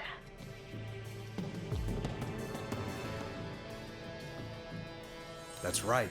You need to carefully remove the bandage and quickly replace it with a fresh one. What do you have nearby? I've used the rest of the laundry to keep him warm, so... I'll use my jacket. I can always get a new one. I'll fix his bandage and get him warm. Hold on, please.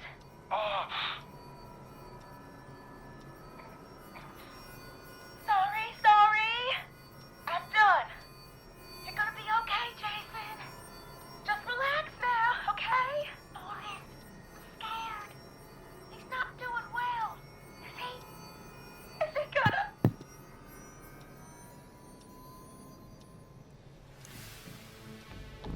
Casey, I need you to be strong for Jason. Sit with him and reassure him that everything's gonna be okay. Okay? Okay. Please, I can't give him what he needs. Please, help. I can't lose him. Alright, Forrest, we need to hurry. Jason doesn't sound like he's doing too well. You said you knew who to call earlier? Who was it? Brad's our best option. He lives on Axdown Lane. His number is 542-4298. Brad? Ugh. Forrest, Brad? Are you sure there's nobody else we can call? Look, I know you aren't Brad's biggest fan, but this isn't about you or Brad. It's about what's best for Jason. Fine, you're right. I just need to remember this is for Jason and Casey. Jason and Casey. Peggy? Yeah, I know. Calling now. Bradley, it's Peggy. Something's happened and I need you. No, I don't need you as in... Bradley, quit being an asshole and listen to me. Shut up for once and listen! Somebody has been stabbed and they need your help. Yes, stabbed. At 25 Nancy Drive. There's no ambulances. They need help ASAP or they won't make it. Bradley, yes, I know you're just a food critic, Bradley, but, I'm here with Forrest, and he said you were our best bet. You were at the K-Fam first aid session, right? So you at least have some training. Sure, but even still, you're our best bet. Thank you. Remember, you're looking for Jason and Casey. I will be right back. Chat, I gotta use the restroom. This is a perfect opportunity for you guys to take a few minutes of a break, and I'll be back shortly.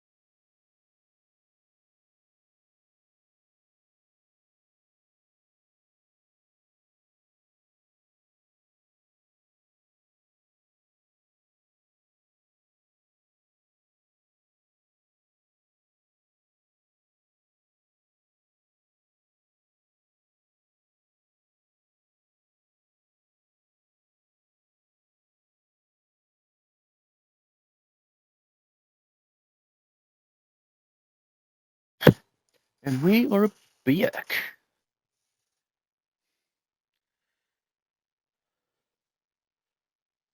Upset about a fight with Barbara. But at least we have a volunteer. All right. Well, we better let Casey know what's going on. Hello, Casey. Are you there? How are we doing? Bad. Jason seemed really weak and then just started thrashing. What about now? Is he still thrashing? He's passed out. Please tell me you found someone to help. Casey, help is on the way. My colleague will be there soon. You hear that, Jason? Someone is coming. You're gonna be just fine. Just hold on for me, okay? Just hold on. Come on. That must be them. Okay. Forrest, we'll call you back later. I have to go now. Good luck, everyone. God, I hope he's gonna be all Oh right. boy. And with that, the show moves on. We're sending our best wishes to Jason. Well, after all that excitement, I think we could use some music. Come back upstairs when you're ready.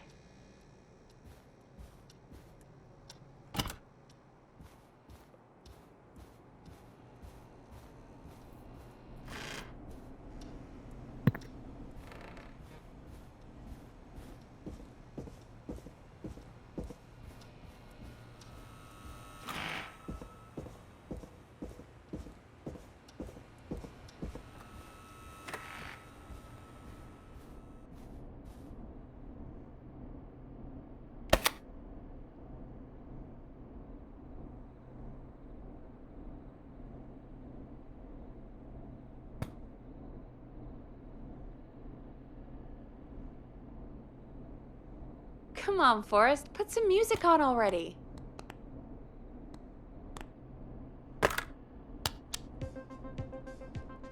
You'll like this next song. It's getting pretty late. This might be your last break for the night, so try to enjoy it. Give me a buzz when you want to go back on air.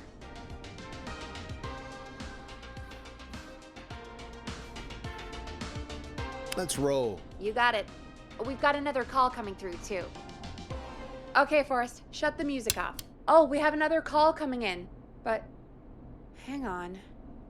What's up, Peggy?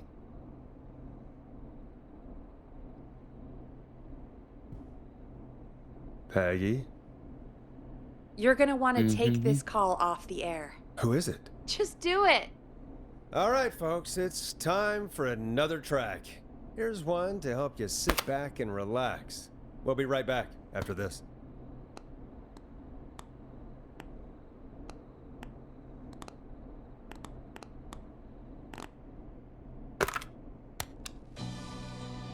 Hope you enjoy this one as much as I do. I hope this is good news, Peggy. Who have we got? Find out for yourself on line 1. Hello? Forrest, I'm glad I got back through to you. Sounds like it's been a busy night, huh? Surprise! It's Leslie, our 911 operator, leading the charge from Henderson to come save us. It's so good to hear from you. Are you okay? We're doing okay. Sarah and I are both happy to be headed back home. We're happy to have you too. Wait, Sarah? Oh, yeah, I mean Deputy Martinez. Anyway, we got back into radio range a little while ago. We've been listening in, but haven't been able to get through until now. Ever since you found Sheriff Matthews, it's only gotten worse. It's been a long night. Well, it shouldn't be too much longer now. I'm glad I got through to you.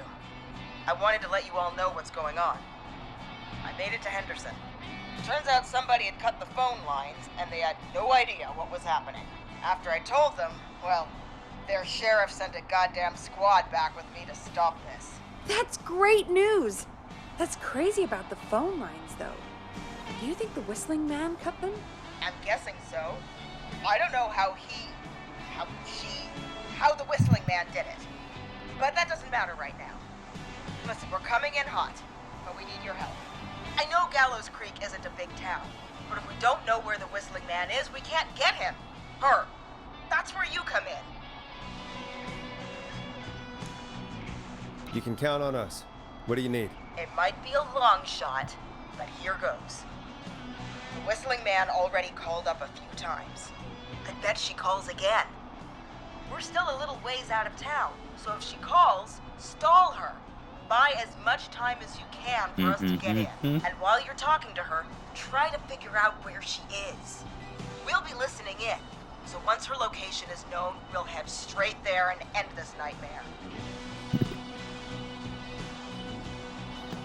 I'll do my best. I know you will. Heck, I can see the headlines now. Forrest Nash's interview of a lifetime. Anyway, I'll radio the other cars and tell them the plan is a go. Hopefully the next time I see you, it'll be with our killer behind bars. Take care now. We'll see you soon, Leslie. Oh, thank God. It sounds like this is almost over. We're nearly through this. Best we don't waste any time then. Let's get back on air. You got it. You still there, Time sir? to turn the music off. Alrighty. Your time to shine. Bringing Coming you up. back live now. Welcome back to The Scream with me, Forrest Probably. Nash. The line is lit up, but before I get to our next caller, I just want to say, things are looking up. It's almost over. But for now, let's bring in our next caller. Evening, caller. This is Forrest Nash. Forrest? Casey, is that you? Are you all right? Forrest, it's Jason.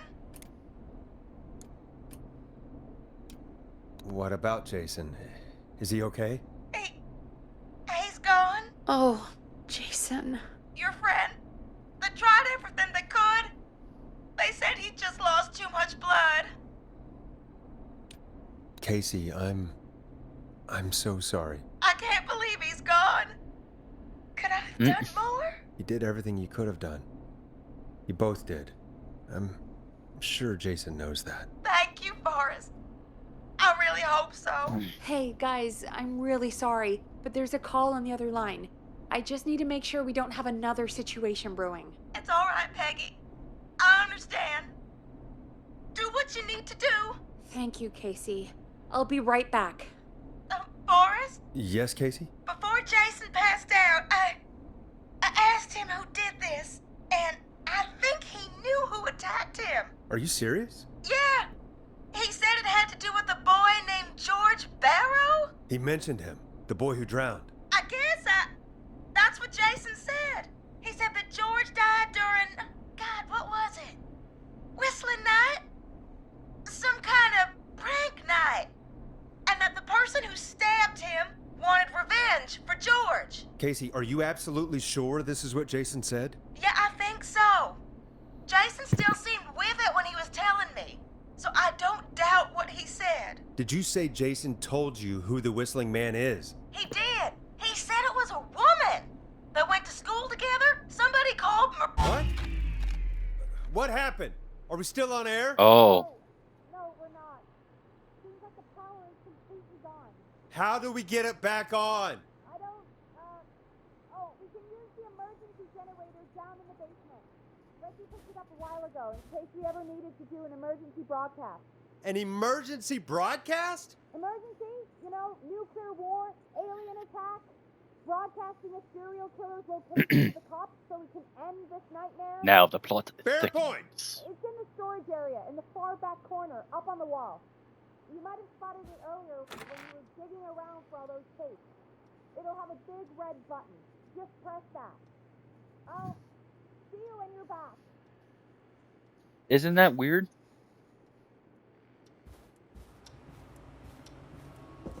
No, think about it. Now, chat, this is a theory. Some might say game theory. What if, let's say it this way, so we definitely know Dawn's the killer, right? And Dawn knows the location of this radio station.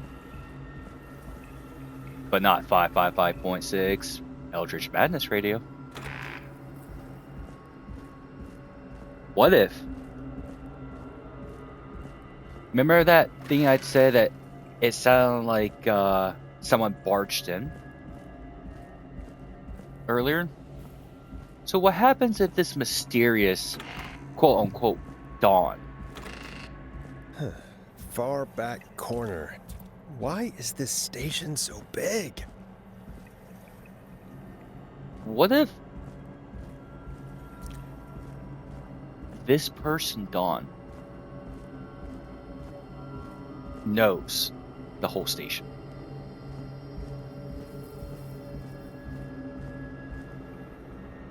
That must be it. Boom! We've got power.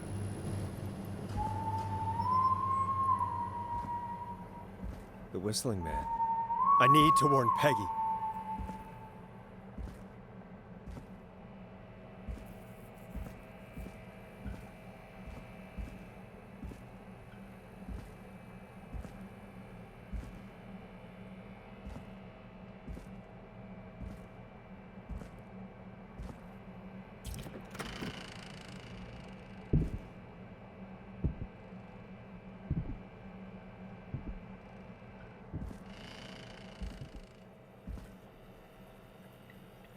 Peggy, are you there?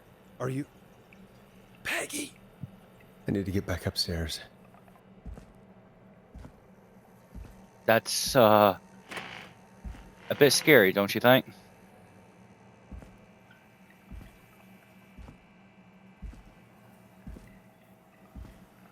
I can't die. I'm the main star of my radio station.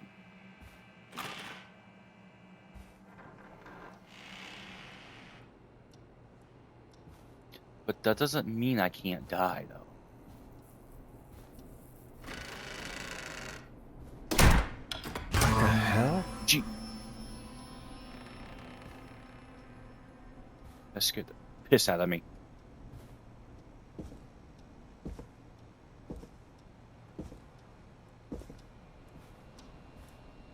Well, think about it. Dawn's true identity was about to be exposed. Right? Oh, no. Peggy! Where'd you go? Jesus. No way.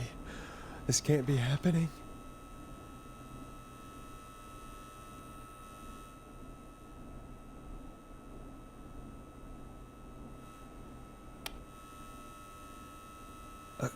A call.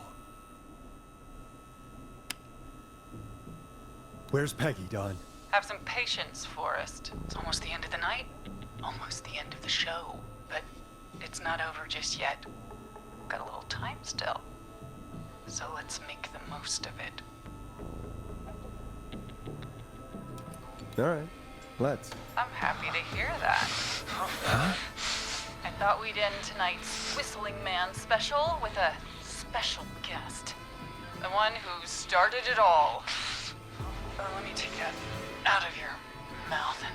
You crazy bitch! Let me go!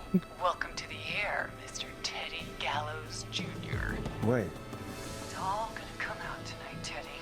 Your daddy and his money saved you 20 years ago. But even if he crawled out of his coffin with all the money in the world... Wait, where the hell is Teddy? How are you talking to him if you're here with me? Because I'm not there with you, Forrest. I'm here with Teddy. And if he says where that is, well, he knows he'll get it. Wait, then who am I looking at? Forrest Nash, let me introduce you and all of Gallows Creek to my boy, Henry Barrow. Your son? You mean you... Wait, did he... Yes, Forrest. He and I had a son. So there were two whistling men tonight. Of course! That explains how you were always able to get around town so quickly. Hang on. Did you say Barrow? Then are you... Let me just get this mask off. Damn uncomfortable thing. No wonder Mooney went crazy wearing this. There we go. Marie Campbell? George's old girl. Oh. Well, it sure has been years I last saw. Oh, God damn it. Marie Campbell. So, not Dawn, huh? No, not Dawn. What are you going to... Everyone's gonna know now what Teddy did. He killed George that night. This night. 20 years ago. Listen to me. You... You're gonna talk when I talk to you. And not a moment before. Meanwhile, Forrest, I'm gonna give you the chance to talk. You're gonna help me reveal what really happened to George all those years ago. Okay, Marie. I'll do it. Good. Then let's talk about the night George was murdered. Murdered? Listen, I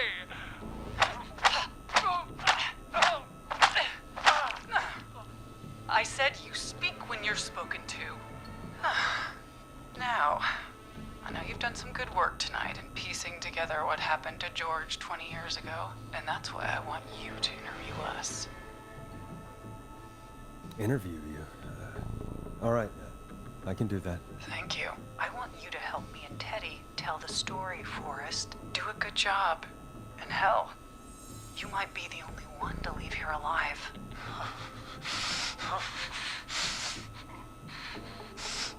I need to drag this out. So, if I can buy Leslie time to get back to Gallows Creek, and if I can find out where Marie is, then this can end. Teddy, we'll start with you. Just, talk me through what happened that night. How did it start? How would I know? It was 20 years ago. So, since I already hate this guy, right? Should I have... Now, chat. Today's stream, I am no longer taking the good guys. So, should I have him get hit by Marie again? Or should I tell him, do you want to die? You want that one? Do you want to die, Teddy? Because if you don't start talking...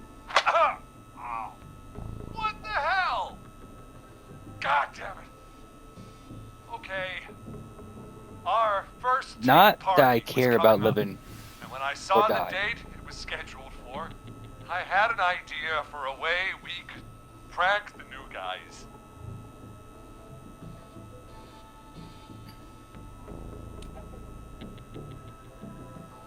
I understand that kids in Gallows Creek know tonight as Whistling Night. I'm guessing that's what you mean? Well, we didn't have a name for it then.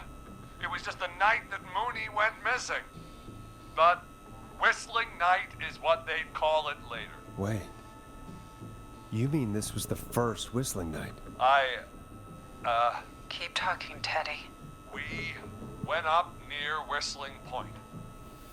God, who was there? Me, Jason, and George, of course. But George didn't come alone. He brought Marie.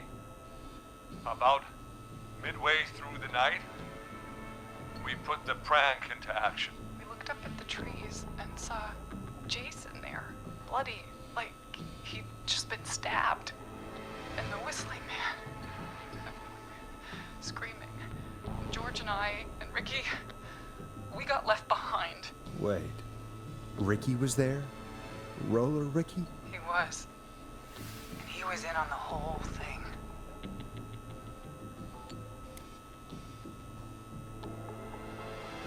Which one? You control the story now. You want that one? And so he had to die? Yes. You psycho! You two were as close as anybody. I don't believe for a second you didn't tell him. Ricky told us. I don't think the dog deserved it. He and George would both be To alive be fair. still. Well, if Ricky weren't dead, we could have heard his side of the story. It was just a stupid prank. All right.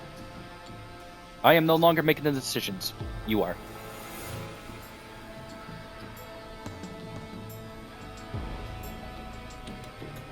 Hit him again, Marie. Oh, God! This is the first. You made George think Jason had Hold been on. murdered. He thought his best friend was dead. And so tonight you stabbed him for real? It's the role he wanted to play. If I'd saved Jason, maybe I could have derailed her for a bit. Enough about him. Me and George took off running, but somehow we got separated in the woods. I ended up near the bottom of Whistling Point, and when I noticed George wasn't with me, I panicked. And then, I don't know how he snuck up on me, but the Whistling Man grabs me. I scream, and he starts laughing, telling me it's just a joke. I can stall for time here. Alrighty. So, before I have my viewer answer or tell me what to do, the next decision.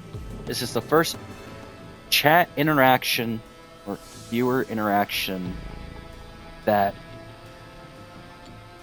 they choose my path.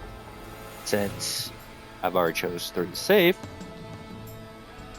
like I said, I know I repeated it so many times. I am no longer in control. So, that being said, which one should we go with?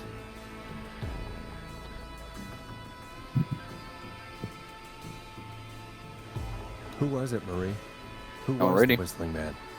I suddenly recognized it was Chuck. Chuck Brody was the Whistling Man, laughing away.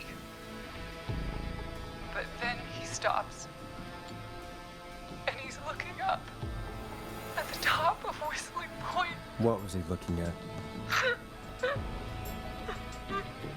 Teddy, what happened next? Nothing. It was just Teddy? George fell off Whistling Point. Alrighty.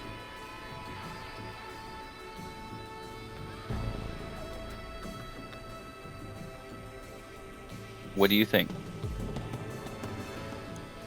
Why'd he fall, Teddy? He just... You pushed him.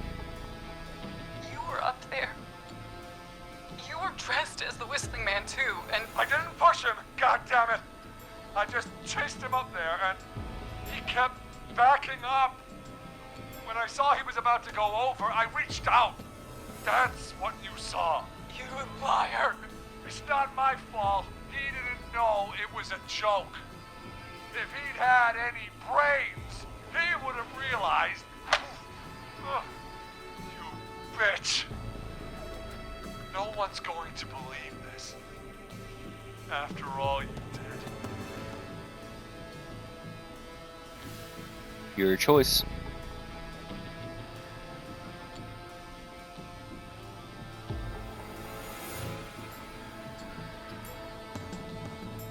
If she was lying, why the cover-up?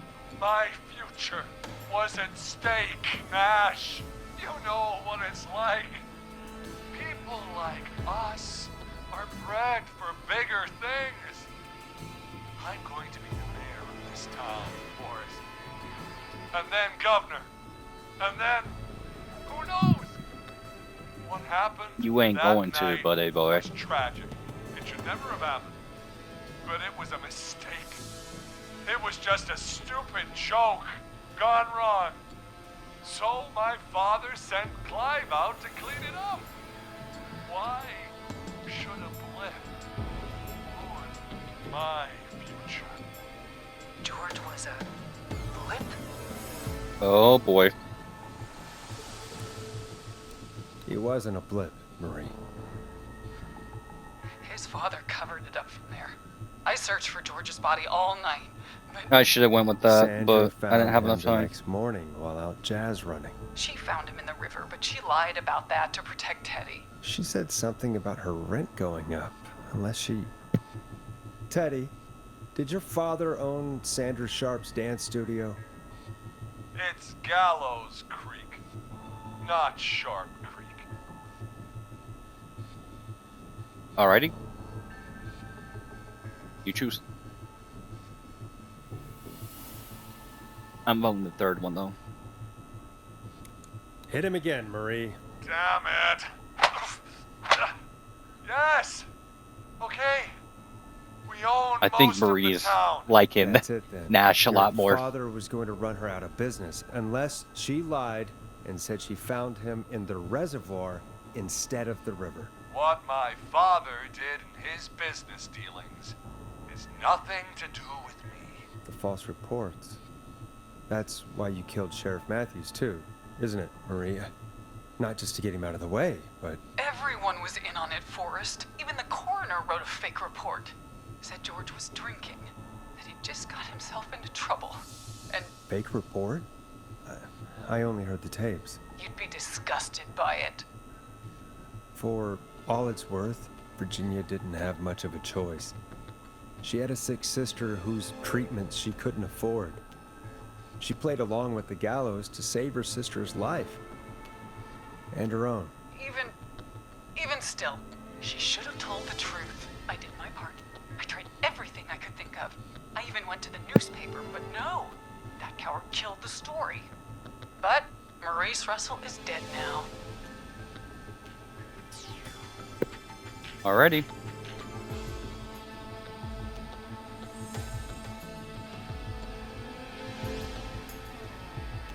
Honestly, I feel like sympathy. You know, I kind of feel her pain. You've been through hell, Marie. I'm sorry. You've got no idea. It never should have started. He shouldn't have pushed my George off a cliff. He should have been punished. It's coming to a stop. At least for now. Here, where George and I first met, before he joined your football team. When right after he shot the winning throw. Wait a sec.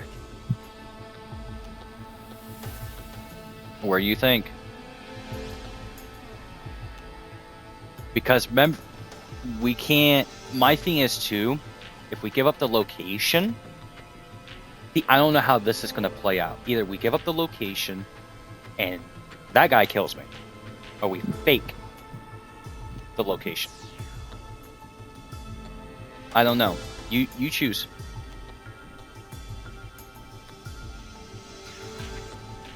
Mm-hmm.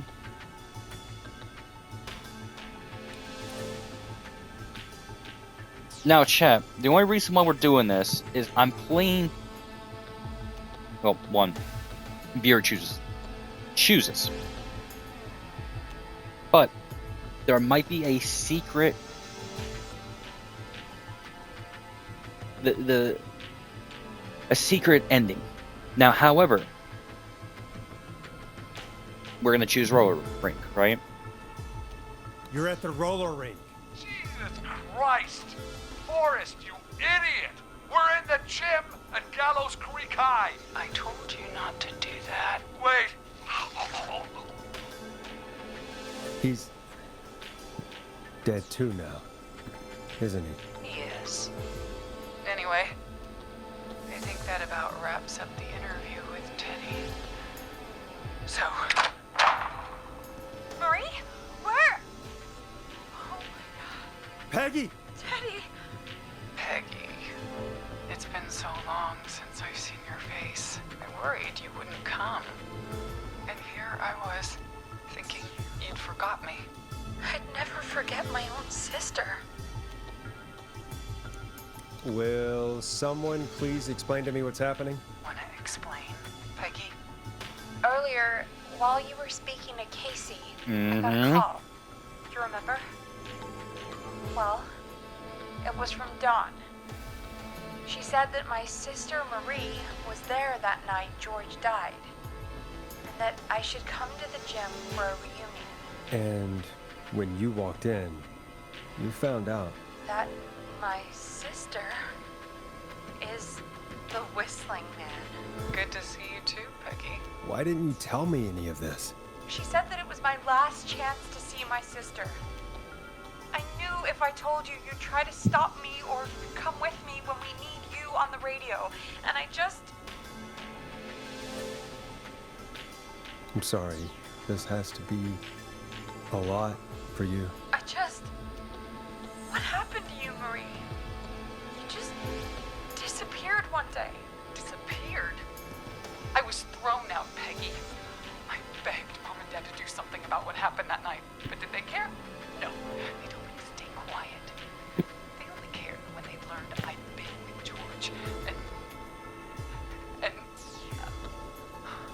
Marie, I'm so sorry. I never knew. it's not your fault. Really, it's Mom and Dad I should be seeing right now. But since they're dead and gone, well, I'll have to settle for the next best thing. Your choice.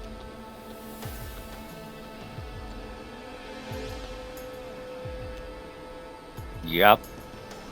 Your choice. Is that what you're going with?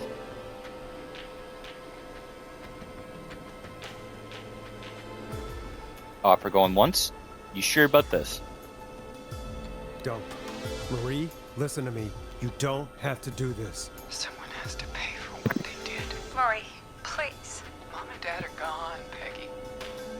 Besides, you forgot me. Just like the rest. You forgot. Is there any way I can prove Peggy didn't forget Marie? Excuse me.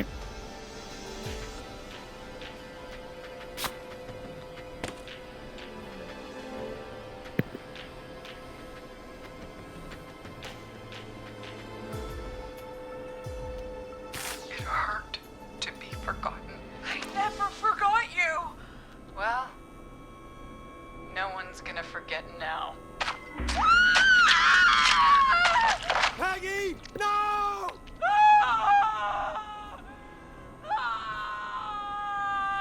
Well, I didn't find any evidence.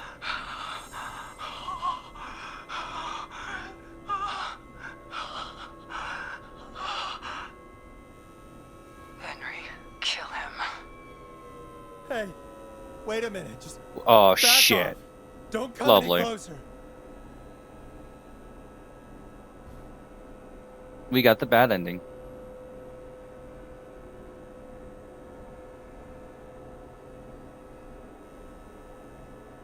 Because I didn't choose. If her sister forgot about her or not. No! Please!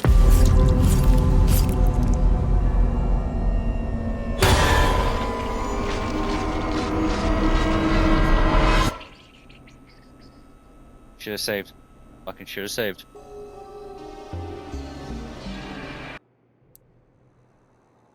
Mm-hmm.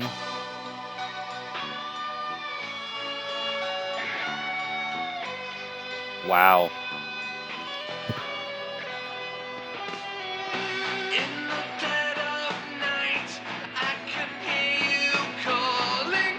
So, because we screwed up and I couldn't find any evidence,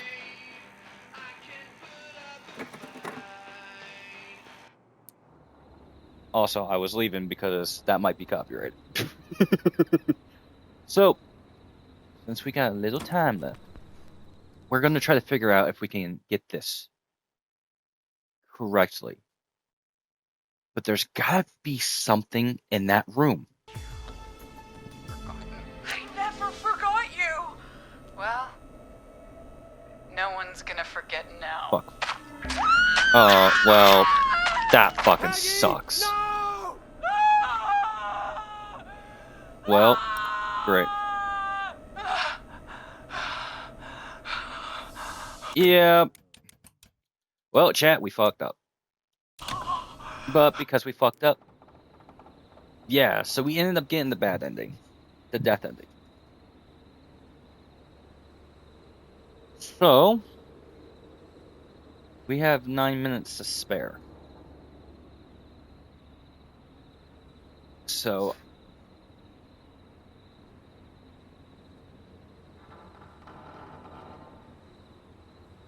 give me 1 second.